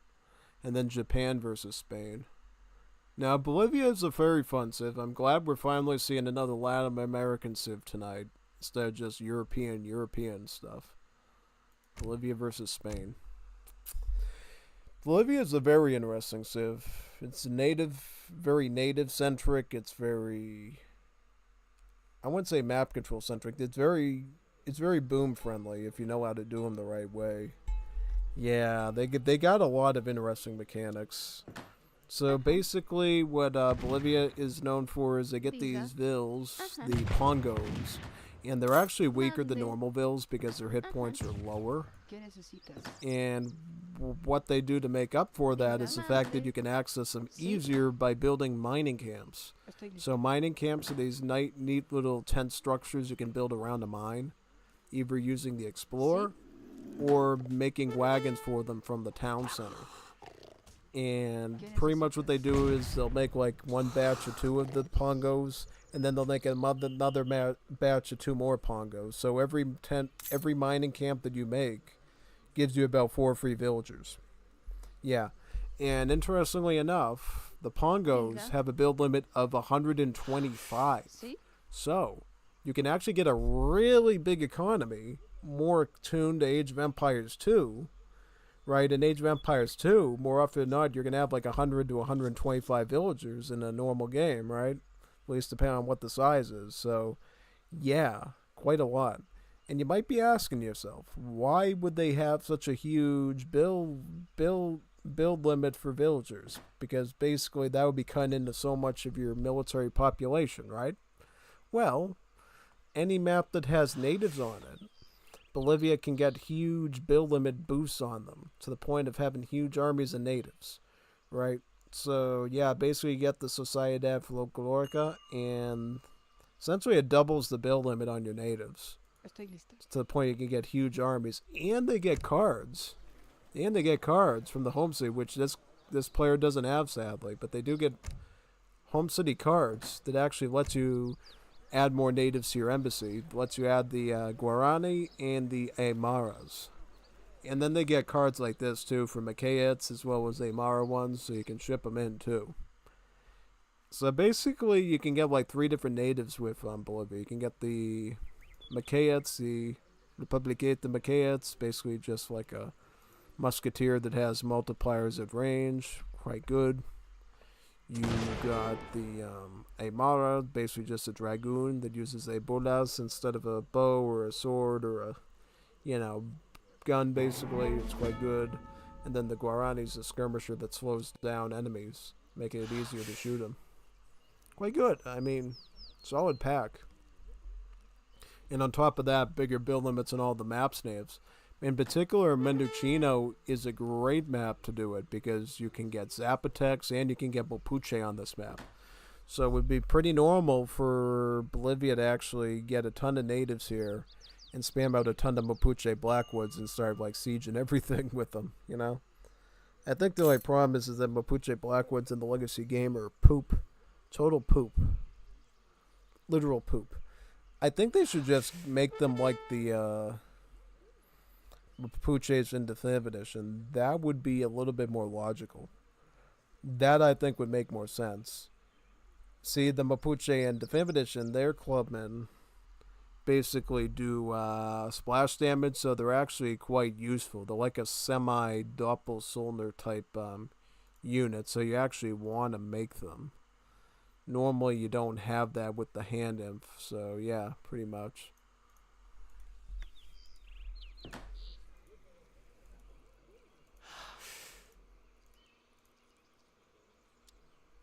Diga.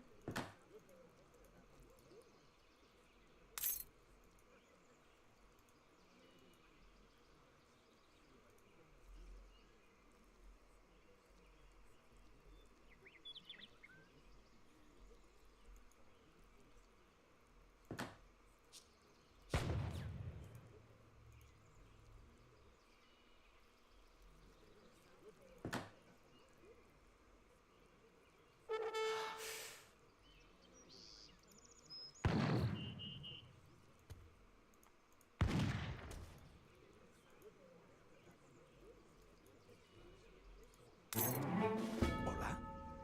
¿Sí? ¿Hola? Correcto.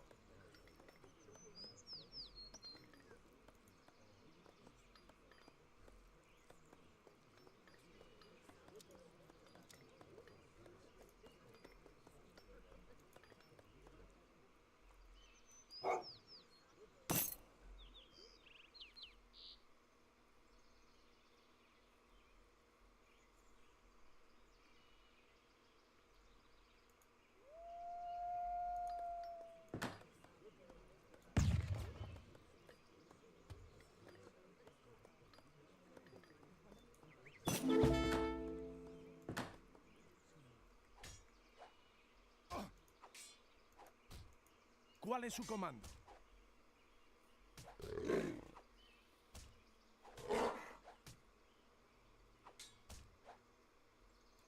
Preparado.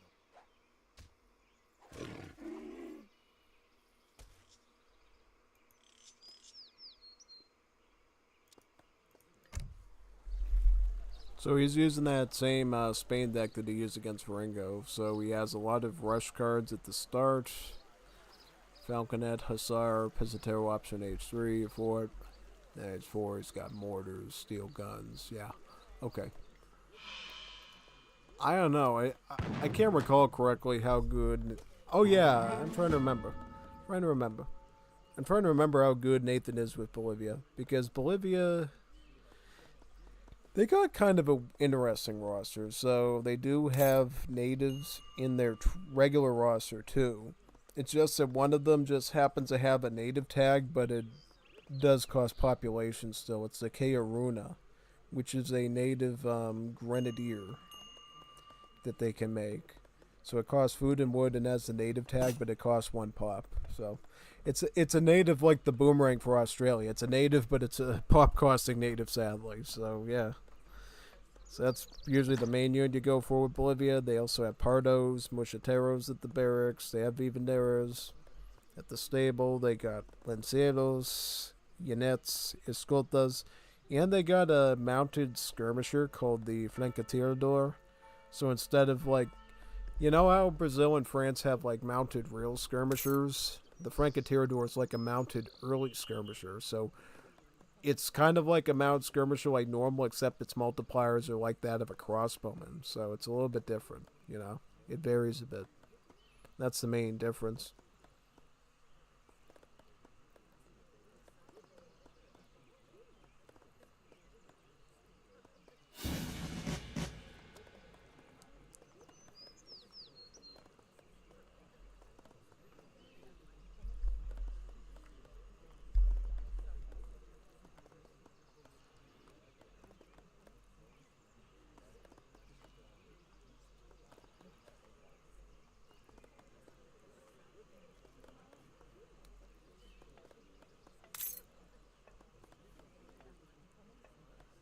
Alright, so Lunas are shipping out pretty much. They're good.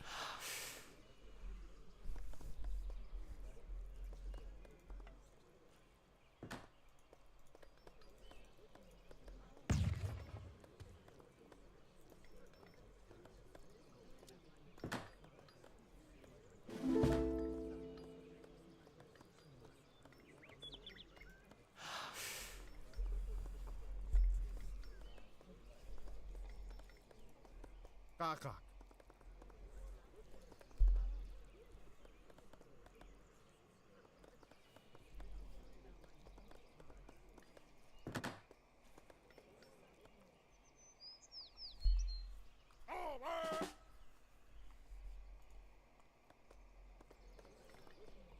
Preparado.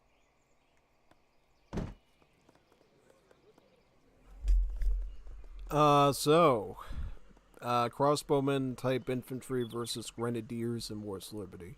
What is the outcome? So, it all depends on the charge attack of the grenadiers. So, grenadiers in War's Liberty work a bit differently. Instead of being these things that have like really wacky siege against buildings and stuff, the way they work in this game is they're sort of like an alternative to the musketeer. They do a grenade throw. And the grenade throw obviously is very powerful. It has splash, it's crush, and it does anti-infantry multiplier. And then it pulls out a musket for like a minute and shoots like a musketeer does. It has pierce arm, by the way, too, so it's technically better against infantry in range combat. And then after that minute is up, it throws a grenade again. So yeah, that's basically what you need to know about that. And Nathan the hot dog. Nathan the hot dog stand boy. Don't let your musketeers take free shots from the volunteers. You could easily have wiped these out. He could have just wiped these out right now, and he just completely was negligent on it, man. That's really bad. And then I was shipping it pikemen. Okay, so the grenade throw was okay. Problem is he didn't get them all in, and now Bondar is in stagger mode.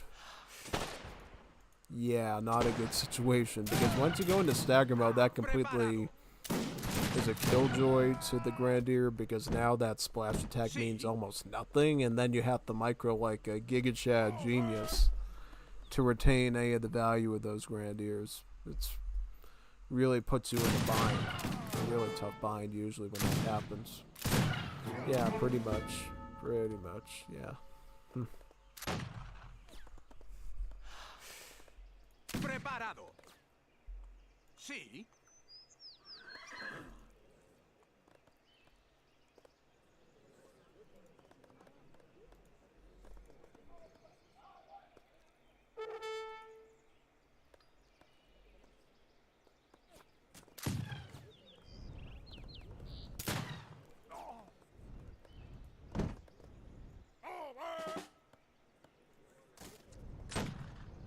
Preparado.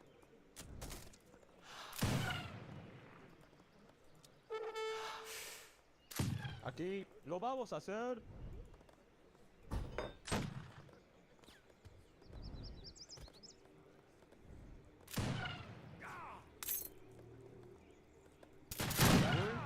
Lo vamos a hacer.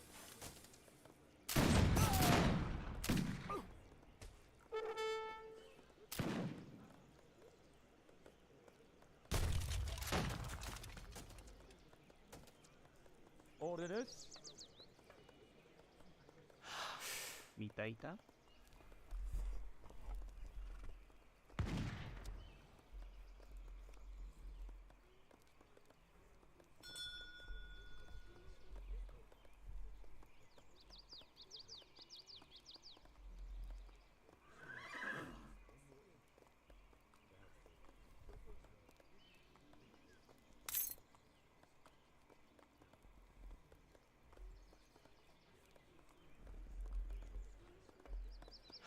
Aquí, mi taita.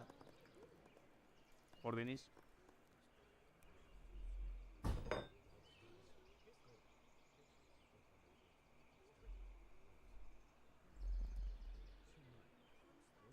Mi taita.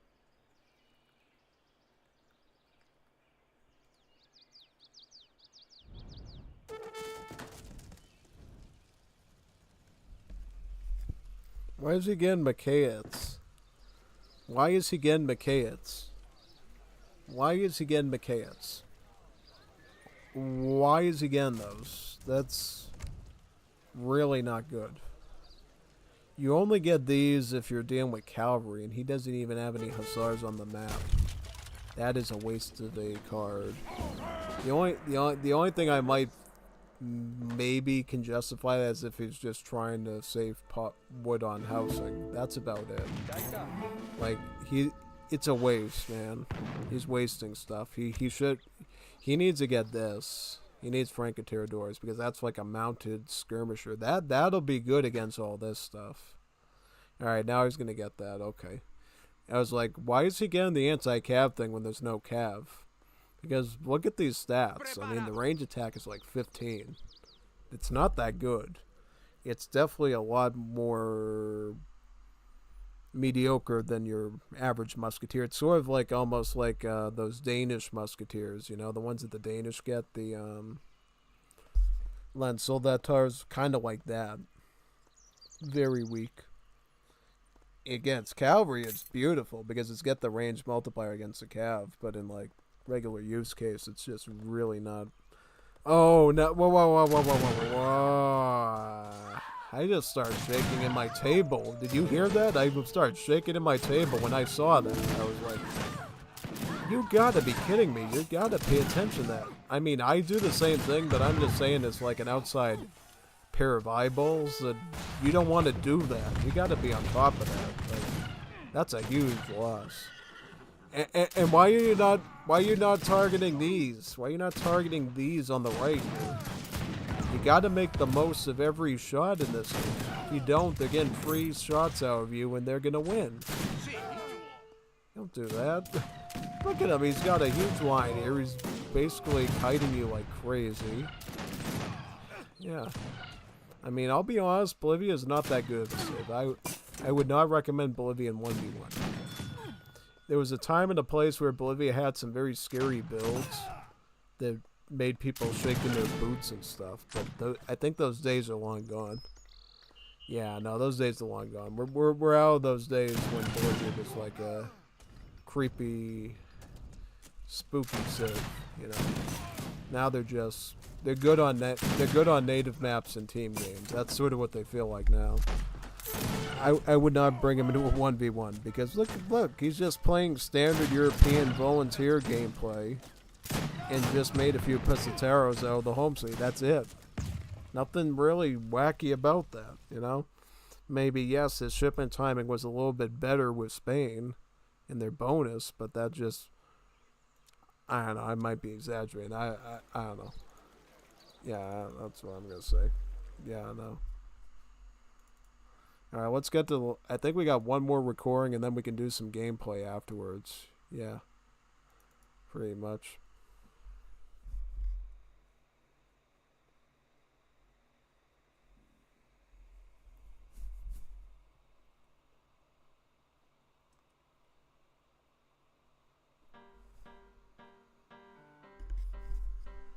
Okay, where are we at now? Record games. So what's this last one called? I think it's Japanese versus Spain, right? I don't even have to look it up. I remembered from memory what it is. So that's great. Means my memory is still working. Still working. Where are we at? Japanese. Japoneses. Japanese versus Spain. Japanese, Spain. Japanese, Spain. Yeah, basically all the Juanitos out there that own whole life plushies and whole life body pillows, pretty much. That's about it. Hey, I own a whole life body pillow. I'm a swell guy. I'm a swell guy. Oh, man. Poor people. What did they do to us? Alright, so Japan doing Dinos. Bondar doing Dinos there. Very good.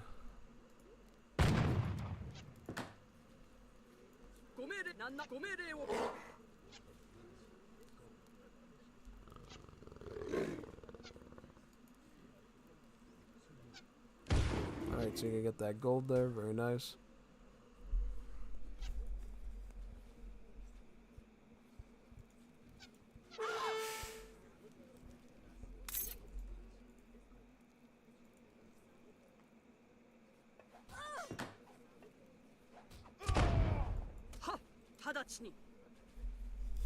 Now, this is an interesting matchup. So, basically how this one will work is if Bondar continues to go pike and sharp with Spain, Japan's probably going to go full Kie skirmisher. Yeah, full Kie skirmisher. Because Kie skirmisher should be able to mop up pike and sharp with Spain very, very easily. Yeah, big time. So yeah, that's definitely what you're going to see here.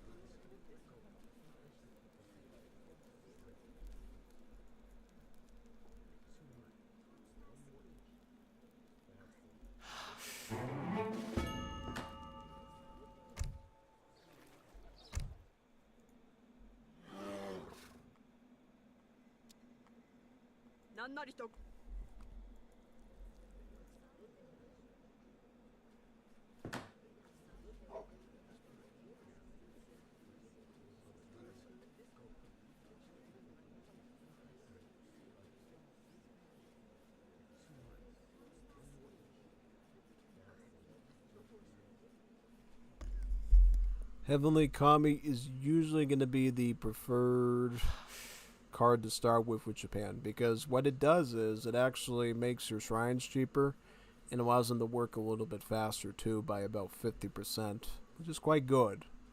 You know, that's really the essence of how we play Japan in any Age of Empires game, not just Wars of Liberty.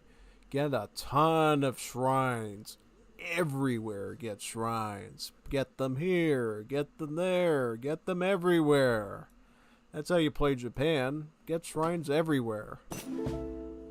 And you will do great. Or your money back. Guaranteed. Seen on TV. Yeah. That's really how you play Japan. You gotta get shrines everywhere. Literally everywhere get shrines. Then you could say that you're doing good with Japan. Then you could say you're doing good with Japan. If you get shrines everywhere, you're in great shape. Now, the thing you gotta watch out for, of course, people are gonna try to take out those shrines. Especially Spain, because they got pikemen as part of their normal meta. So they're gonna try to take out those shrines. And that will hurt you a lot. A whole lot. Like a punch to the tummy heart. So it's not good. So yeah, basically that's what you're going to have to do, you know? Yeah. So the way it works in Wars of Liberty Japan, at least from what we've seen in the recent months and stuff, is on average in Wars of Liberty Japan, we're going to go to Shugu Shrine is the first wonder. Yeah. In Definitive Edition, I think it's a lot more common to see Torii Gate rushes, usually. But definitely in Wars of Liberty world, we see Toshugu Shrines a lot more. Because the balance is more attuned to the Asian dynasties. And a lot of the Asian dynasties players would use Toshugu Shrines. And there was a time and a place when I used to use Torii Gates in Wars of Liberty, so it is viable. It's just, you know, it's a bit more of a one-trick pony type thing. You got to get the rush working. Yeah. Basically how that works is I'll go with the rush of like Shigumas, Kies, and probably flankers from the Dutch. And then I'll ship in some missionaries to have their unction ability working. Because yes, indeed, the missionaries from that you can ship from the Japanese home city do actually have the unction ability as well, because it's part of the proto unit. It's not part of the Spain civ, it's part of the pro unit. So if you ship in missionaries with any civ in Wars of Liberty, they will give you that unction ability. Guaranteed. So just put that out there. Yep, he's going for Toshuga Shrine. It's a really good wonder because it gives you a population space, it trickles more resources, it boots all the other shrines up. It's a really good structure for making your economy much better, you know? Yeah, basically it's like a big giant shrine. It's just gonna bring you a ton of resources. So yeah, it's pretty much what you want to do there. Yep, exactly. Yeah. Right, so now we are going to see what sort of stuff we got on that side there. Nani? Yeah.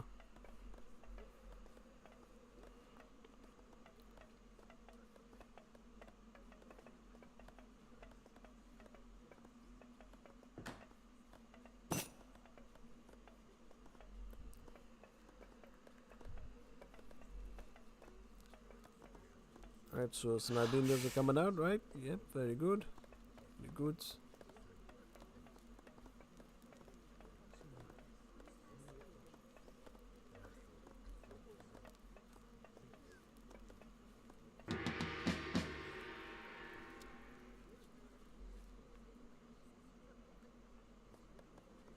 Alright. Yep, shipping the Kia in. Good choice. Right out of the gate. He'll be able to counter Spain's infantry. Because if we're dealing with the Spain that we saw earlier, of course he's going to do Pisoteros with volunteers and pikemen. So how do you beat that? Just go full skirmisher. Because Japanese skirms, the Kies, are going to be a much more natural combat to do. Yeah, pretty much. Yeah.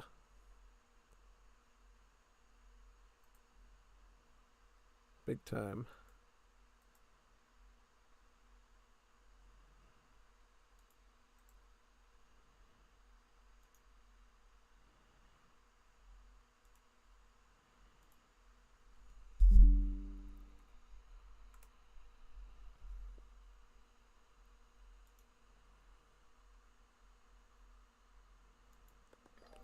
Yeah, I was looking at some weird thing in Discord. I'm like, what's that? You don't want to know. You don't want to know. Or maybe you do. I don't think you do. So, yeah. Alright, so we got key skirmishers here. More training in. More shipping in.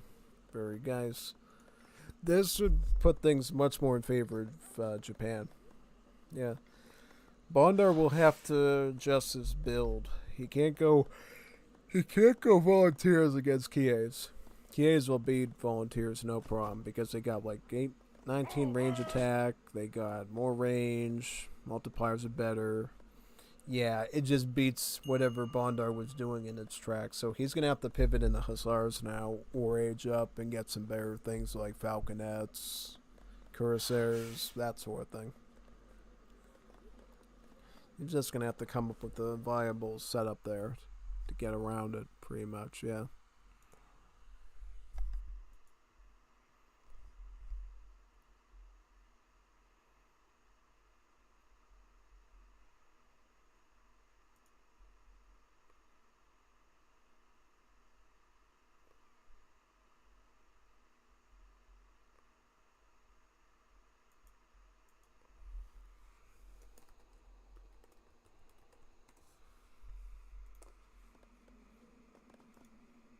Preparado.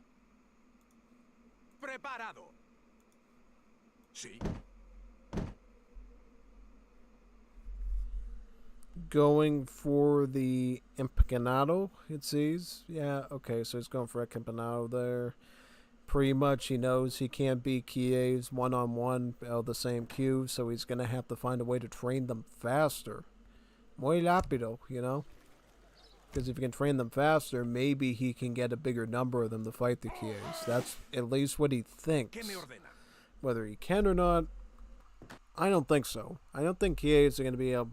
I don't think volunteers are going to be able to snap the Kies that well. It's too tricky of a situation, honestly. I don't think he's going to be able to do that myself. Pretty much. So, we'll see what ends up happening there. But, yeah, just... At least in my opinion, I think that the Kies are going to do much better in this matchup. Personally, yeah. So, yeah, exactly.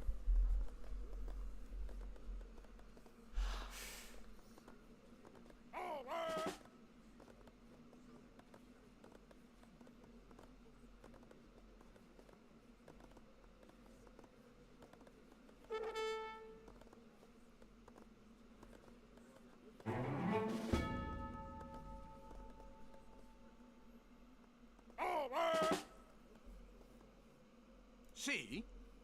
¿Qué me ordena? ¿Cuál es su comando? Sí. Preparado. Preparado. ¿Cuál es su comando?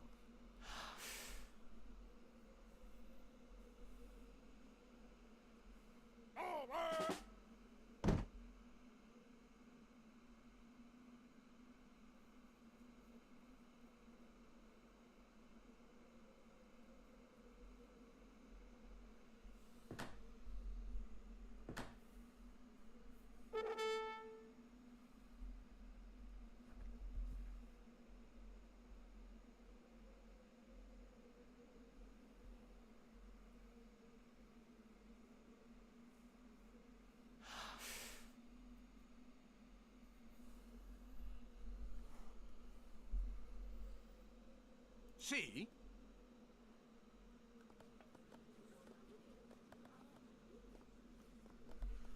More volunteers coming out.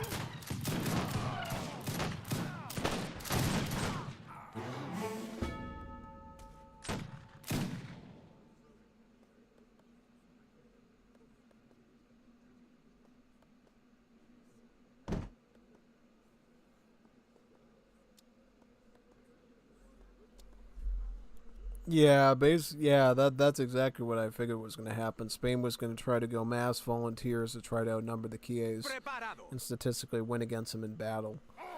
The problem with that is, of course, is the Kies still have the 18 range, so they can technically kite the volunteers if they really have to, you know, and prevent the volunteers from getting optimal micro.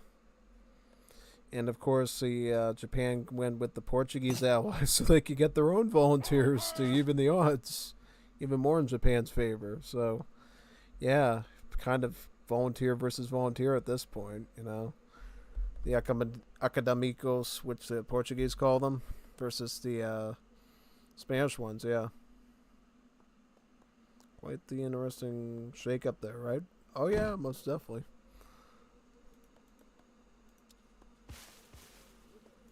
He also shipped in some Chigumas since he doesn't have really any room for shipping Kies anymore. So yeah, pretty much.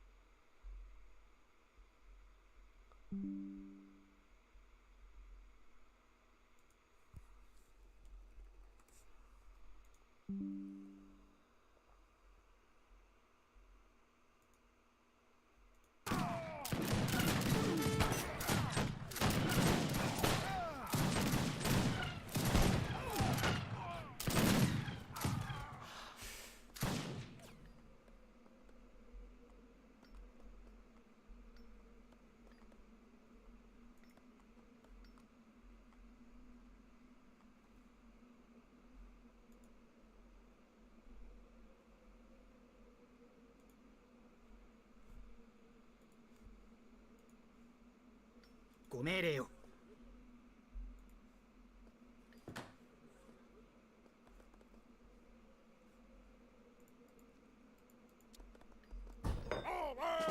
¿Qué me ordena? Sí. Preparado. Sí. Sí. ¿Cuál es su comando?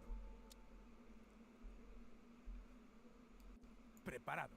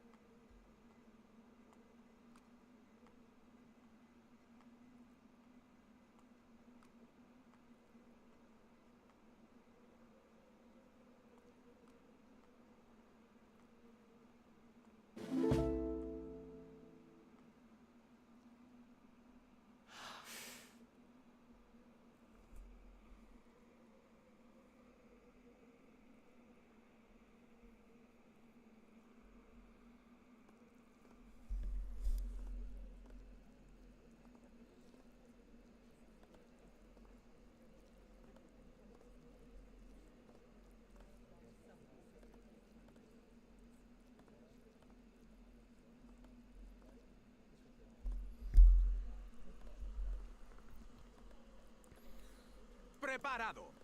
¿Qué me ordena?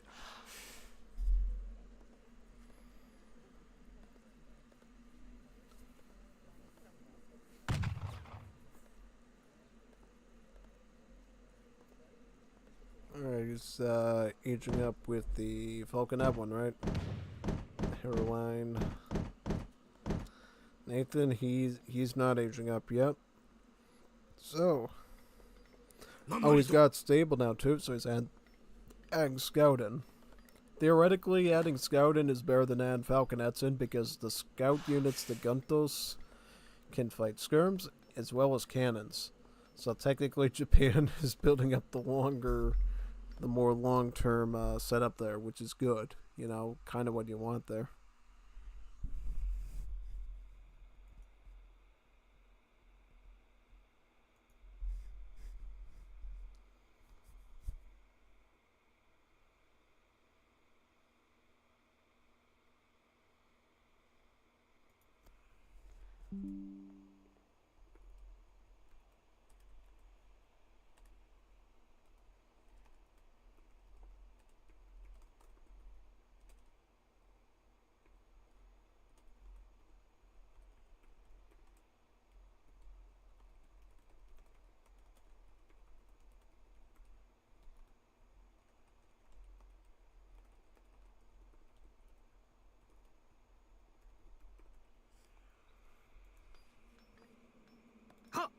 なんなりと。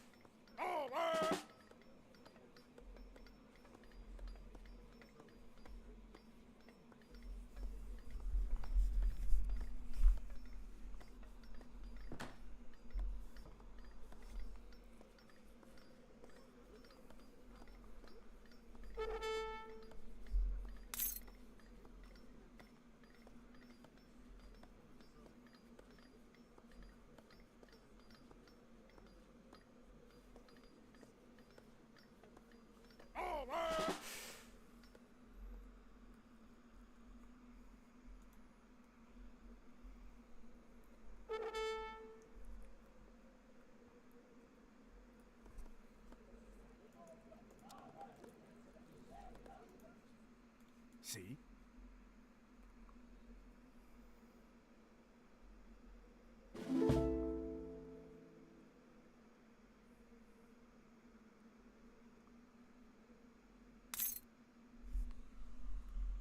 Oh,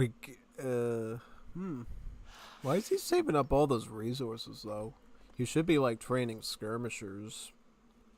Yeah, I'd be training skirmishers, dragoons, anything. Because I think, yeah, he's gonna get cooked by these, you know, all these Gunto riders, yeah. He could just run them out right now with the general there. Hikamori there, yeah. Siago Takamori, yeah. Siago Takamori and all these Guntos could literally just run out in the battle and cook all these skirms. No problem at all, yeah. You think of it? Yeah, now he's making skirmishers. Now he knows what he's doing, okay. We should have had, like, another barracks, though, to do that. Because now it's going to be a bit more dicey. It's going to get forward. Back these troops up. Get them back to over here. And then make a defensive fort. At least if you know what's going on the map at that point. Otherwise, it's going to be a bit messy.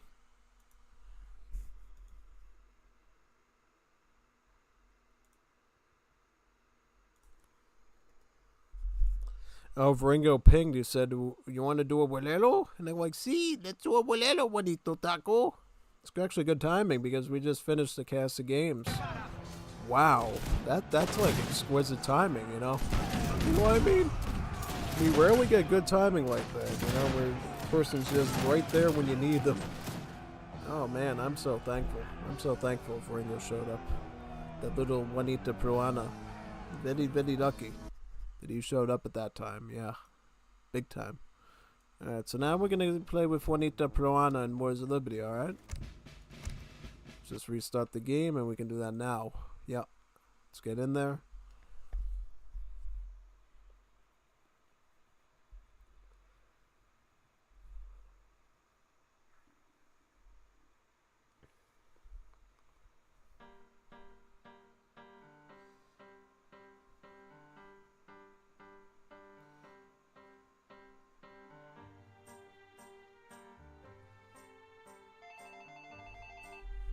You're ring ding.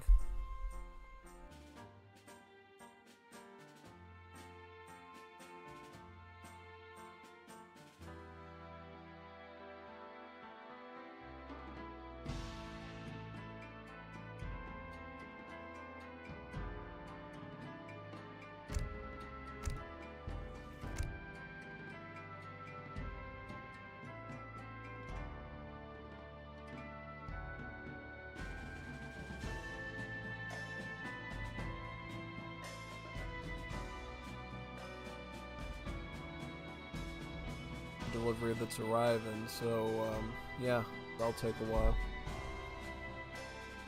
Let's wait for Viringo to make a lobby and then I'll join in on it. Yeah. Well, I just responded to Viringo's thing as soon as he pinged at the same exact minute, so hopefully he'll start getting that lobby going so we can begin.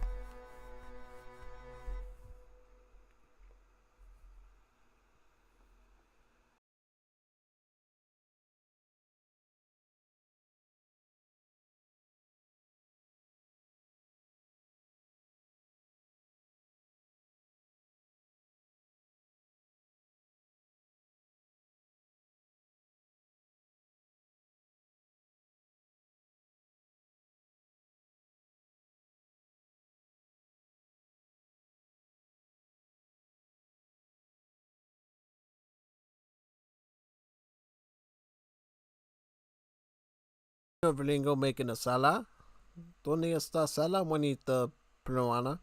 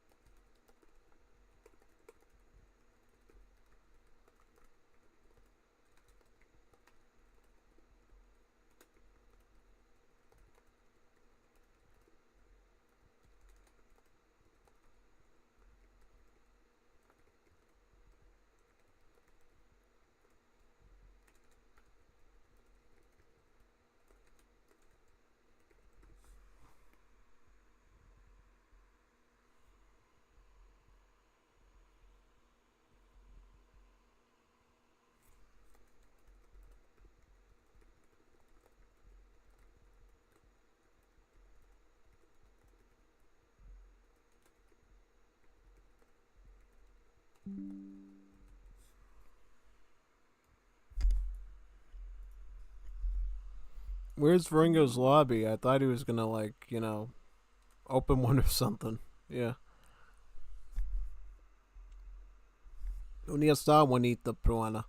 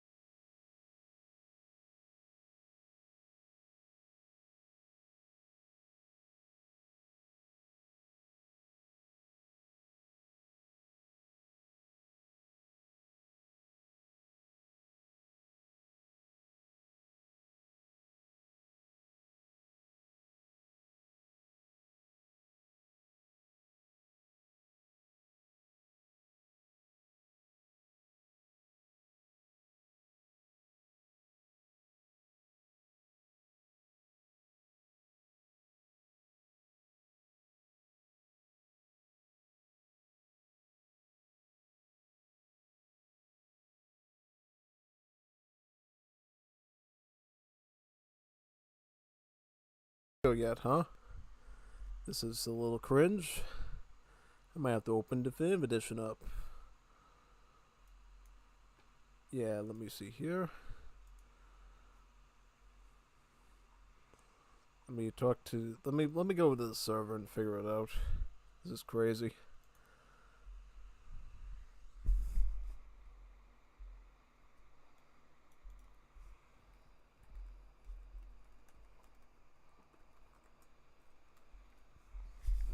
Are you hosting? You better give me a room because I can't sit here all night waiting for you, man. You're not gonna show up. I'm just gonna open. You know what I'm gonna do? I'm gonna open up the Fifth Edition just in case. And if he decides to come back at an unopportune time, we'll just come back in. All right? Yeah, basically. Pretty much. Yeah. Yeah.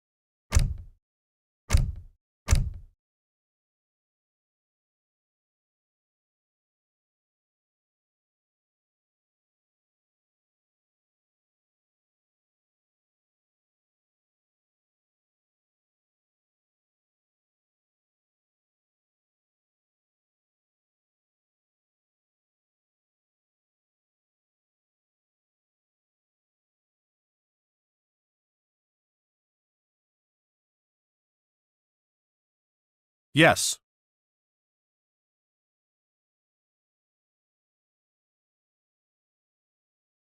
Ha ha ha ha ha ha.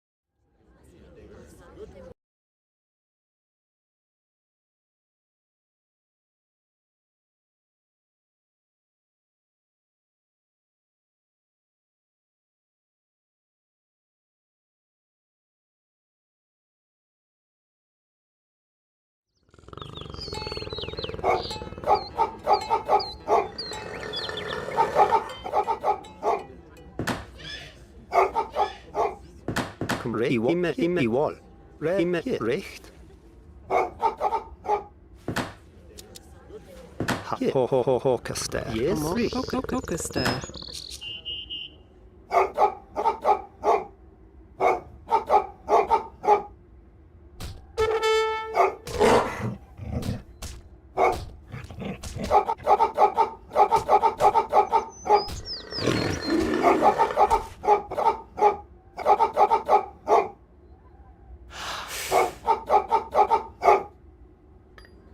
Right. Yes. Yes. Right. Yes.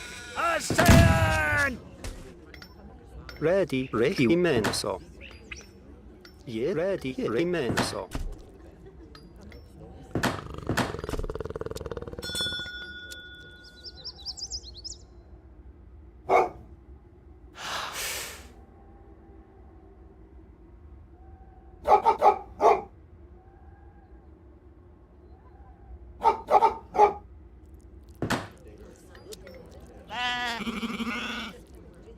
Heil. Recht.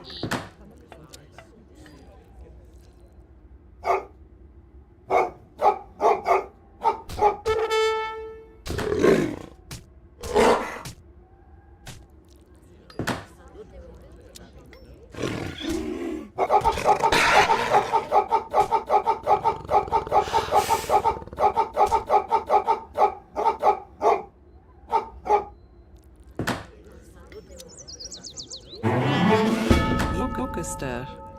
Commandement. I menar så. Yes. Unter.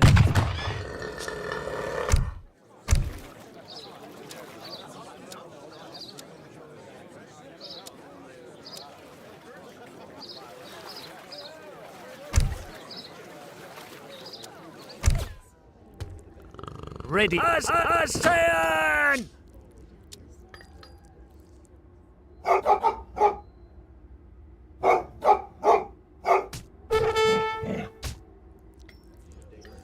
Heil. Commandement. I menar så. Håkaster.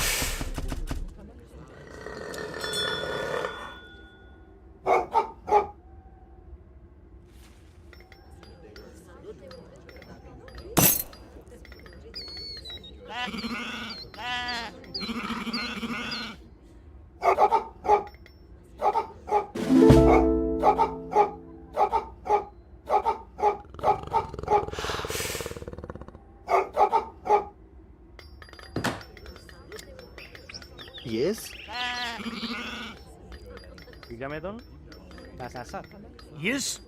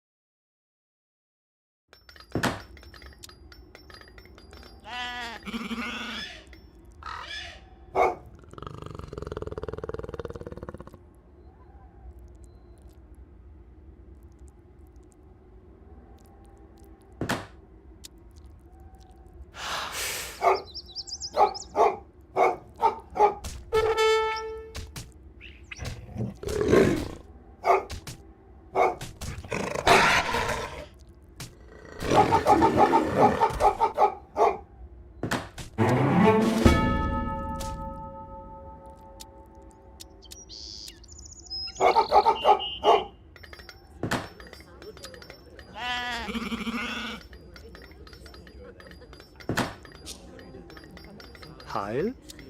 Recht.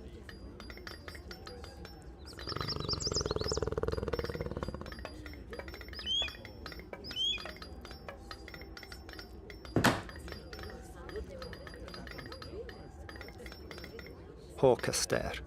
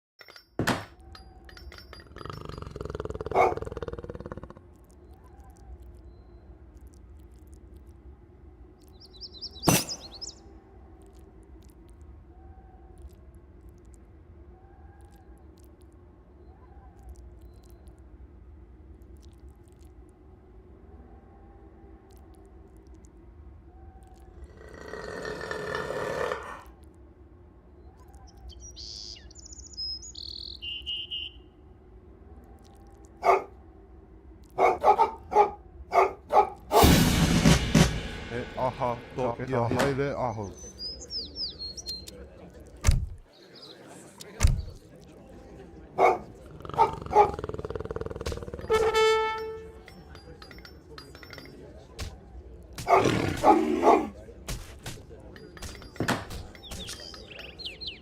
Come on, recht, I wall.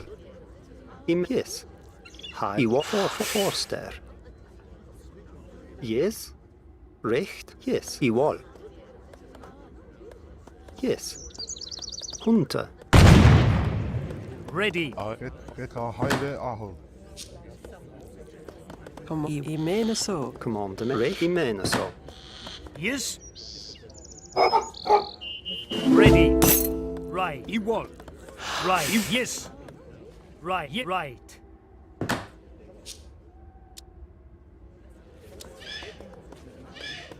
Ready, yes.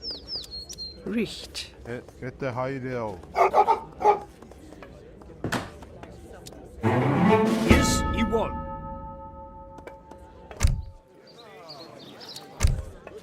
Higher, I wall. Richt. Fuck aho.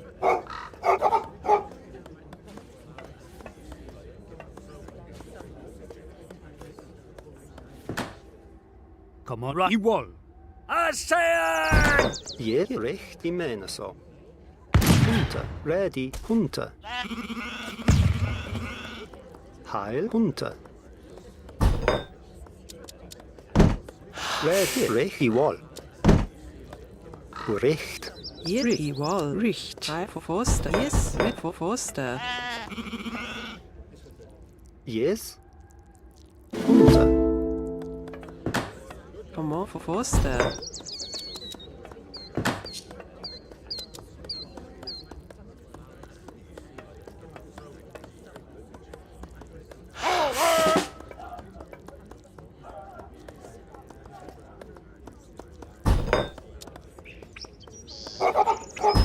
Get the haile aho. Ai, ta whakaaro hia te mahi. Heil for forster. Higher. Richt. Commandement. I mene så. Ready. Asai! I mene så. Asai!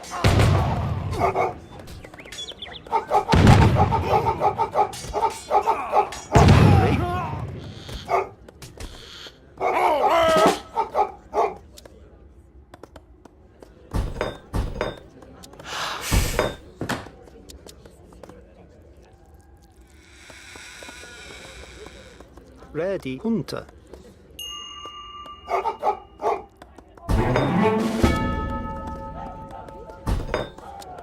Yes, forster.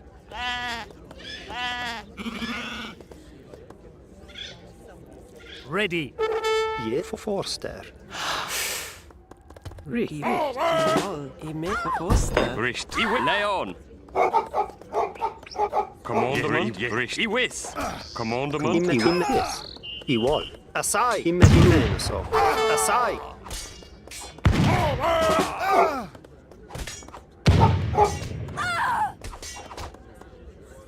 Yes. Yes.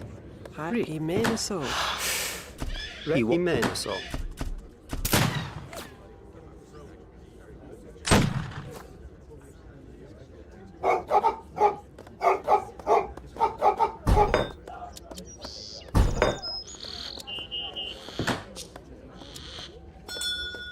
Yes. Asai. Heil. Ray wall. Asai. Yes. Hunter.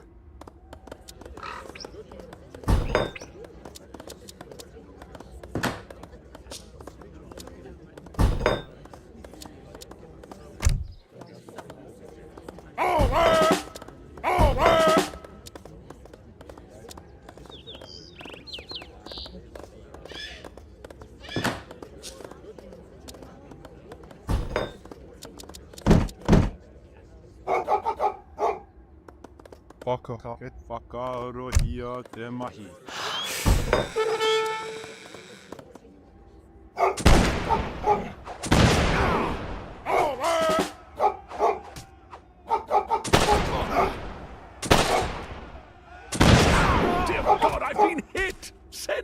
medics!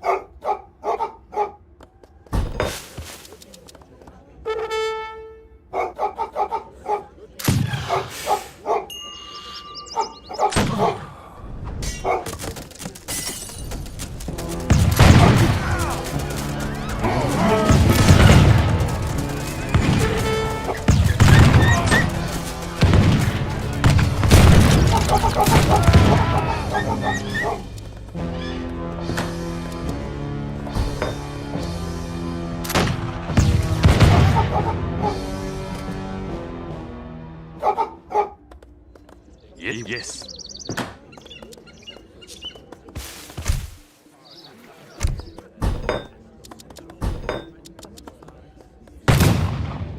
Yes?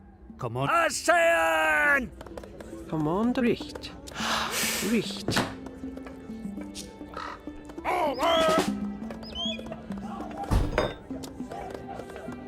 Ready. Forster.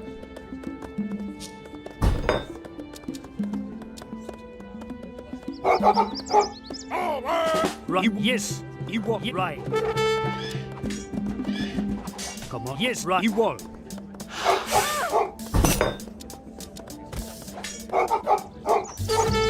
Yes, you walk. Recht.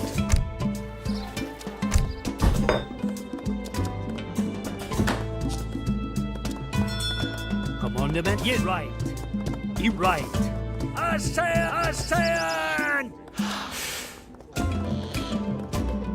Ready wall. Richt.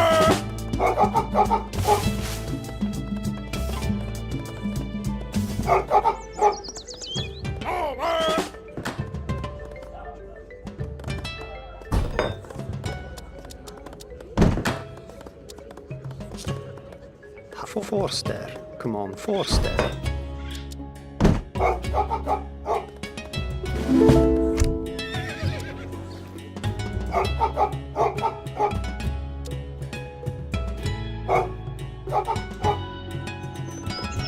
Yes.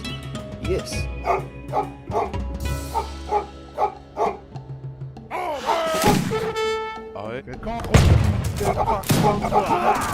Come in. Yes. Recht.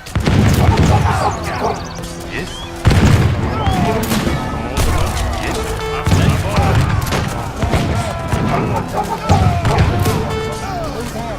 Ready wall.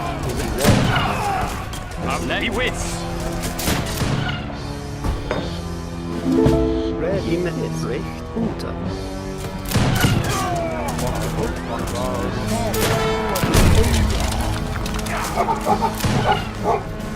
Yes. Avon.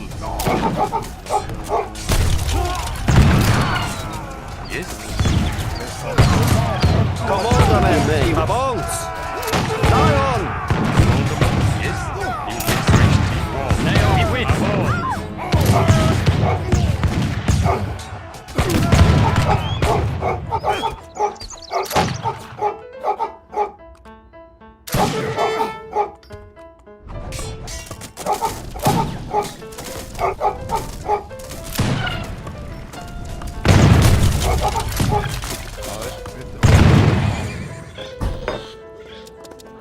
Yea, wall. Yea, Imenas. Ready. Imenas. Yes.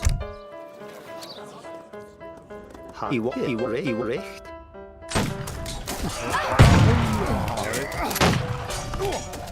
Commandement.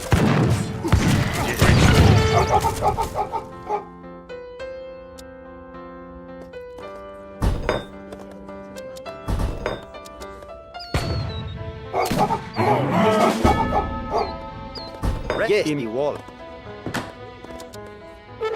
Right. Yes, right. You wall. Yes. Imenas. Hunter.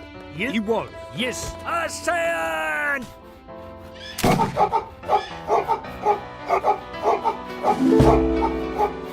Come Imenas.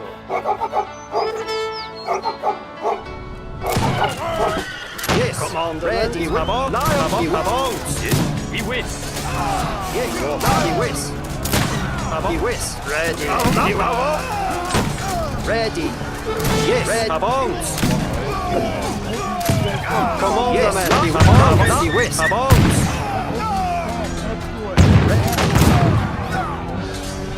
Die West. Ready. Yes. Avance.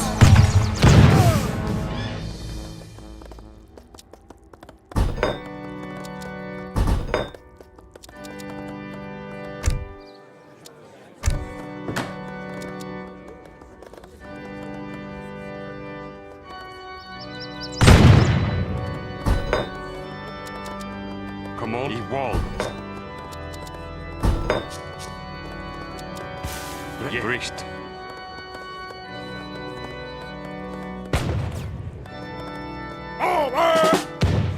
Ready. Come in, men, so.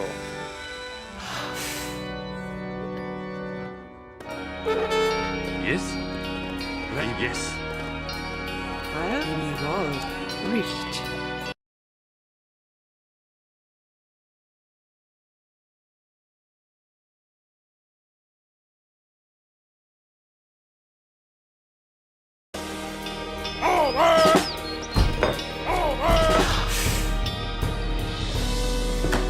Foster.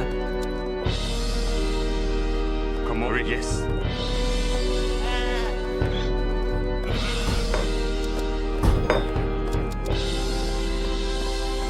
Yes. Gericht.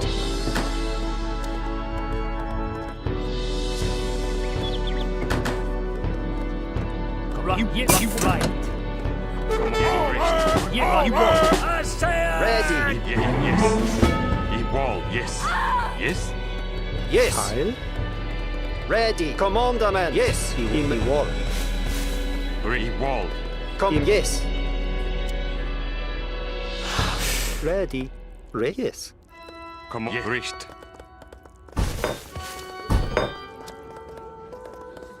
Yes. Yes. Hunter. Die Wall. In Hunter. You won. Yes. I say Heil. Recht. In the wall. Lion. In the wall. Command lay on. Yes. Heil. Hunter. Ready. Men. So. West. Ready. I say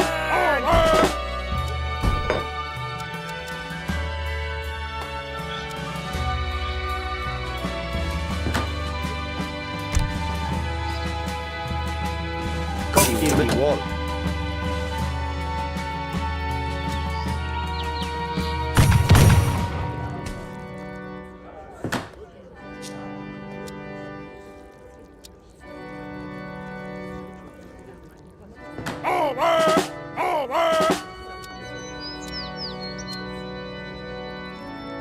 Ready, reached the wall.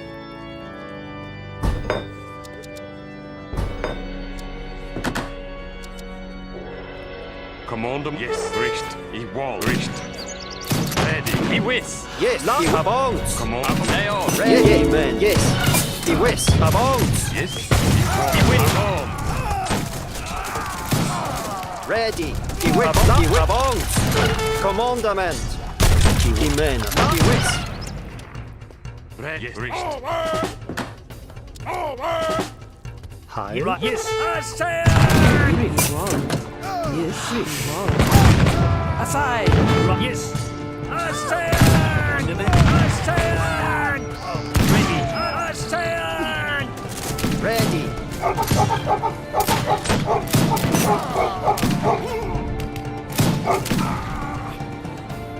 Yeah, he won.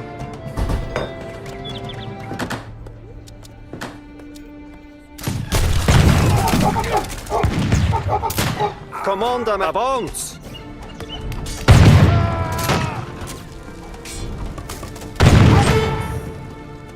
Commander, yes.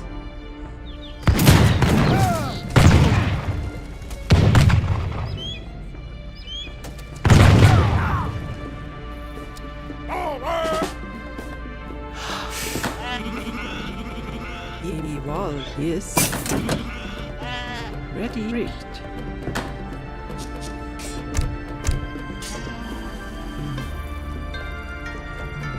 Reading, yes. Commandment, wall. Come rig he wall. He neon. He wrist. He wall. Yes, he wall. Right, yes. Yes. Ready. Right. Stand! Yes, he went neon.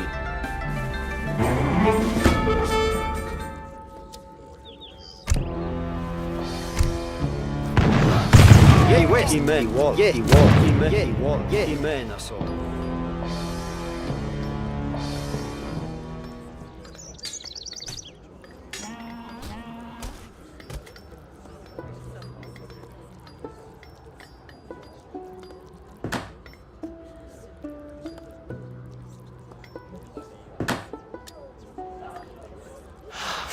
Ready, man, I saw.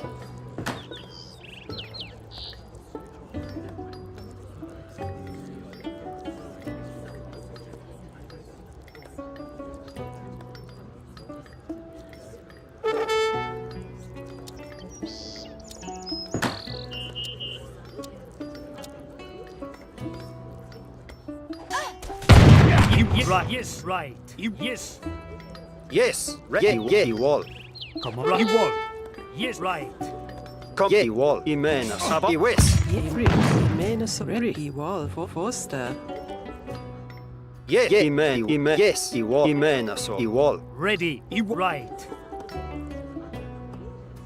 Heil for Foster. Come, he wall. Yes, he wall. Ready. Yeah, yes. He mean for Foster. Ready. He means Foster.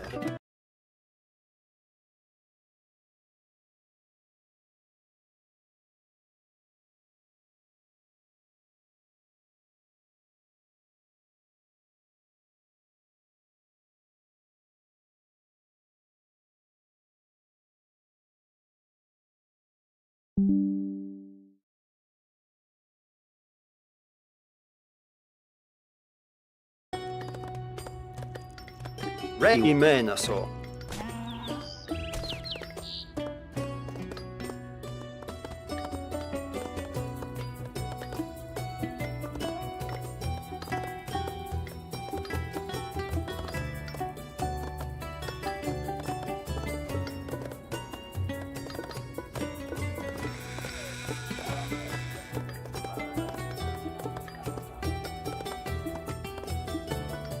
Come, yeah, man, I saw. Yes, yes, right. You wall. Yeah, you wall. Stand! Yeah, he wall. I'm recht. Recht.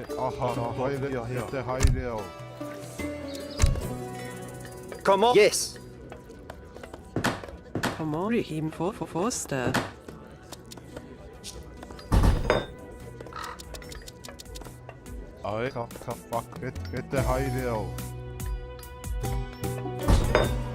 Ready. Yes. Commandment Forster.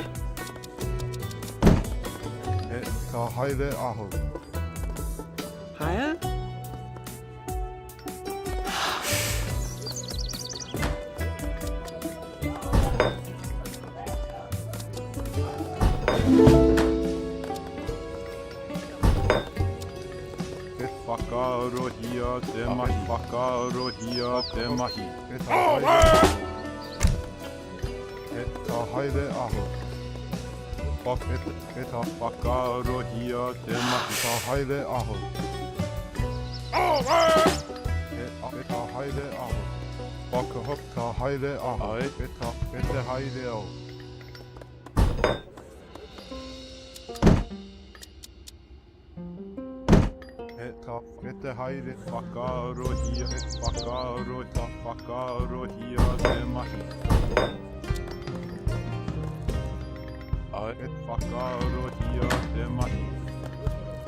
Ready wall.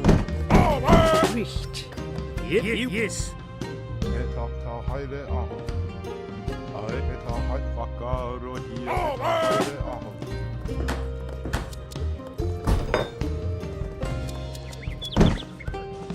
Come on for Foster. Bakaro Geta Haile Aho. Geta Haile Aho. Kongra. Imeneso. Bakaro. Hai. Pakanda. Geta Haile Aho. Bakaro. Geta Haile Aho. Yes, Advance. Imeneso. Yes, Iwis.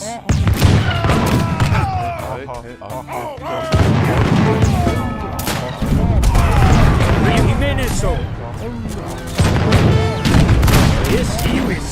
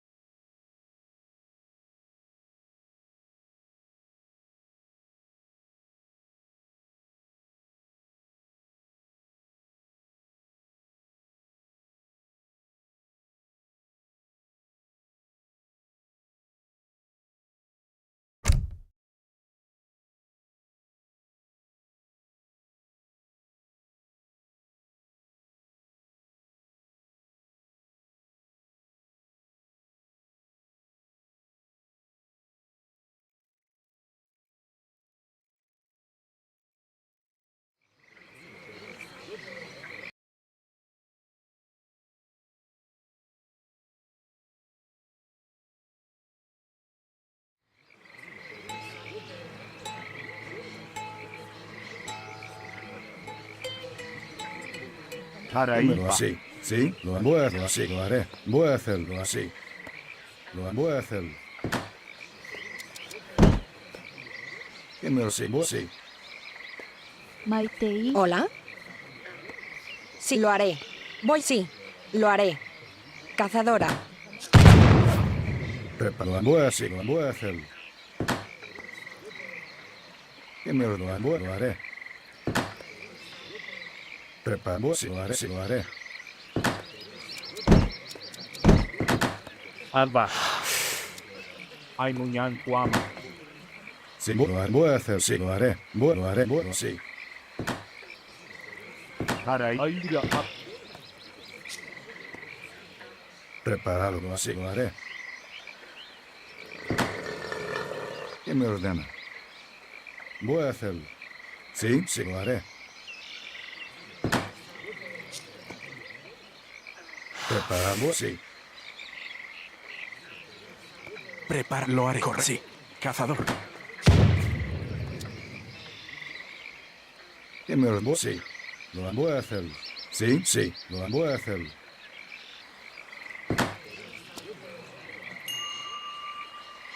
Sí. Lo haré. Voy a hacerlo. Sí. Sí. Al ataque.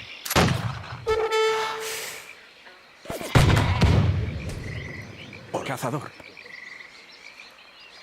Sí, lo haré. Lo haré.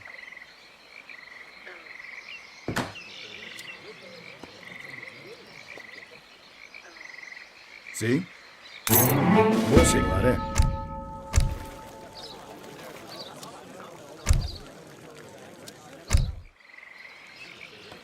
Hoy yo. Preparado. Leñador.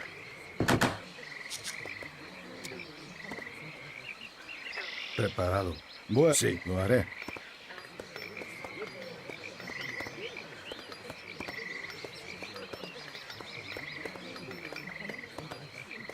Hola. Sí, lo haré. Sí, lo haré. ¿Qué recolector? Llego a Yapi. Sí, lo voy a hacerlo. Oima. Hola. Alba. Paraíba. Ayapi. Maitei. Corre. Sí. Corre. Lo haré. Cazador. ¿Qué voy a cazador? Sí, cazador. Ay, cobe. Akurite ay. Ay, muñan kuama. Sí, lo voy a hacer. Sí. Prepara, sí. Así, lo así.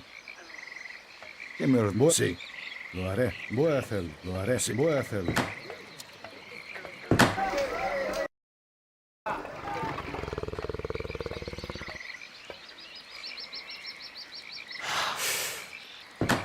¿Sí? Sí. Alba. Ay,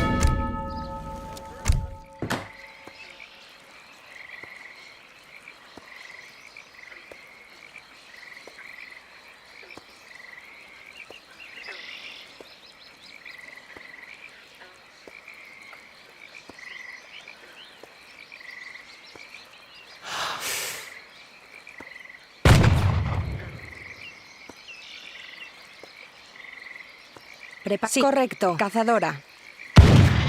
Hola. Leñadora. Cazadora.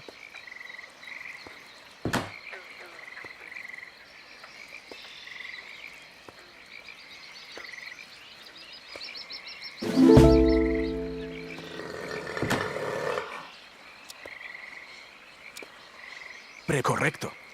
Sí. Leñador.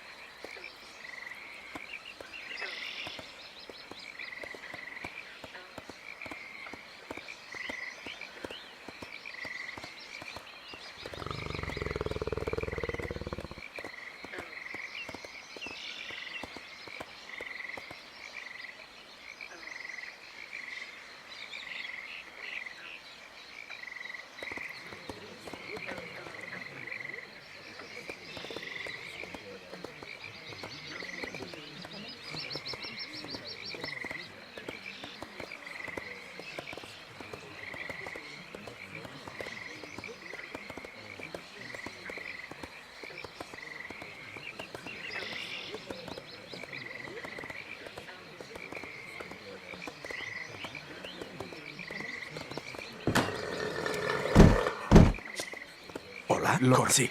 Constructor.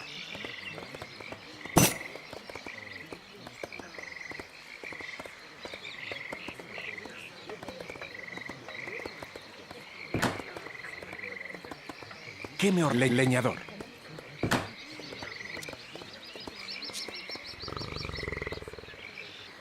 Preparado.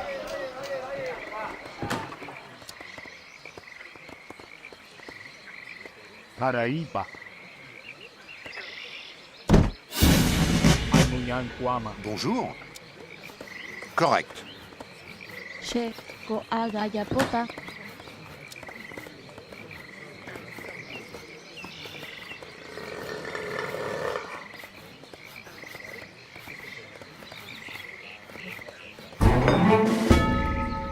Aikobe.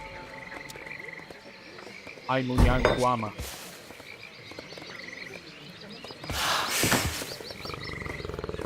Leñador. Oimo ahama. Yogapo.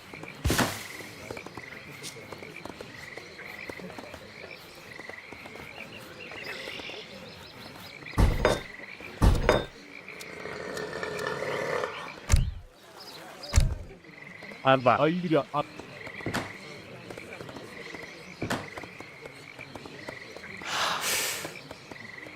Che viratrosa. ¿Cuál es su comando? Viratrosa.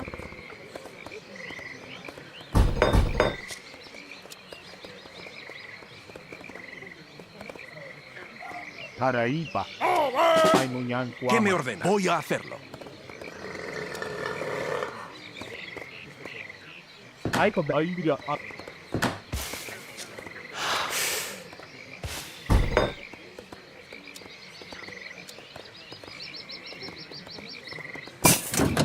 Alba.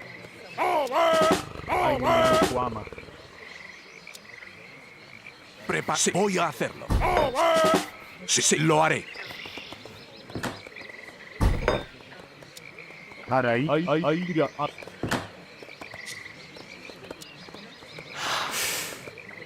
Oima. Viratrosa.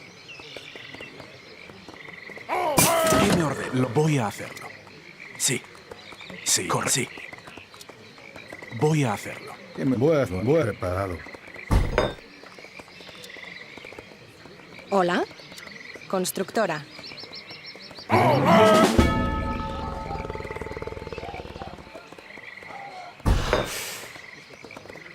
¿Cuál es su comando? Leñadora. Hola. Leñador. Leñador. Maitei. Yapi. Prepararse, lo haré. Send for the medics.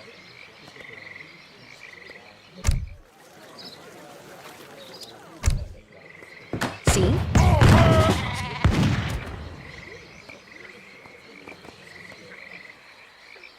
¿Qué me ordena? Lo haré. Aikobe. Sí. ¡Al ataque! Sí, lo haré. Sí, voy a hacerlo. Sí. Sí. Preparado. ¿Qué me ordena? Preparado. Sí, lo haré. Sí, voy a hacerlo. ¿Qué me ordena? Sí, voy a hacerlo. Alba. Asobeñe. Ainunyanquama. Oima ayapota. Che ajo aga. Yapi. Yapi.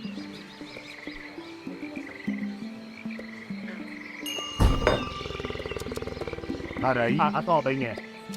Ainunyanquama. Sí. Voy así.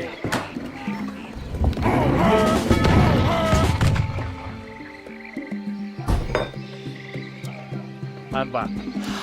Ainunyanquama. Paraíba.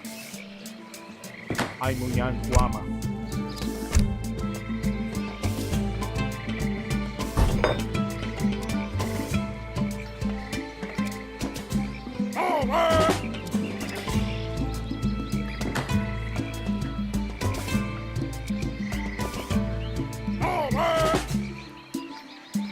Alba. Ainuyan Guama. Ainuyan Guama. Preparado. Lo voy a hacerlo.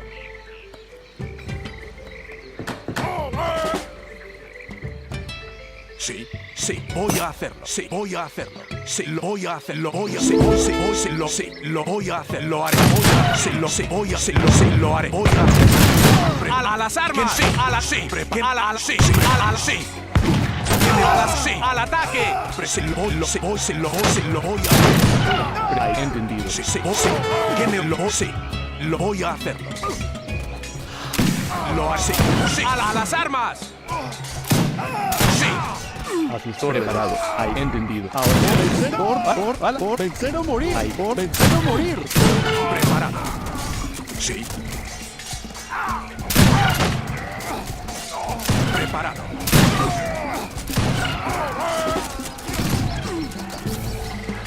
¿Qué me ordena? A las armas. Hoy sí lo haré. Lo sé. Al ataque. ¿Qué me ordena? Sí. Sí, sí. Al ataque.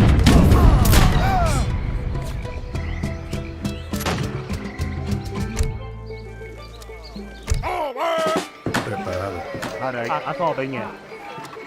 Ainuyan Guama.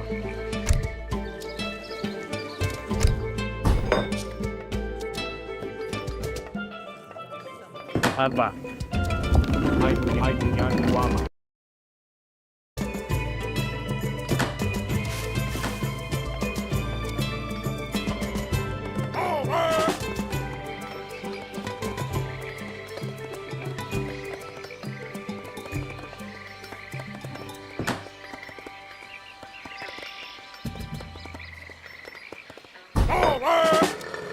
¿Qué me lo voy a hacer?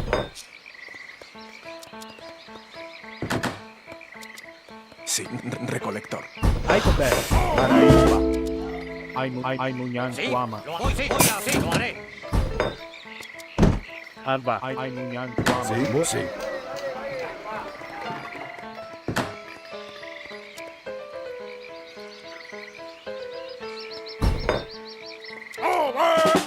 Lo voy, sí. Paraíba. Ainuyan Guama.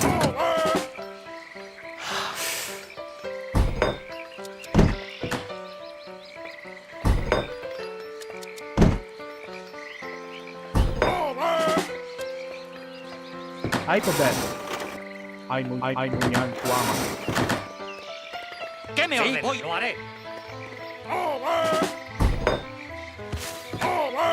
Alba Pepe. Ainuyan Guama.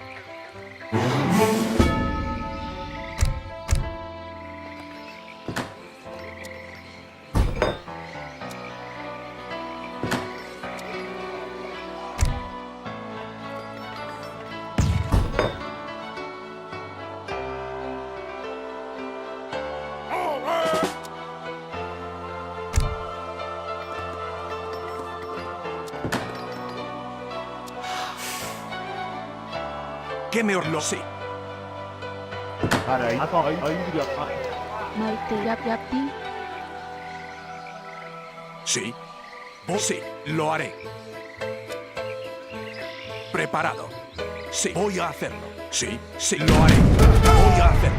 Preparado. ¿Qué me ordena? Sí, sí, lo voy a hacer. Preparado. Sí, al ataque. ¡A la guerra! Sí. A las armas. ¿Qué me oye? Sí, al ataque. A la sí. Sí, voy a hacer. Sí, a las armas. Sí. Sí, sí. Sí. Sí. Lo A las armas. Sí, ¿qué me sí? Al ataque. Sí, lo haré. Sí, voy a la sí. Sí, a las armas. Sí, a la sí. Preparado. Sí. Sí, lo voy a hacer. Sí, voy a hacer. Al ataque. Preparado. Sí. Sí, voy a haré. A las armas. Sí, lo voy a hacer. Sí. Sí, voy sí. A las armas. Sí, a las armas. ¿Qué me ordena? Sí. Al ataque. ¿Qué me ordena? A las armas. Lo haré.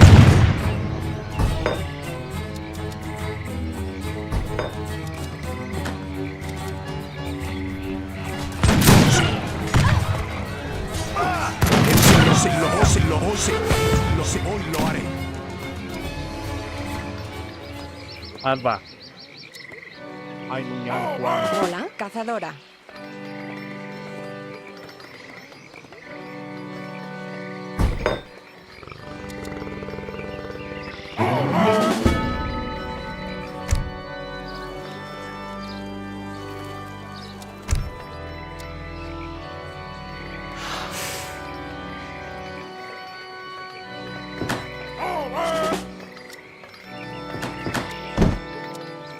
Paraíba.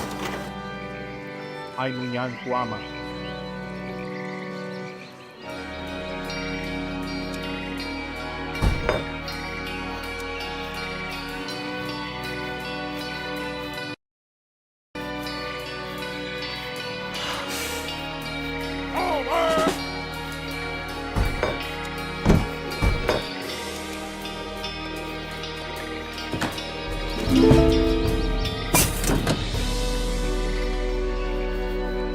Sí, lo voy a hacerlo.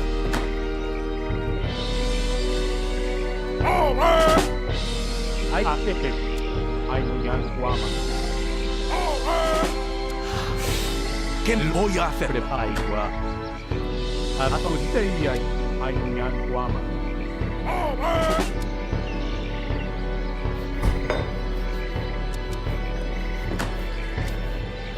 Paraíba. Sí, lo voy a hacer. ¿Qué me lo voy a hacer? Alba. Ainuñan Cuama. Sí, voy a hacerlo. Prepárese, voy a hacerlo. Paraíba. Ainuñan Cuama. ¿Quién ¡A las armas! ¡Uy! ¡Uy! ¡Al ataque! Sí. ¡Al ataque! Oye. ¡Sí! ¡A las armas! Ahora patria. A la guerra. Prepárase. ¡Al ataque! ¡Al ataque! ¡Al ataque! ¡Al ataque! ¡Preparado! ¡Sí! ¡A las armas! ¡Sí! ¡A las armas! ¡Lo haré! ¡Sí! ¡Lo haré! ¡Hoy sí! ¡Lo haré! ¡Hoy sí! ¡Lo haré! ¡Sí! ¡Lo haré! ¿Qué? ¡Lo voy a hacer! ¡Preparado! ¡Sí! ¡Lo haré!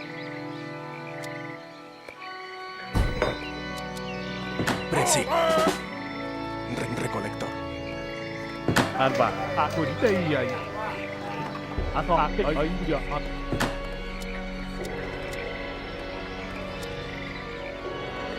Sí, sí. ¿Qué? ¡Hoy sí! ¡Lo voy a hacer!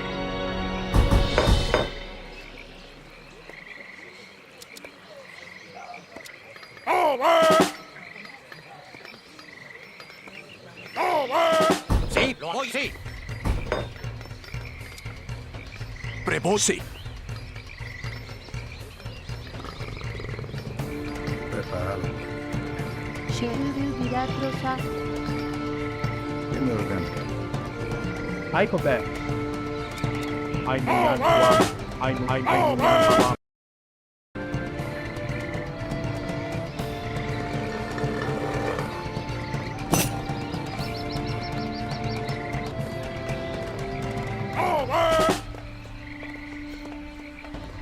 Paraíba.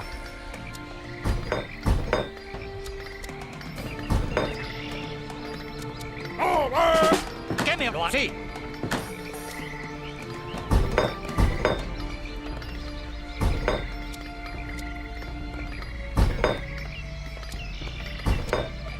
Ay, compadre. Ay,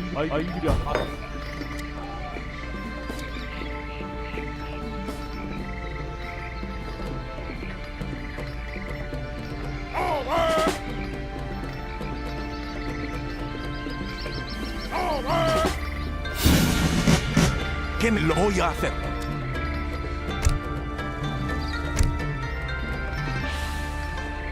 ¿Qué me ordena? Alba. Ainuñan Cuama. Sí, hoy lo haré.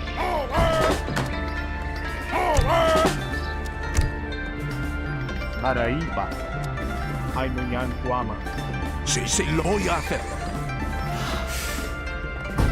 Muy ay, ay, gua. Ay, ay, ay, ya.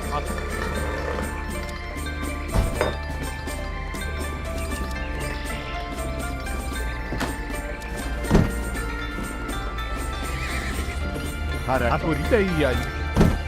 Ay, no yan guama.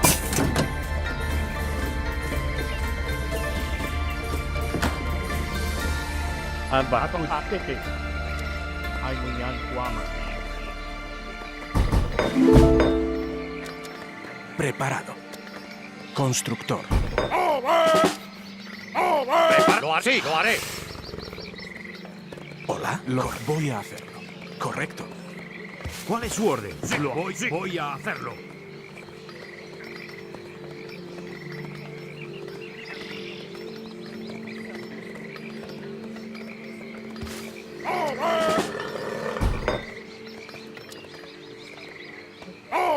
Sí. Constructor. Ahora y te voy. Ay, gua.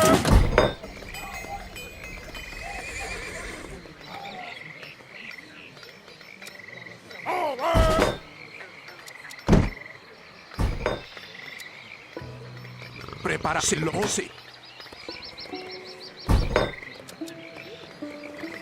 Ay, ako, venga. Ay, no yan guama. Sí, lo voy a hacerlo. Prepárase, lo haré.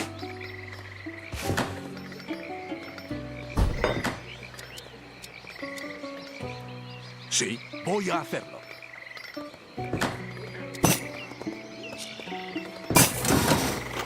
말씀을 빌어주사 Prepárase, lo haré. ¿Qué me ordena? Sí, voy al azar. Sí, voy a sí, al azar. Sí, que se lo hace. Al ataque. Oye, sí. Sí. ¿Qué me sí? Al ataque. ¿Qué me sí? Al ataque. Voy a hacer. Al ataque. Sí. Sí. Voy a sí. Preparar al ataque. Sí. Sí. Sí. Al ataque. Sí. Al ataque. A las armas. Voy a sí. A las armas. ¿Qué me a las armas? Sí. Sí. A las armas. ¿Qué me sí? Sí. A las armas. Sí. Al ataque. Preparado. Sí. A las armas. Sí. A las armas. Sí. Sí. Sí. Voy a hacer. Sí.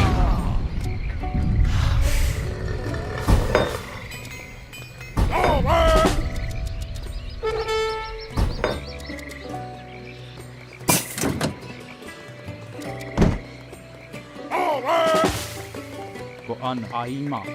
Yoga pop. Bien, ahora y te voy. Ay, entendido. Sí, lo haré. Oima. Maidei. Listo.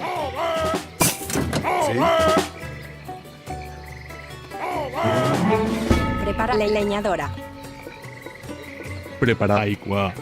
Sí, leñador. Sí. Voy a hacer. Ahorita y ay. Ay, no yan guama. Ahí va. Ay, no yan guama.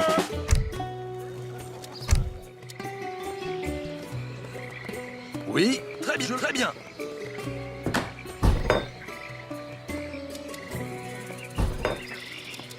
¿Qué me ordena? Muy bien, ay, gua.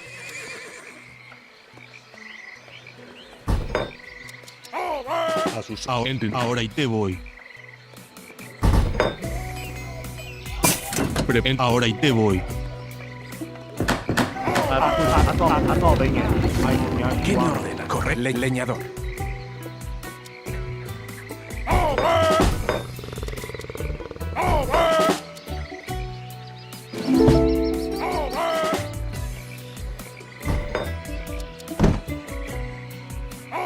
Ay, ahora y te voy. Ay, go back. Ay, ya. Prepara, entendido. Ahayapota Ahama Lo haré, leñadora. Ay, gua. Prepárate, voy, sí, lo haré. Di ay, gua.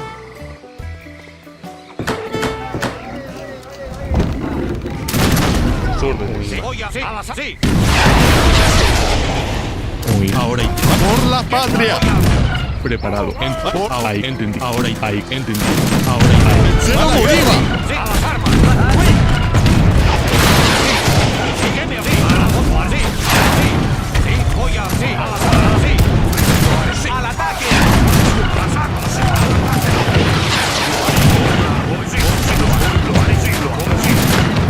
Ahora ahí va. Sí, lo haré. Voy a hacer. Lo haré. Oh, sí.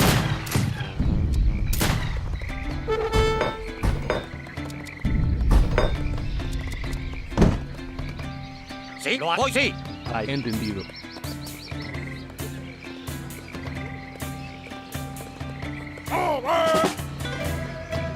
Sí. Voy correcto. Constructora. Viratlosa.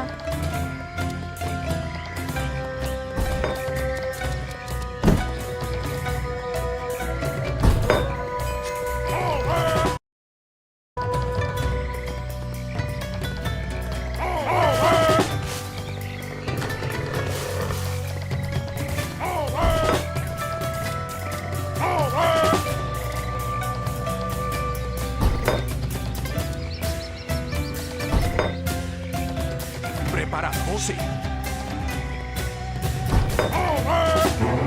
¿Qué me os sí?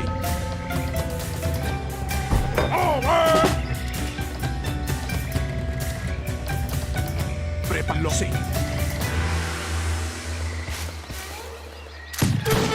¿Qué me os lo haré?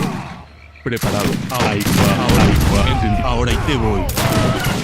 ¡A las armas! Preparado. Al ataque. ¡Al ataque! Voy a hacer. A las armas. Sí. ¡A las armas! Sí, lo haré. Sí, a las armas. Sí, sí. Voy, lo haré. Sí, a las armas. Sí, oye, sí, lo haré. ¡Al ataque! Lo haré. Ahora sí.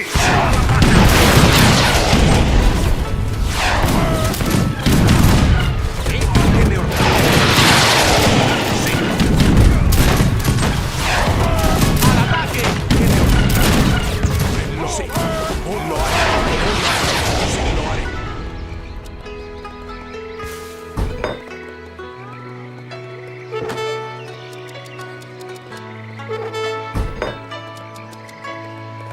Prepara. Voy a hacerlo.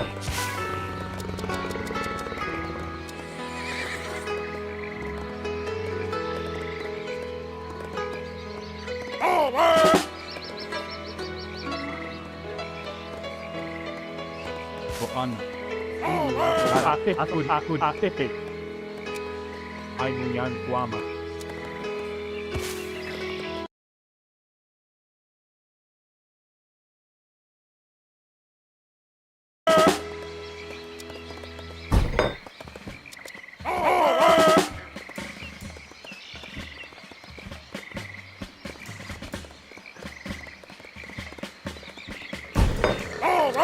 ¿Cuál es? Acomodé lugar.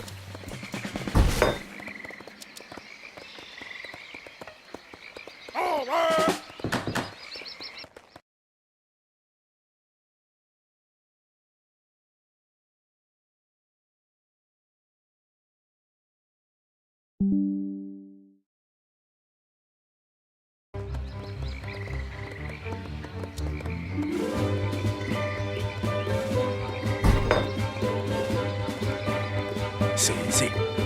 Constructor. Ay, ya. Oui? Mandei de Ayapota. Yoga Bob. Hola, leñador.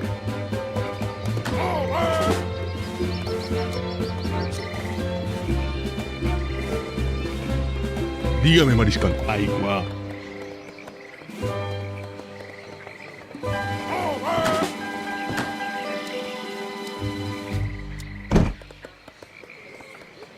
Mayo Ayapota. Acomodé. Ahorita lo hago.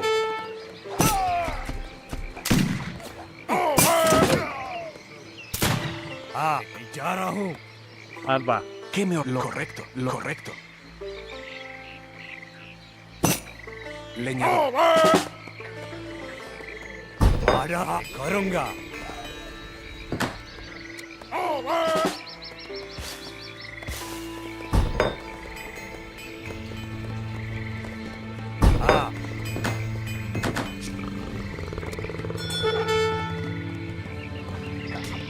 Caray, ay, mira, ¿Qué me sé? Lo voy a hacer, sí. Lo sé, voy a hacer. Sí, lo haré. युद्ध करने के लिए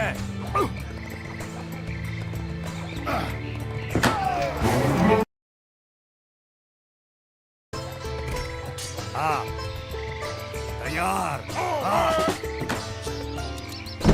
आजा हमला Guarniglioni, segnanato, mañana, Lo haré. Voy a hacer.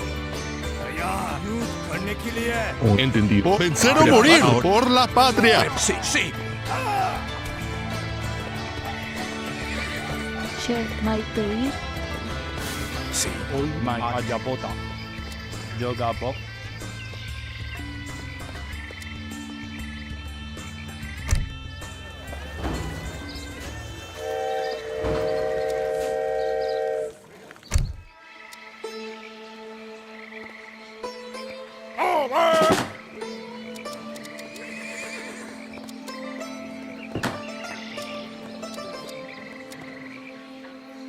¿Qué me ordena? Lo sé.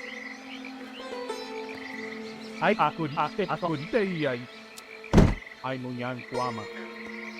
हाँ जा रहा हूँ Sí, sí. Voy a hacerlo.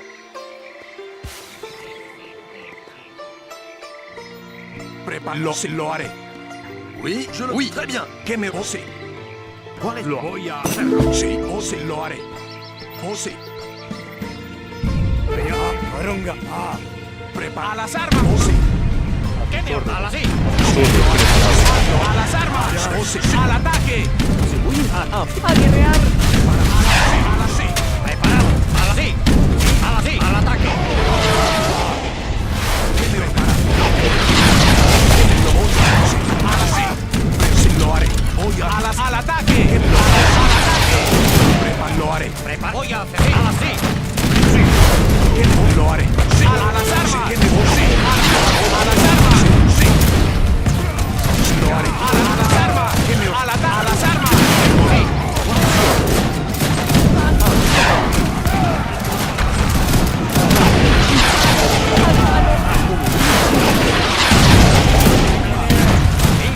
¡Al así!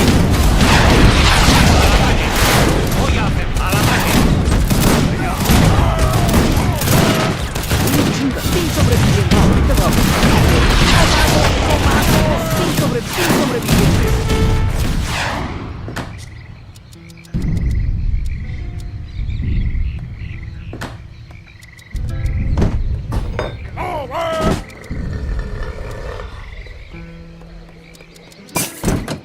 Prêt. Oui.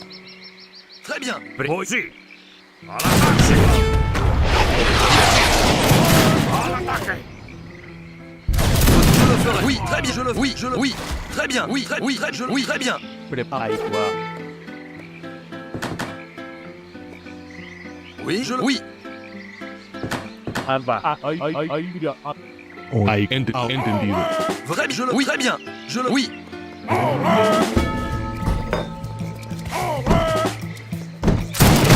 Oye, sí. Très bien. Oui, je le.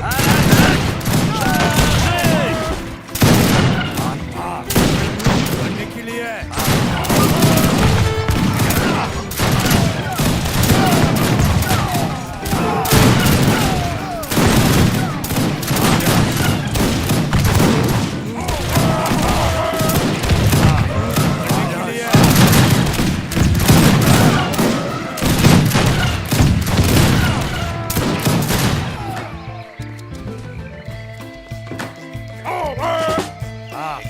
करूंगा ¿Qué me lo así? Lo haré. Sí, voy así. Voy así. Lo haré. Sí. ¿Qué me ordena? Preparado. Sí, voy así. Lo voy a hacer. Sí, sí, al ataque. ¿Qué voy? Sí, al ataque. Preparada, sí. Sí, al ataque. Preparada. ¿Qué me ordena? Sí. Sí, voy al ataque. Preparada, sí, lo haré.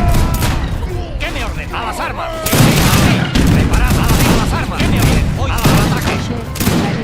Preparado, sí, a las armas.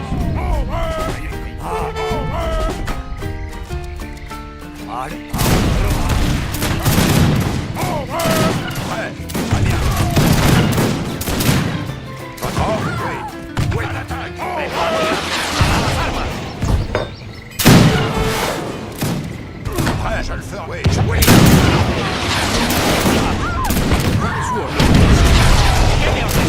Al ataque.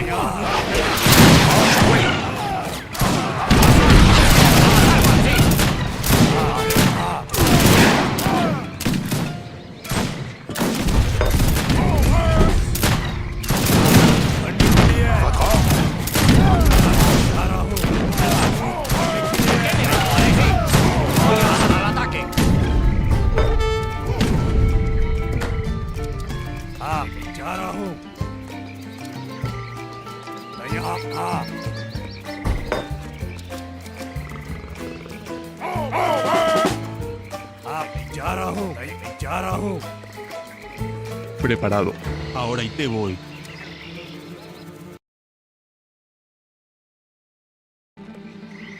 ¿Qué me sí?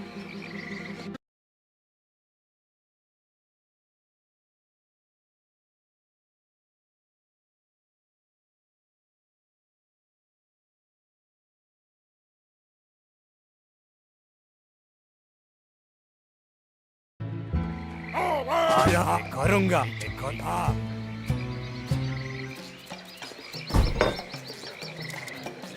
Sí, sí, lo haré. Preparo. Voy a hacer. Oui. Oui, je le fais bien.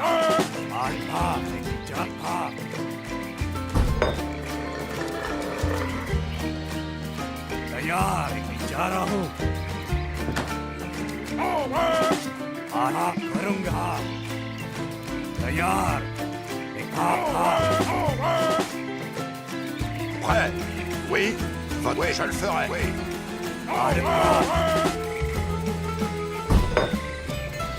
¿Qué me ordena? Lo haré. Sí, lo haré.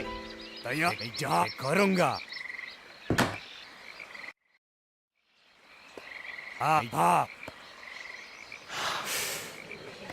Sí, lo voy a hacer. करूँ जा रहा हूँ करूँगा करने के लिए हमला करूँगा युद्ध करने के लिए करूँगा जा रहा हूँ करूँगा करूँगा Votre ordre, très bien. Oui, oui, à la charge. Oui, oui, oui, oui.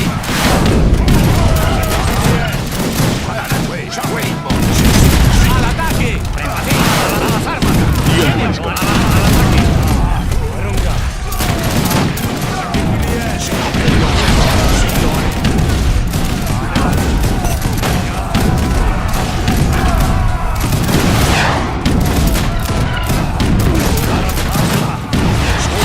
¡Al ataque! ¡Voy sí! ¡Ahora! ¡Carne que लिए!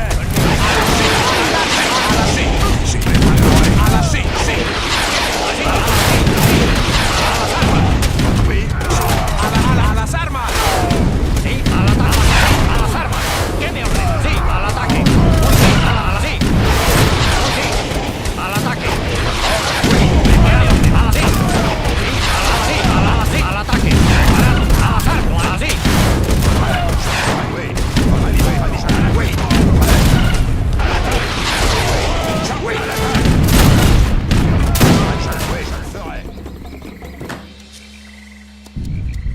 Ai, ATP, autorita e aí. Ai, munyan kuama. Ai, munyan kuama. Ai, munyan kuama.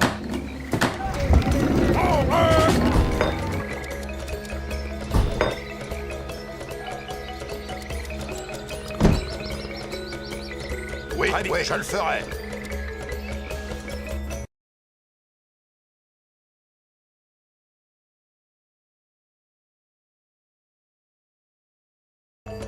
Prêt? Oui. Vrai, je le ferai.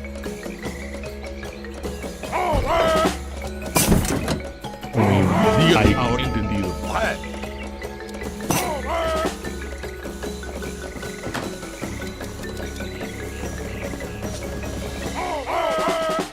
Harai, ahorita y ahí. Ay, muñan guama.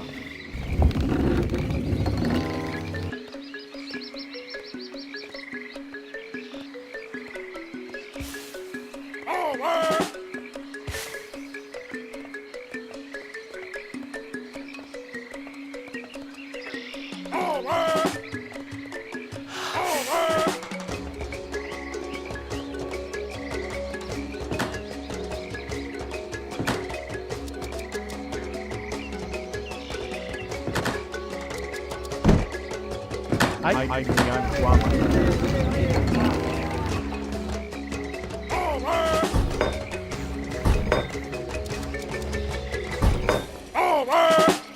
A sus órdenes. Entendido.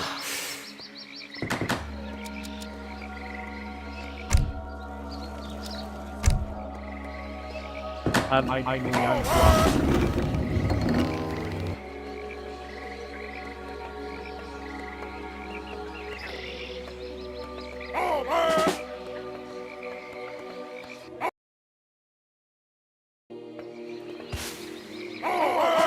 ¿Qué me voy? Lo haré.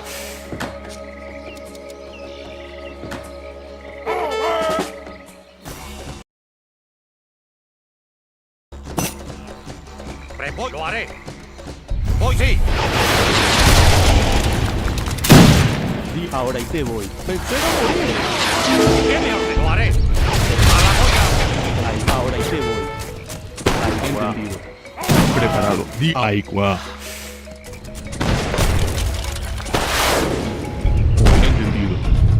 Sí, lo voy a hacer. Di ahí, ahora y te voy. Sí, lo voy a hacer. Sí. Ahí, ahora y te voy. Diga, ahora ahí, ahora y te voy.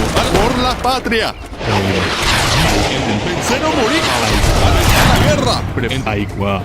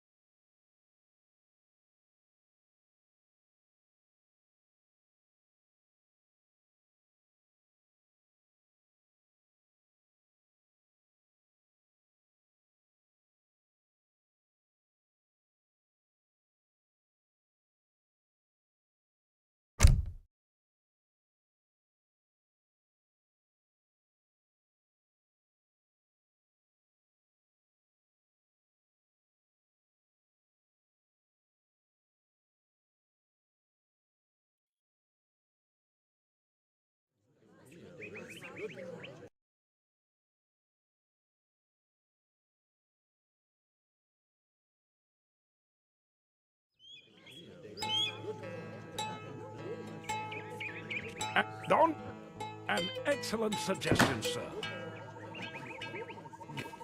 Let's see what's out there. Beth ydw i'n mi ar unwaith. Jolly good show. Good day. Ar yn unrhyw dompet minnau. Dyna le da. Tracking.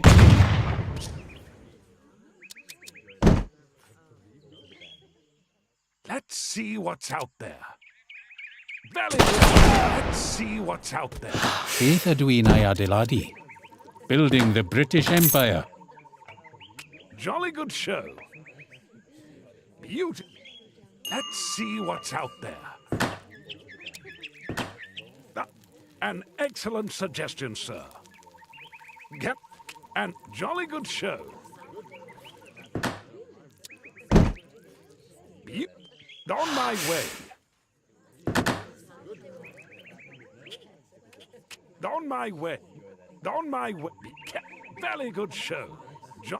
An excellent suggestion, sir. Capital. Dyna le ar unwaith. On my way. Very good show. On my way. Push off. That's ours. All right, on the handle.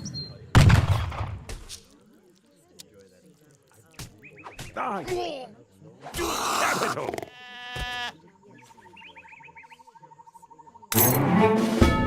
Jolly capital. An excellent suggestion. Very good on my way.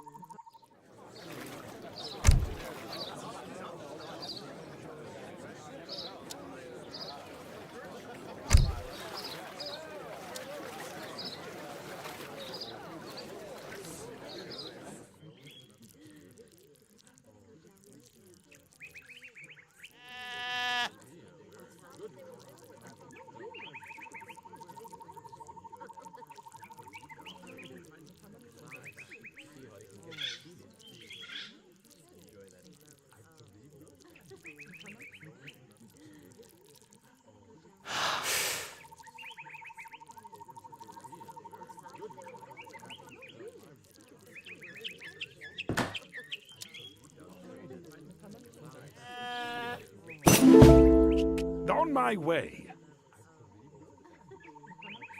Capital. An excellent suggestion, sir.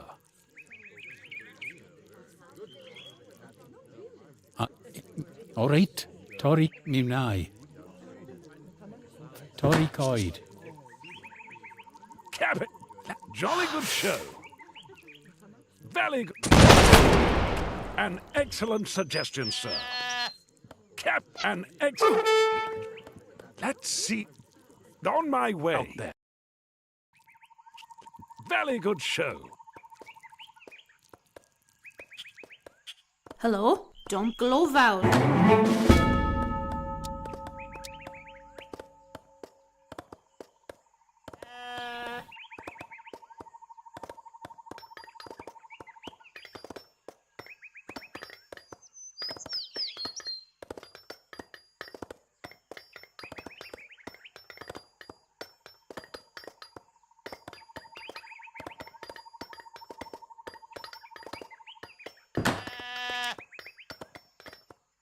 Can I help? No.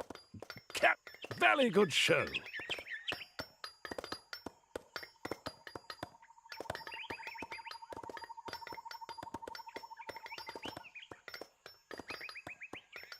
Beautiful day for a stroll, sir.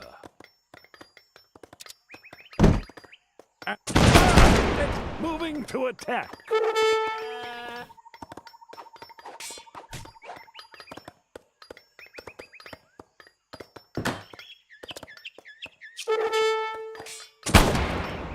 Ah, yes. Oh.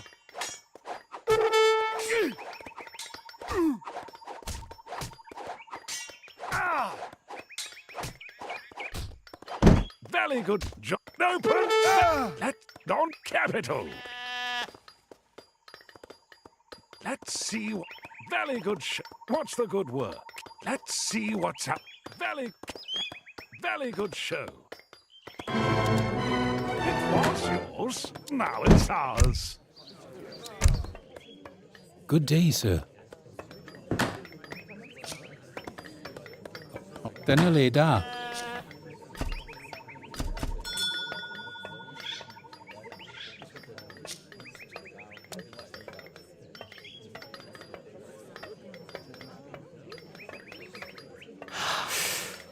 Good. Unrhyw bryd, boss. All set? Mi wna. Ar unwaith. All right, don't. On the hunt. Don't pester me. Let's see what's out there.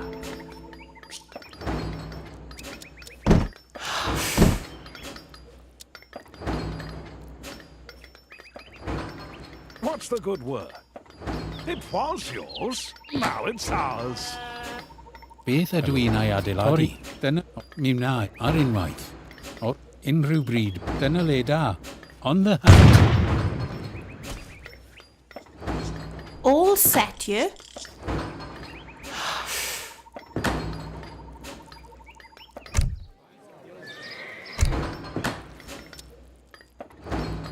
Unrhyw bryd, boss. Clearing the land. Sir? What's the good word? Capital. Yeah? Adela, building the British Empire. Sir? That's on my way. Good day.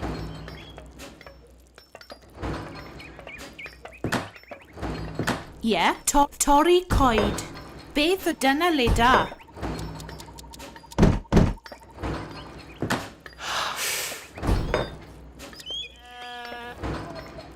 Capital.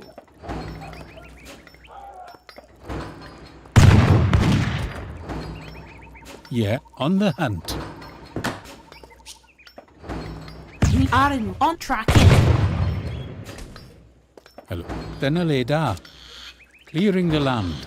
Very good show.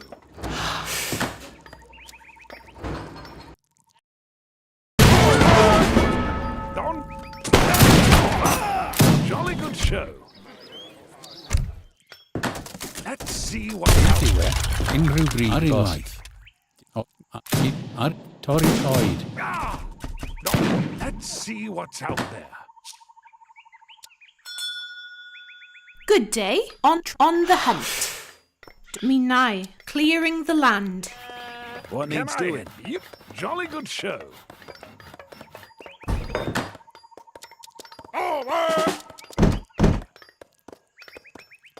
Capital. Hello? On the hunt. Yeah?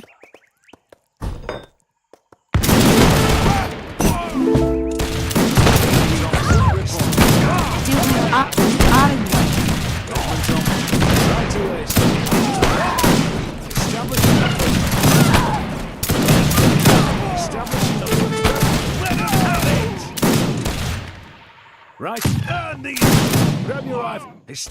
Let's get moving, lads. Hello? On the hunt. Glove owl.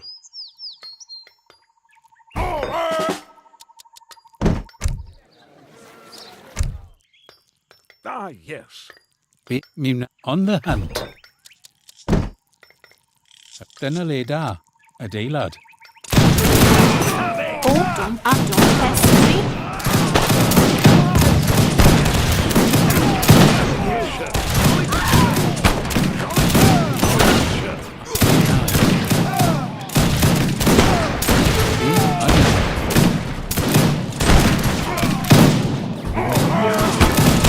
On the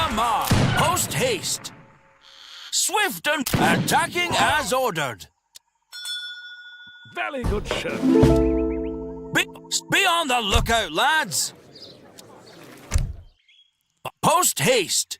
Aye, sir. Be on the lookout, lads. Ready. On the march. Swift and bold.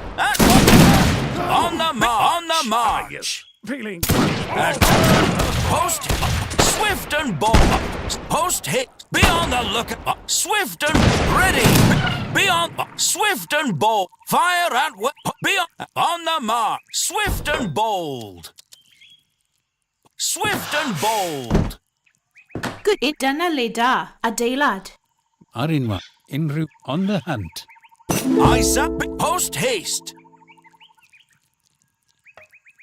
Attack. What is your rifles at the fire at well. Post haste. On the powders dry, sir. Attacking as ordered. Ready. On the mark. Attacking as ordered.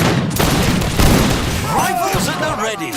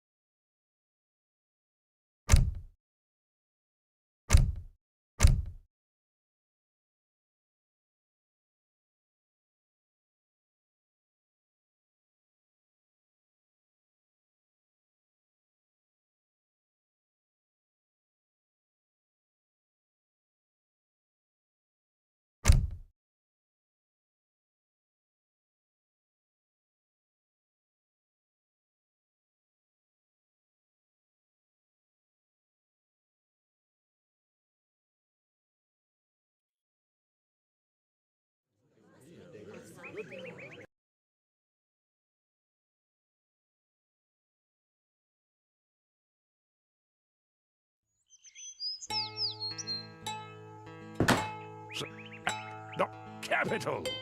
Not an excellent suggestion, sir. Capital. On my way. Hello, dyna leda ar unwaith. Tracking. Good day. Fed me na at unrhyw bryd, boss. Very good show. On my way. Let's see what's out there. Sir, jolly good show.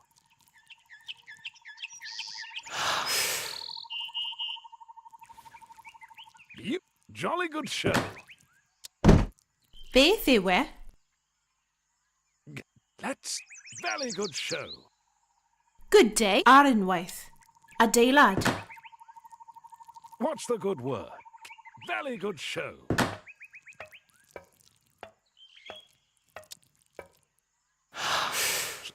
Very good show. Oh, me da ar it da don't pester me. Ar it don't at me don't pester me. It da me na it ar unwaith. On the hunt. Cap, on my way.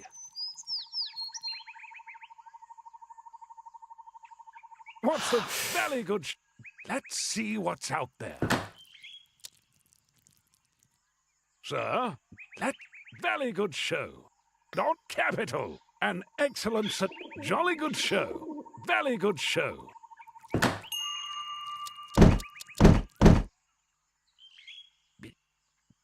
Very good show. Let's see what's out there.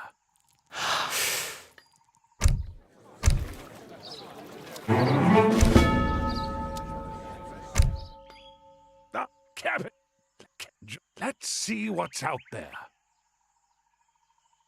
Very good show. Jolly good, very good show. On my way. Cabot, jolly good show. Let's see what's out there. Jolly good and jolly good show. What's the on my cap? Very good. Let's see what's out there.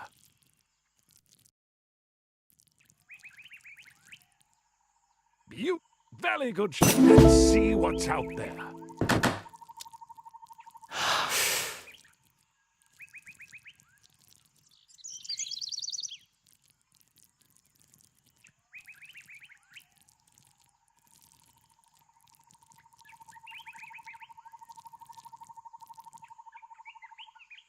Capital. Beautiful day for a stroll, sir. Let's see what's out there. Yeah? Hello. Oh, dyna le da. On the hunt. On the hunt. Beth ydw i'n ei adeiladu? Ah, yeah. Well, jolly good show.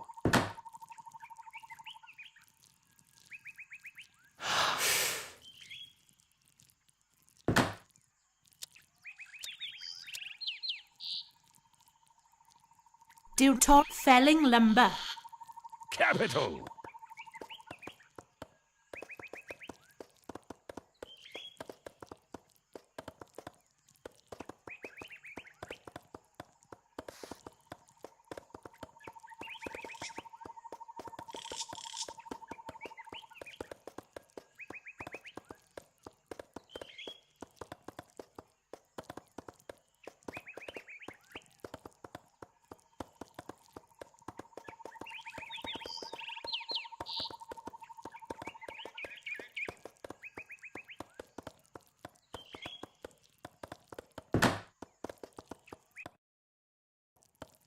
Jolly good show.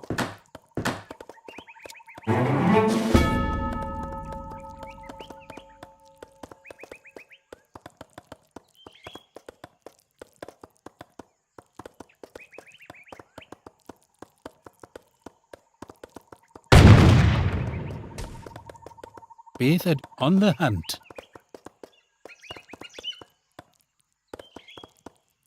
Mi unrhyw bryd, boss.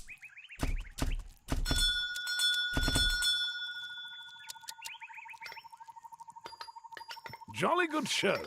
Yeah. All right, don't pester me. Good day, lad. On my way.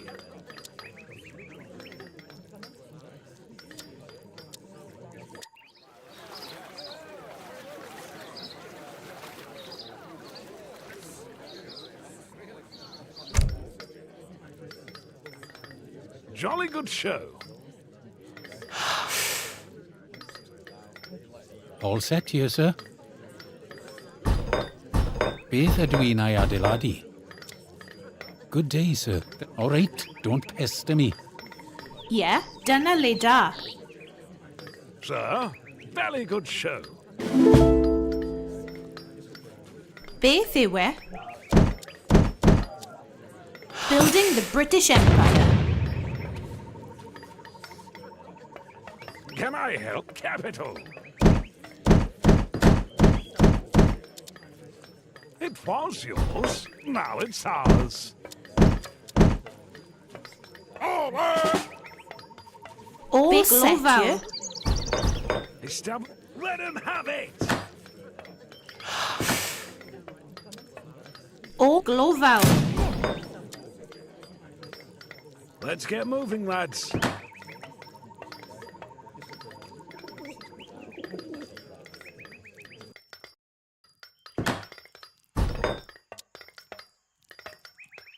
Beth ydw i'n ei adeiladu?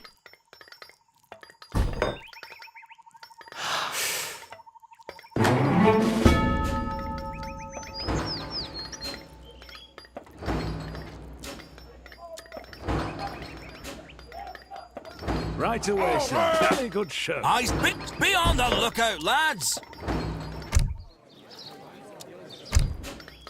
Hello? Are unrhyw clearing the land? Capital. Don't pester me ar unwaith. Unrhyw bryd, boss. Very good, jolly good show. Ar glofal. What's the good one? Cabot. Now. All set. Mi wna.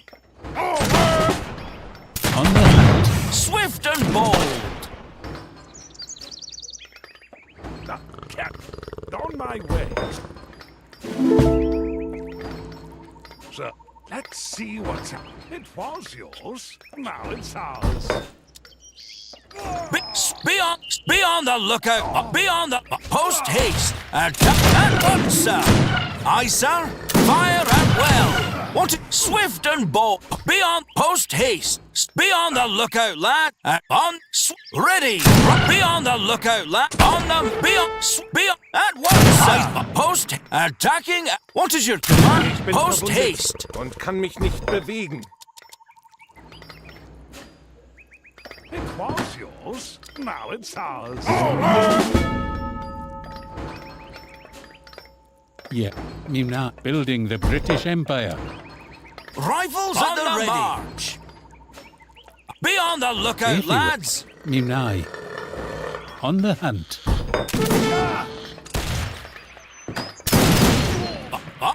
Post. Ready. Rifles. I'll prove myself worthy. Good day, Be on. Now it's ours. Ready. On the march. Powders attacking as ordered. Well. On them. Fire at well. Powders dry, sir. Powders on the mark. Ready, aye, sir. Be on the lookout. At once, sir. On the march. Post haste. Post swift and bold. Attacking out swift and bold. Fire at well. Rifles at the ready. Here, sir. Unrhyw bryd. Torri coed.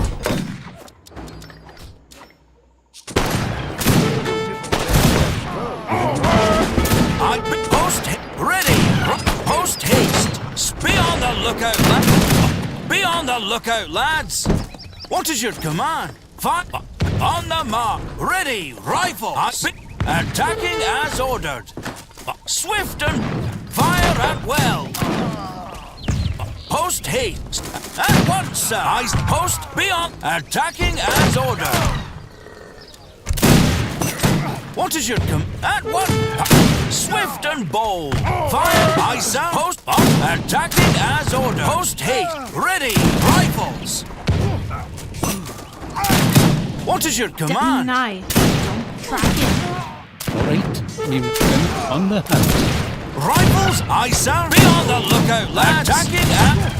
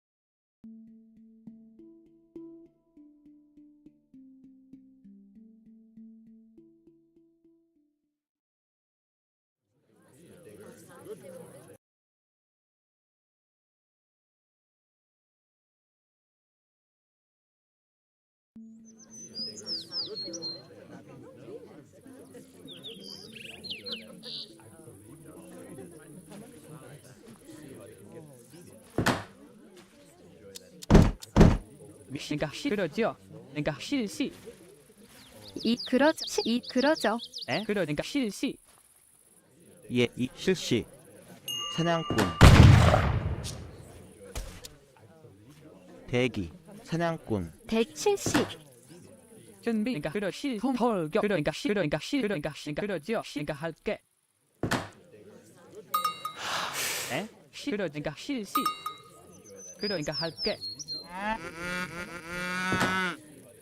명령 실시. 예. 목수. 에? 그러죠. 그러니까 실시.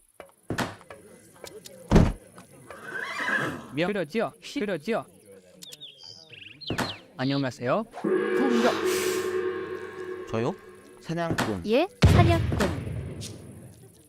준비.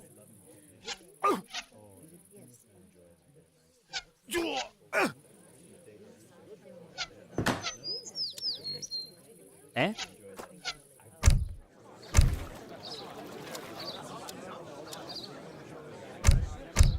그러니까 할 그러 실시.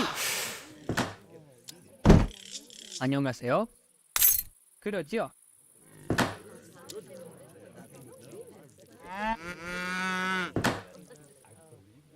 그러니까 할게. 실시. 그러니까 시가 그러지요. 그러지요.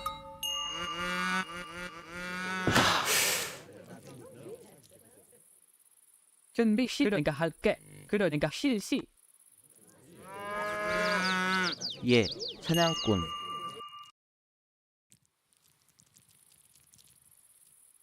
그러니까 할게. 그러지요. 그러니까 할게. 안녕하세요. 네?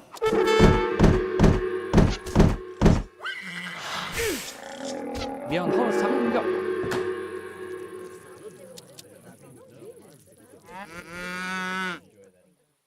안녕하세요. 그러지요.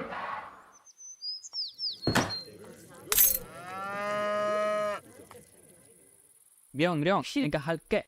실시. 그러지요.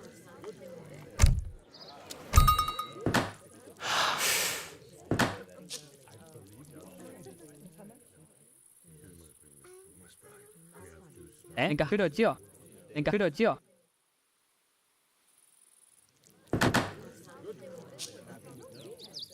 준비. 그러니까 실시.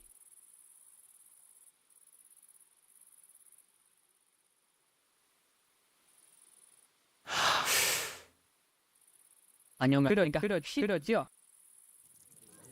네, 나무 그러죠. 준비. 그러니까 그러지요.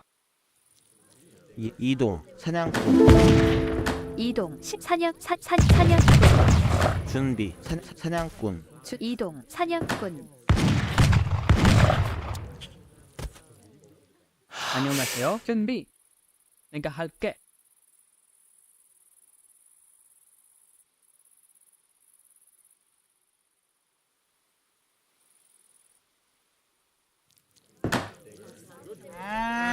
저요?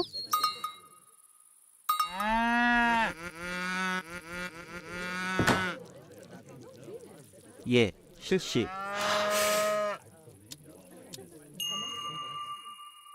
목수. 안녕하세요. 실시.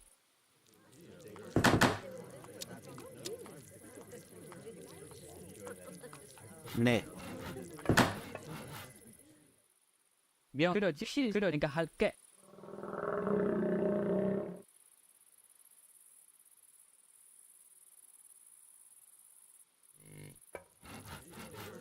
예? 예. 에? 안녕하세요.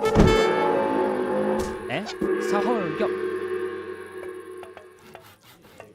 나무꾼. 명령 공격. 준비. 실시. 실시 목수.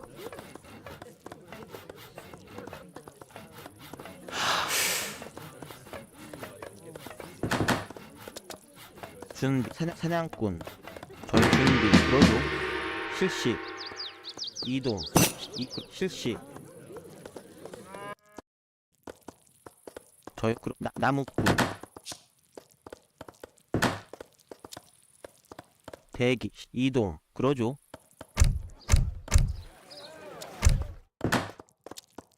저요? 채집꾼. 예, 실시. 목수. 나무꾼. 준비, 사냥꾼. 저요? 사냥꾼. 예, 이동. 그러죠. 목수. 그러니까 그러지요. 실시.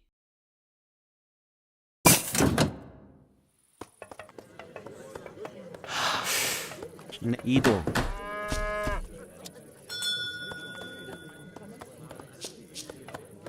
나무꾼. 대기, 그러죠. 사냥꾼. 예, 실시. 네. 목수. 예, 대기.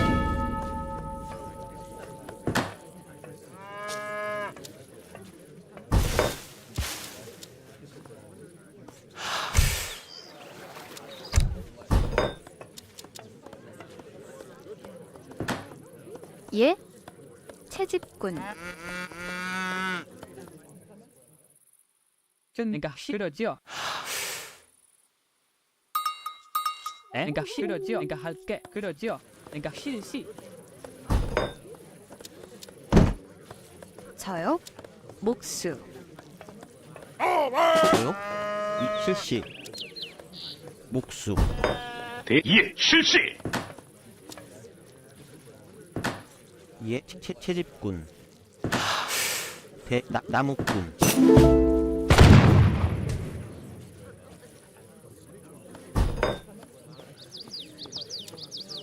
예, 실시. 출동. 실시. 출동. 대기. 실시. 돌격.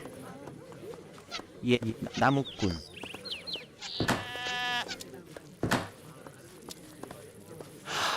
준비. 광부. 실시. 예. 출동. 대기. 예, 실시. 예, 나무꾼.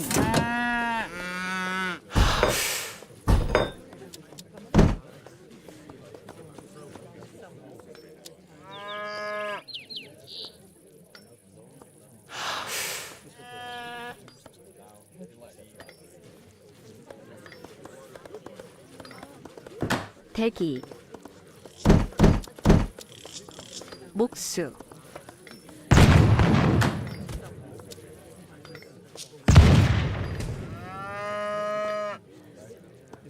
예, 아니면 그러니까 할게.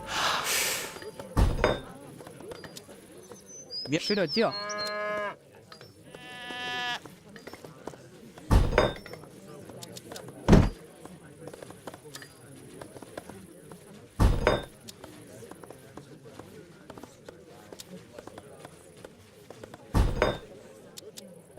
안녕하세요. 그러니까 할게.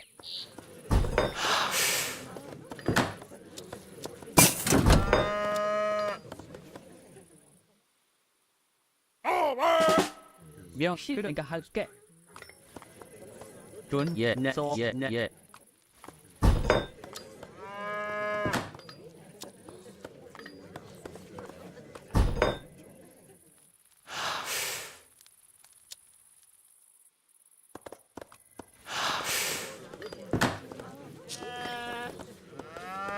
대기, 나무꾼, 목수. 그러니까 할게. 실시. 그러지요.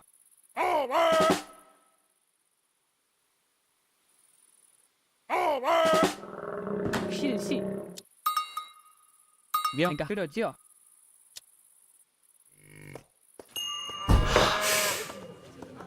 준비. 그러죠. 목수. 나무꾼. 그러니까 실시. 안녕하세요. 그러니까 할게. 그러니까 할게.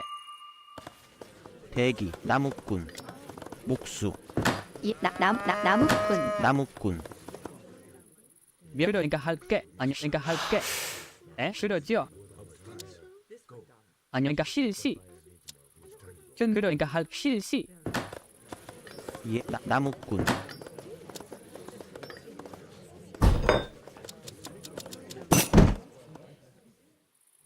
сделаю. 그러니까 할게.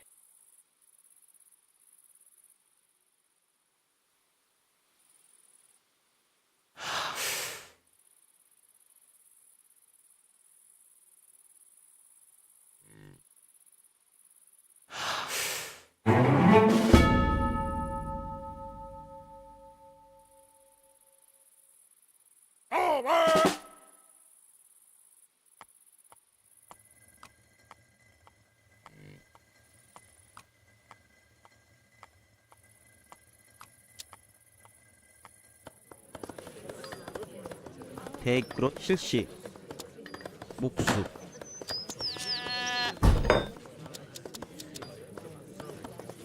넷. 목수.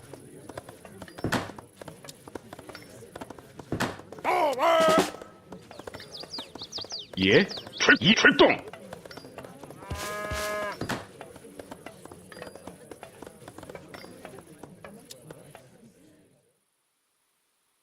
그러니까 할게.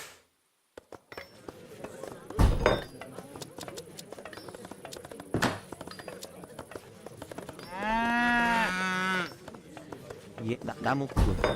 준비 이동. 저요? 그러죠. 예, 출치, 예. 저 실시. 목수. 전 그러죠. 예, 예.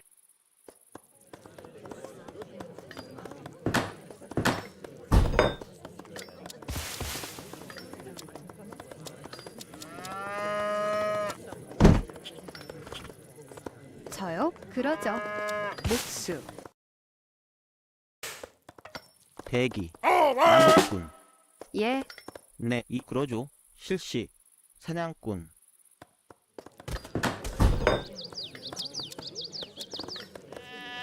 예, 준비, 출동.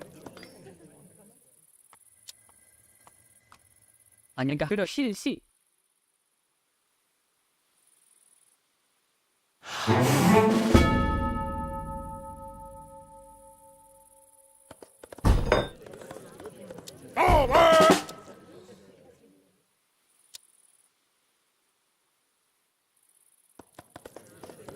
주치 이칠시 목수.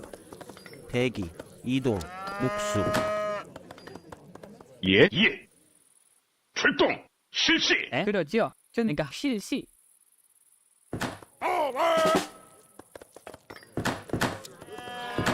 나무꾼.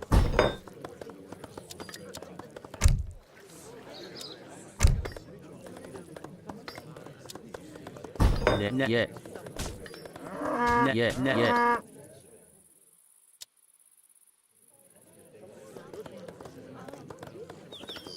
예, 실시. 저요? 목수.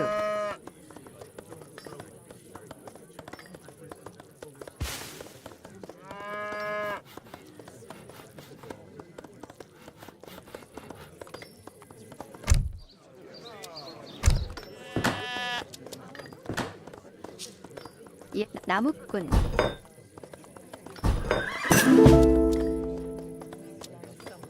네, 소항. 안녕하세요. 그러죠. 네, 소항.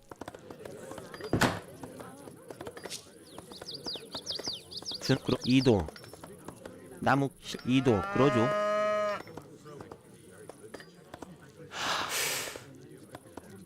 사냥꾼.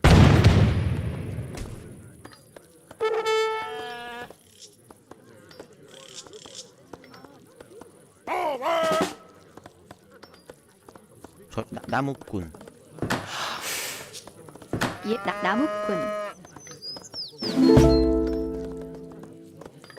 대이 실시 저 이동. 네, 실시.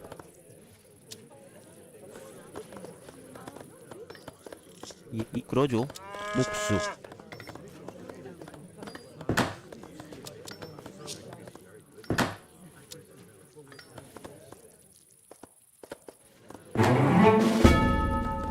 네, 목수.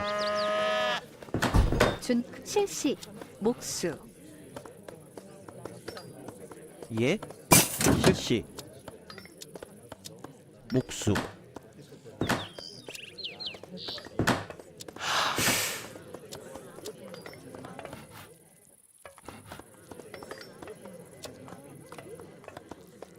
대기. 나무꾼.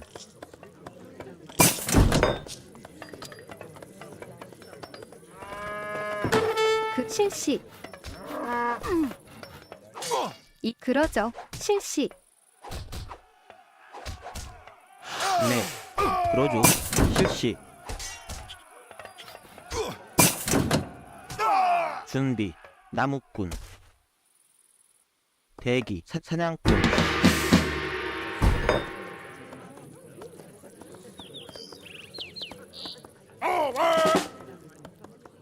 예, 나무꾼.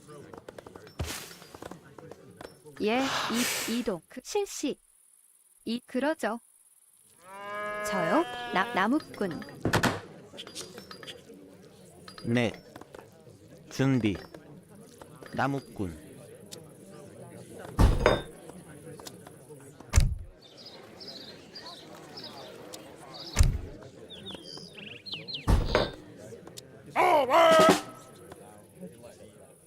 예 실시 그 이동 사냥 예 소항 대 그러죠. 준비 방구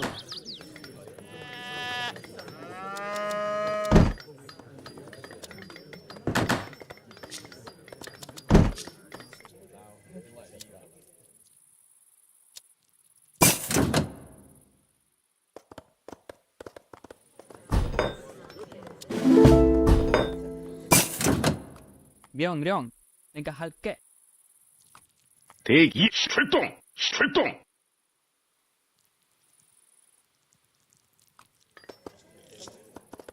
저요? 예 나무꾼 예, 네, 예, 이동. 예. 에? 그러죠. 예, 실시! 나무꾼 목수 준비. 안녕하세요. 실시. 그러죠. 대기 출동! 명령. 실시. 그러죠. 준비 예!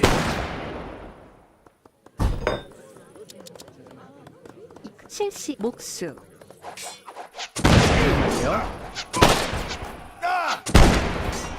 Dear God, I've been hit! 그러니까 할게. Send for the medics!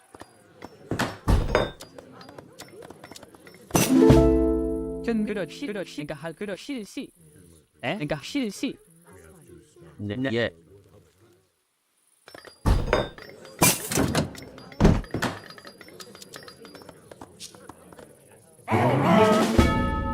아니 그러니까 실시. 네 소항 에? 그러니까 실시. 명령 네 준비. 그러죠. 네 예 소 예. 명 실시. 네 소항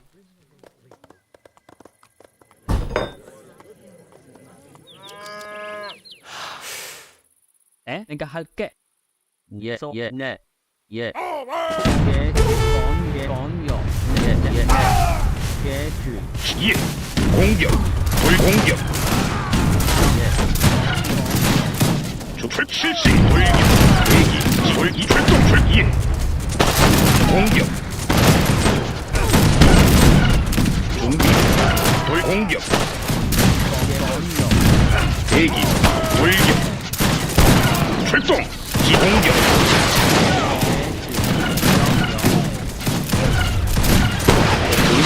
돌긴격! 예? 준비!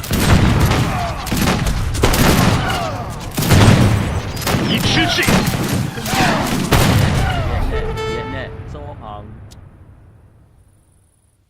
이동 나무꾼 명 실시. 이동 목수 목수 예 실시 사냥꾼 준비 사냥꾼 예 사냥꾼 저요 예 이동 사냥꾼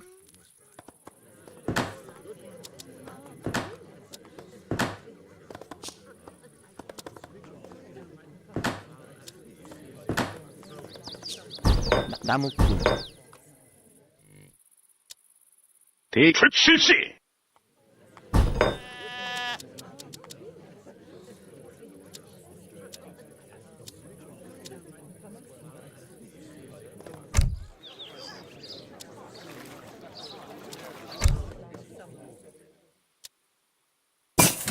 그러죠. 준비 대기 출동!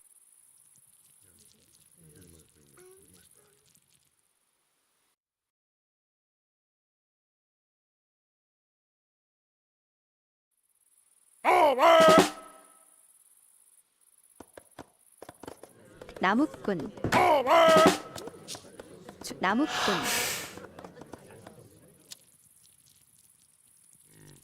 저요 목수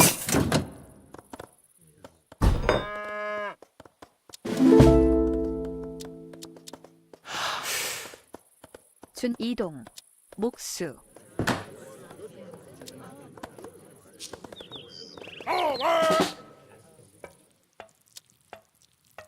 내가 할게.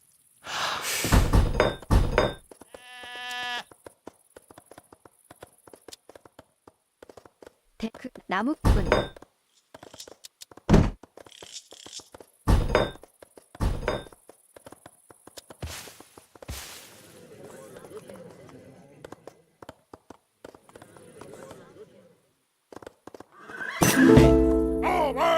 그러죠.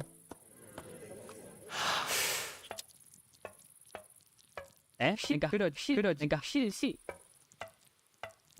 예 실시 목수 예 대기 나무꾼 나이 실시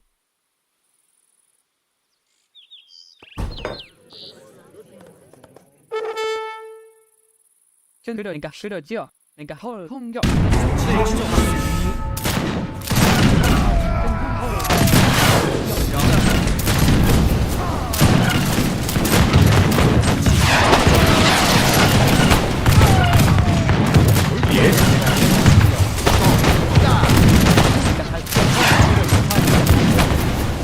좀 예.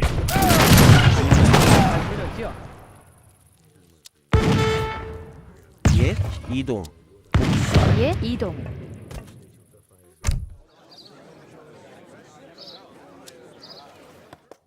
대기. 저요? 사냥꾼.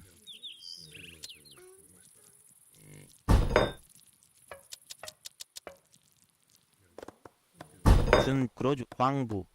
대기 광부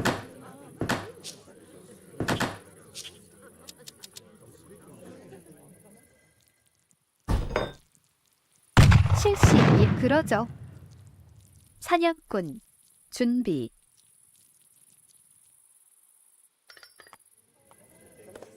나무꾼 뭔가 그렇겠네. 네.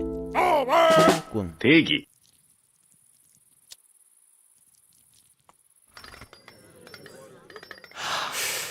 준비. 실시. 이동. 목수.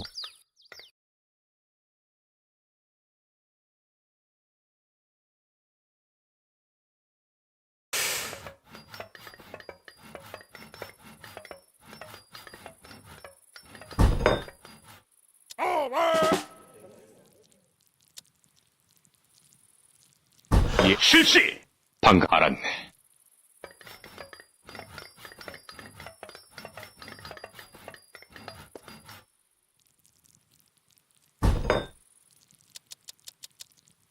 막하 그러지. 영영.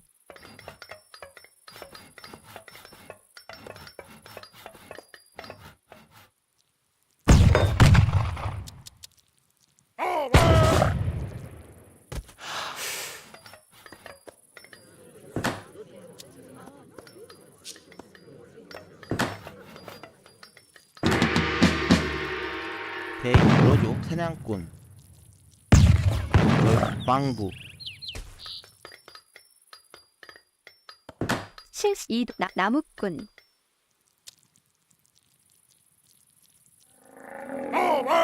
대기. 이 실시. 네. 예. 내가 할게. 중출 예. 대출동. 예 목수 예 그러죠 목수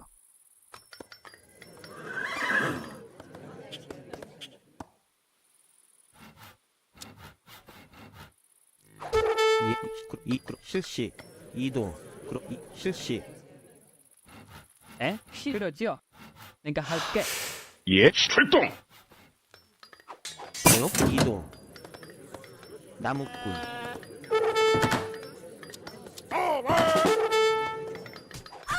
예 나무꾼 명령 헐.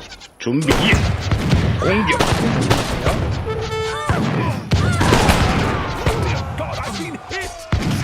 대기 예. 명령. 실시. 예. 그로 사냥꾼. 예. 소항. 안녕. 싫어져. 실시. 내가 할게. 예. 내가 싫어져. 안녕. 내가 할게.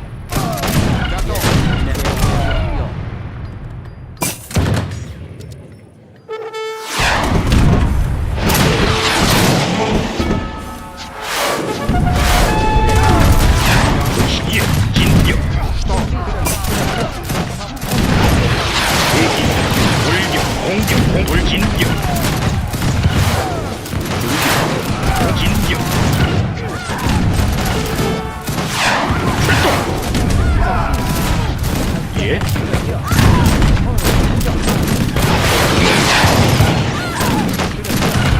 중위 돌공기 돌격. 대기 공격. 돌공격. 대기 공격. 준비.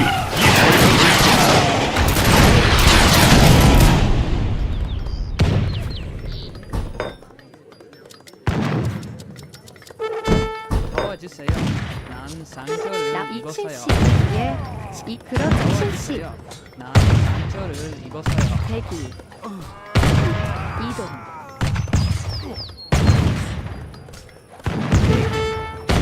실시. 저요? 그러죠. 나무꾼. 준비. 목수. 네, 나무꾼.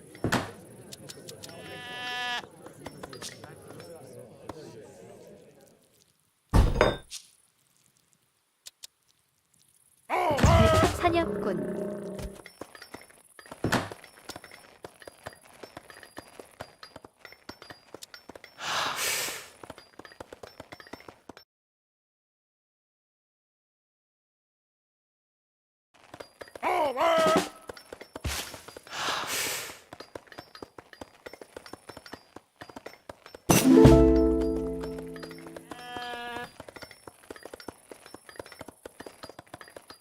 是的。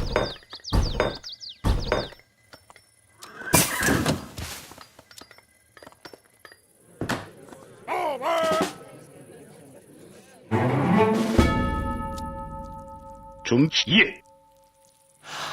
그러지. 뭐가 알았네. 대기 실시. 이 실시.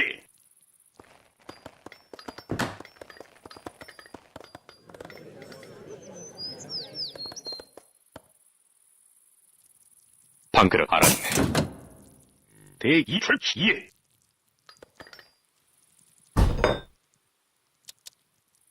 이70 이동. 그러죠.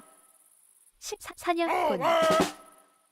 예, 실시. 이70 사냥꾼.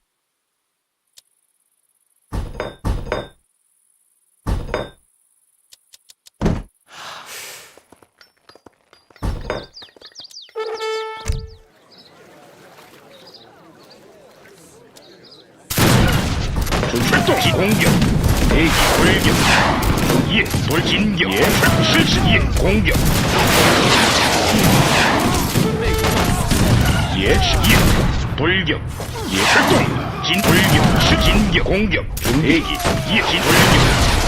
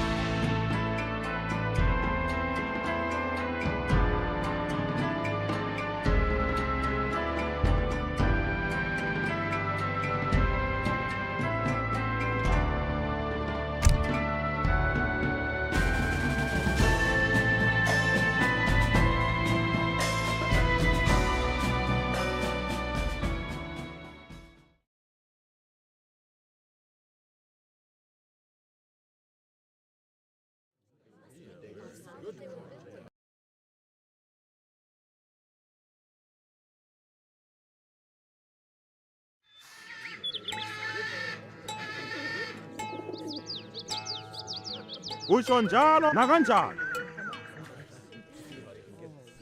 Kulungile.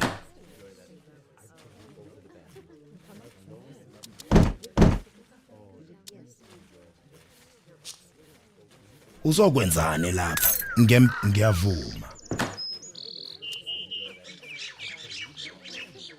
Bayede kulungile. Yebo baba. Ngibuka nezokwenza. Funani. Phepho baba. Ukuhlasela. Ngikulungele. Akha. Kulungile. Ngiyavuma. Kulungile. Ngempela. Kulungile.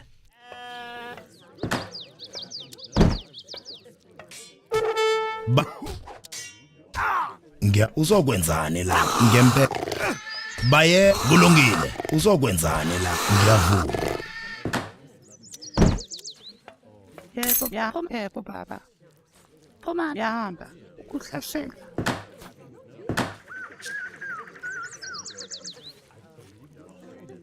Ufunani?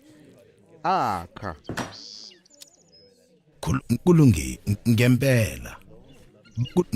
Ngempela. Uzokwenza kulungile. Ngiyavuma. Khuluma. Ngiyavuma. Ngiyavuma. Ngempela. Ngiyavuma. Musukanga.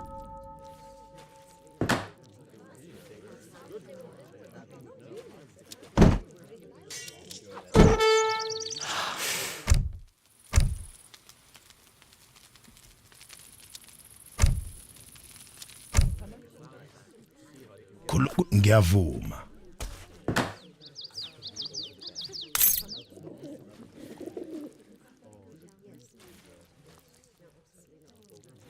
Ngempela. Ngiyavuma. Kulungile. Ngempela. Kulungile.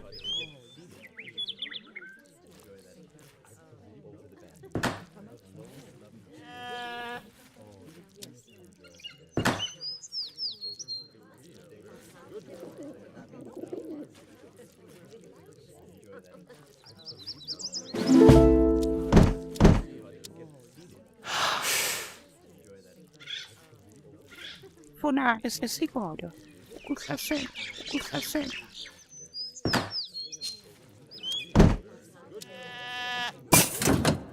Ugaloxi. Akha. Uzokwenzani lapha?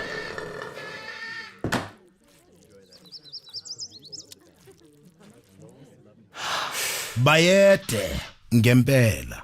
Ngiyavuma. Kulungile. Ngempela. Uzokwenzani la? Ayivive. Kulungile. Bayede. Ngiyavuma.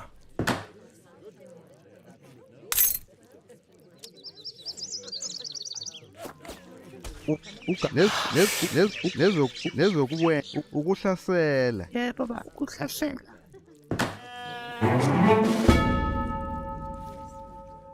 Khuluma.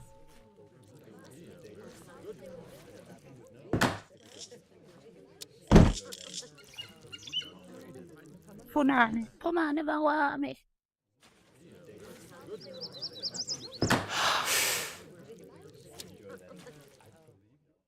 Yebo baba. Yahamba. Ukuhlasela. Ukuhlasela.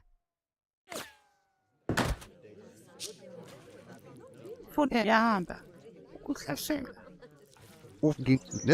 Ukuhlasela. Yebo baba. Yebo. Phumani bawami.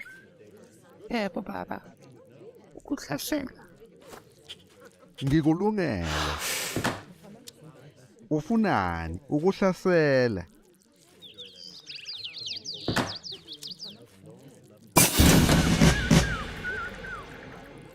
Ngiyahamba. Akha. Funani esigodwa.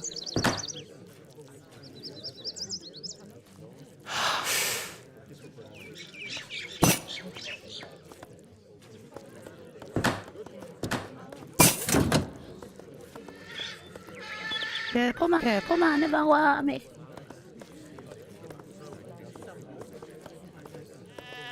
Punane.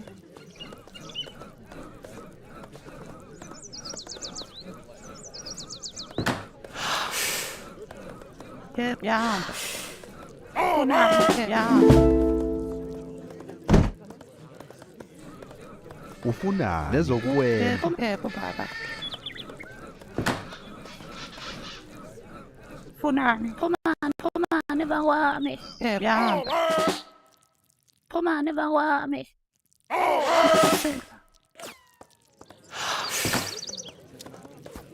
Ugaloxe. Ufuna ukuhlasela. Ufuna ukuhlasela. Baba.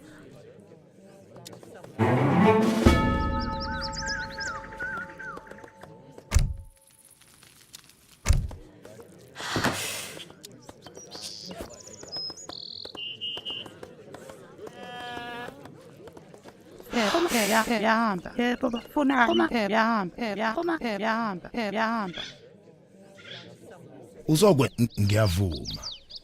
Yebo baba. Yahamba. Yebo baba. Yebo yahamba. Isigodo. Ngempela. Yahamba. Pomane bawami. Ngiyavuma. Ngiyavuma.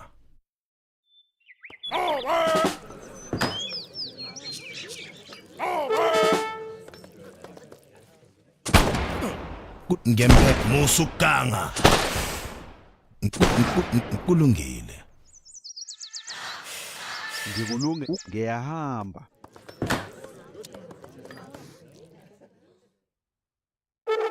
Ngiyavuma. Ngiyavuma. Ayivive. Bay kulungile. Ayivive. Uzokwenzani lapha? Ngempela. Ukubiza. Ngikulunge ukubiza. Kulungile.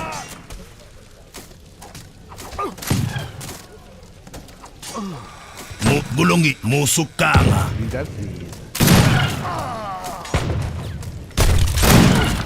Ngiyahamba nezokwenza. Ufuna ugaloxe nezokwenza. Ngempela. Ngiyahamba. Kulungile.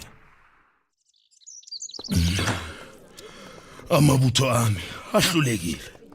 Kanti nami ngiwenzele phansi. Yebo baba. Pomane bawami. Yebo baba. Pomane bawami. Yahamba. Baba. Yebo yahamba. Ngiyahamba.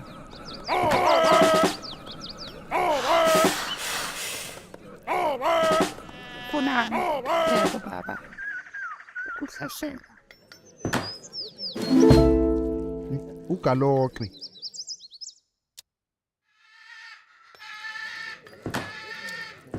Phezu kwakho. Yebo baba. Yahamba. Punane. Yebo baba. Yahamba. Pomane bawami.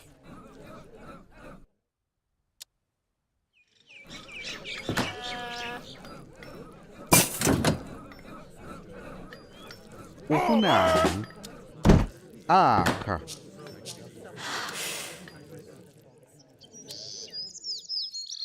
Ngingaziza.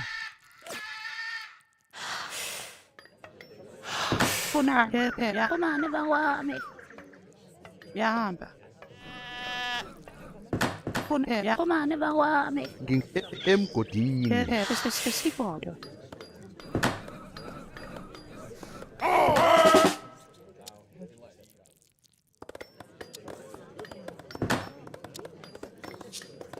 Ngikulunge ngiyahamba. Punane emgodini. Yebo baba. Pomane bawami.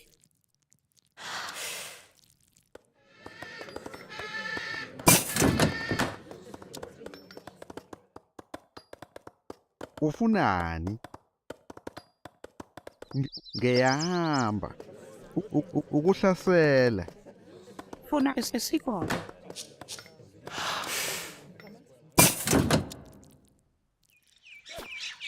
Ngikulungele. Yebo baba. Yebo baba. Yahamba.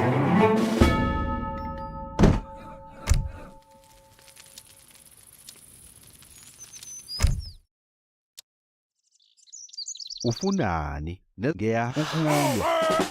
Oh, dear God, I've been hit! Send for the medics! Ngiyahamba. Yebo baba. Ukuziphakamisa kwakho kuzokwenza wehlulwe. Ngiyavuka. Kulungile.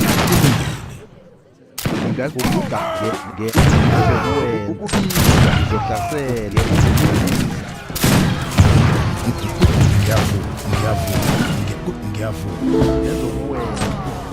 Ngiyavuka. Kulungile ngempela.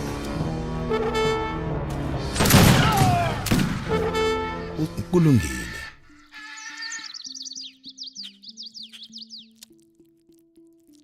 Nezokuwenza.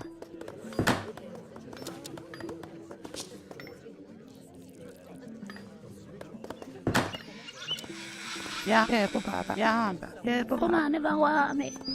Yebo komane bawami. Ngiyahamba. Ukuhlasela.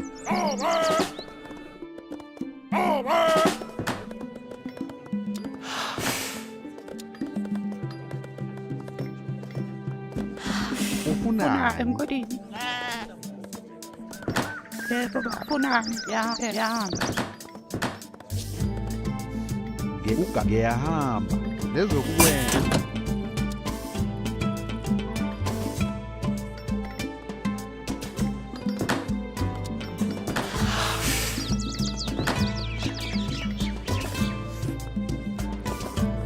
Ukuhlasela.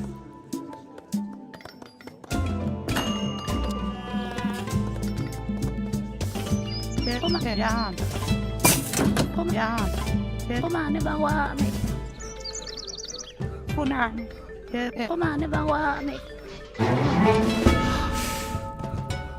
Ngiyavuma.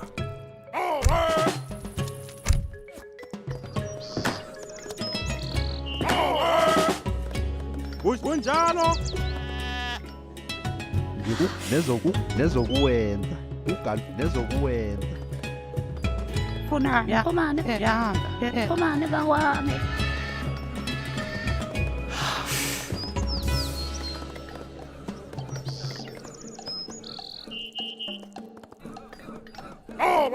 Ufuna ugaloka. Ngiyavuma. Funani? Yahamba.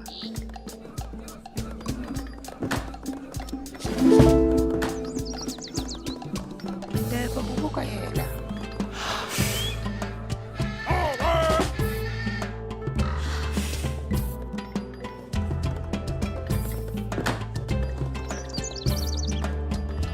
Yebo baba.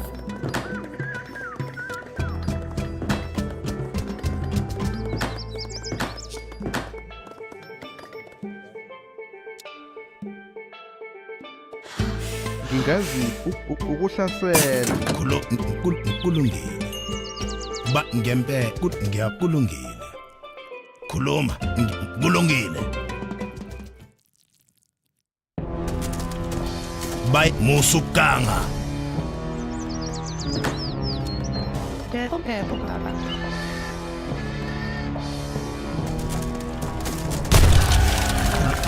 Ngiyavuma. Ngempela. Ngingazi ugaloka. Ukubiza. Ngempela. Kulungile. Ngempela. Kulungile. Ivy. Baye. Kulungile. Ngempela. Ivy.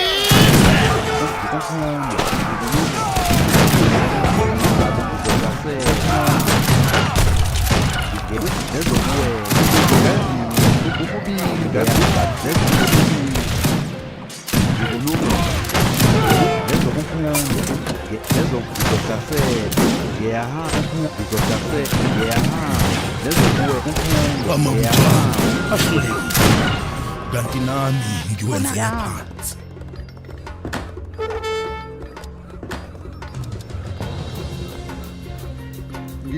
Isigodo.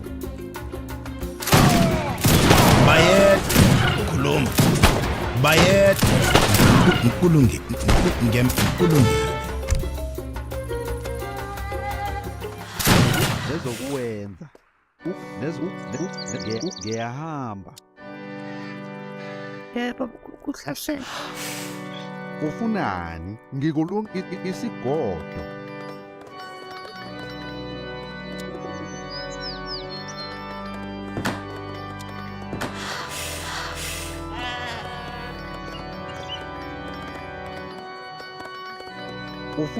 Ukaloke. Ngikulungele. Ngiyahamba. Emgodini. Ukuhlasela. Emgodini. Ngiyahamba. Ngingazisa ukaloke nezokuwenza. Komane bawami. Ngingazisa. Ngiyahamba. Ngikulungele.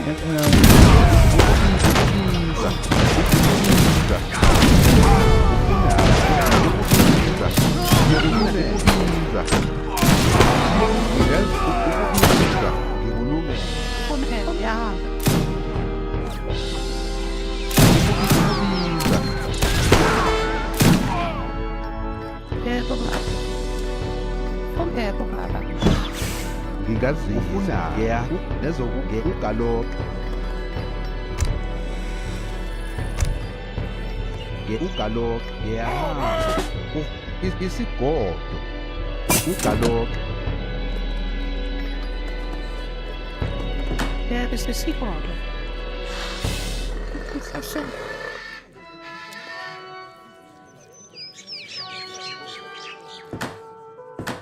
Funani. Papa. Ugaloka ngikulungele nezokuwenza nezokuwenza isigodo ufunani isigodo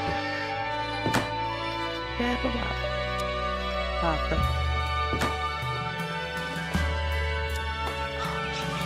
Ngiyahamba. Yebo baba. Komane bawami.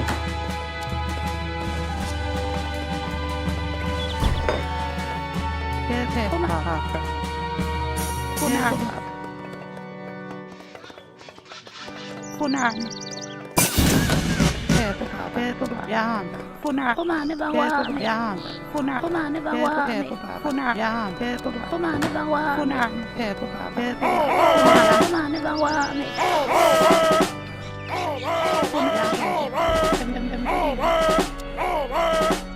Yebo baba. Yahamba. Funani. Yebo baba.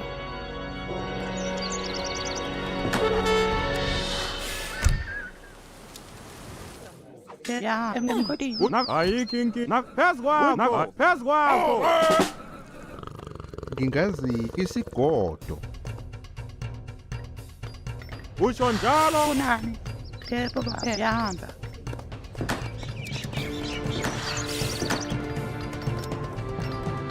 Funani. Yebo baba. Yebo baba. Ya. Komane bawami.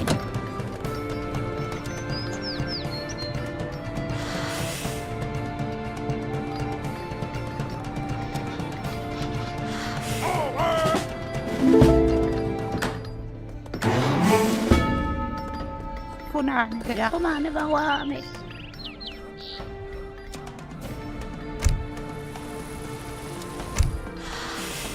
Ugaloka ngiyahamba ugaloka ukubiza ufunani ukubiza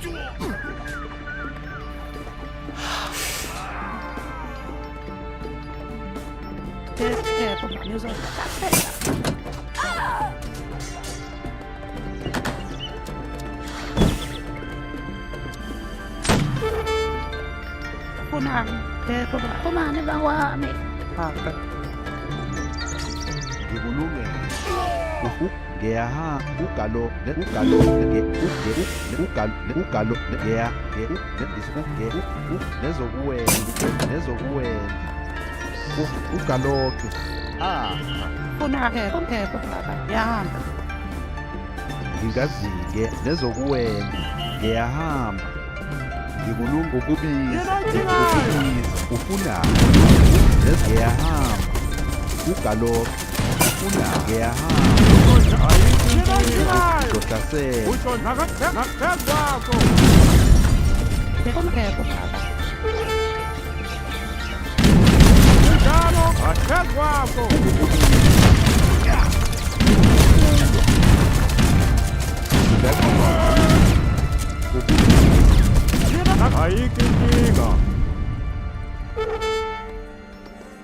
ngingazike ufuna ugaloke ngiyahamba ngiyahamba phezu kwakho ezokuwena ngiyahamba ugaloke ngizohlasela ukuphakamisa kwakho kuzokwenza wehluke ugaloke ngizohlasela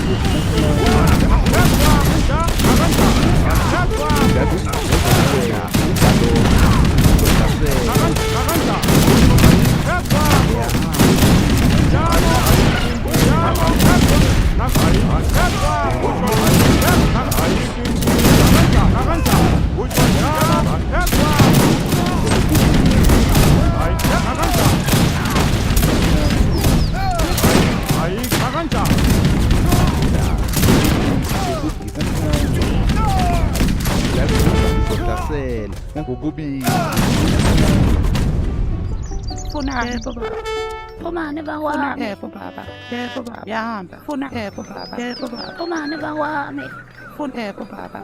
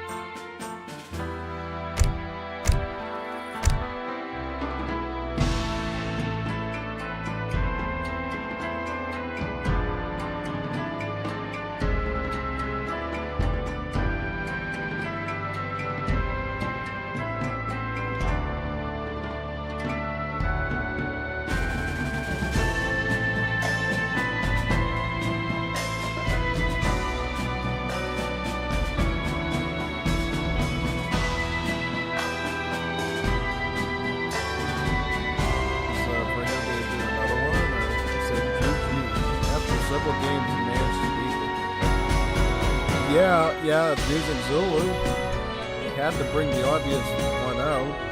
I almost got him with the Australian, though. The Australian was very close.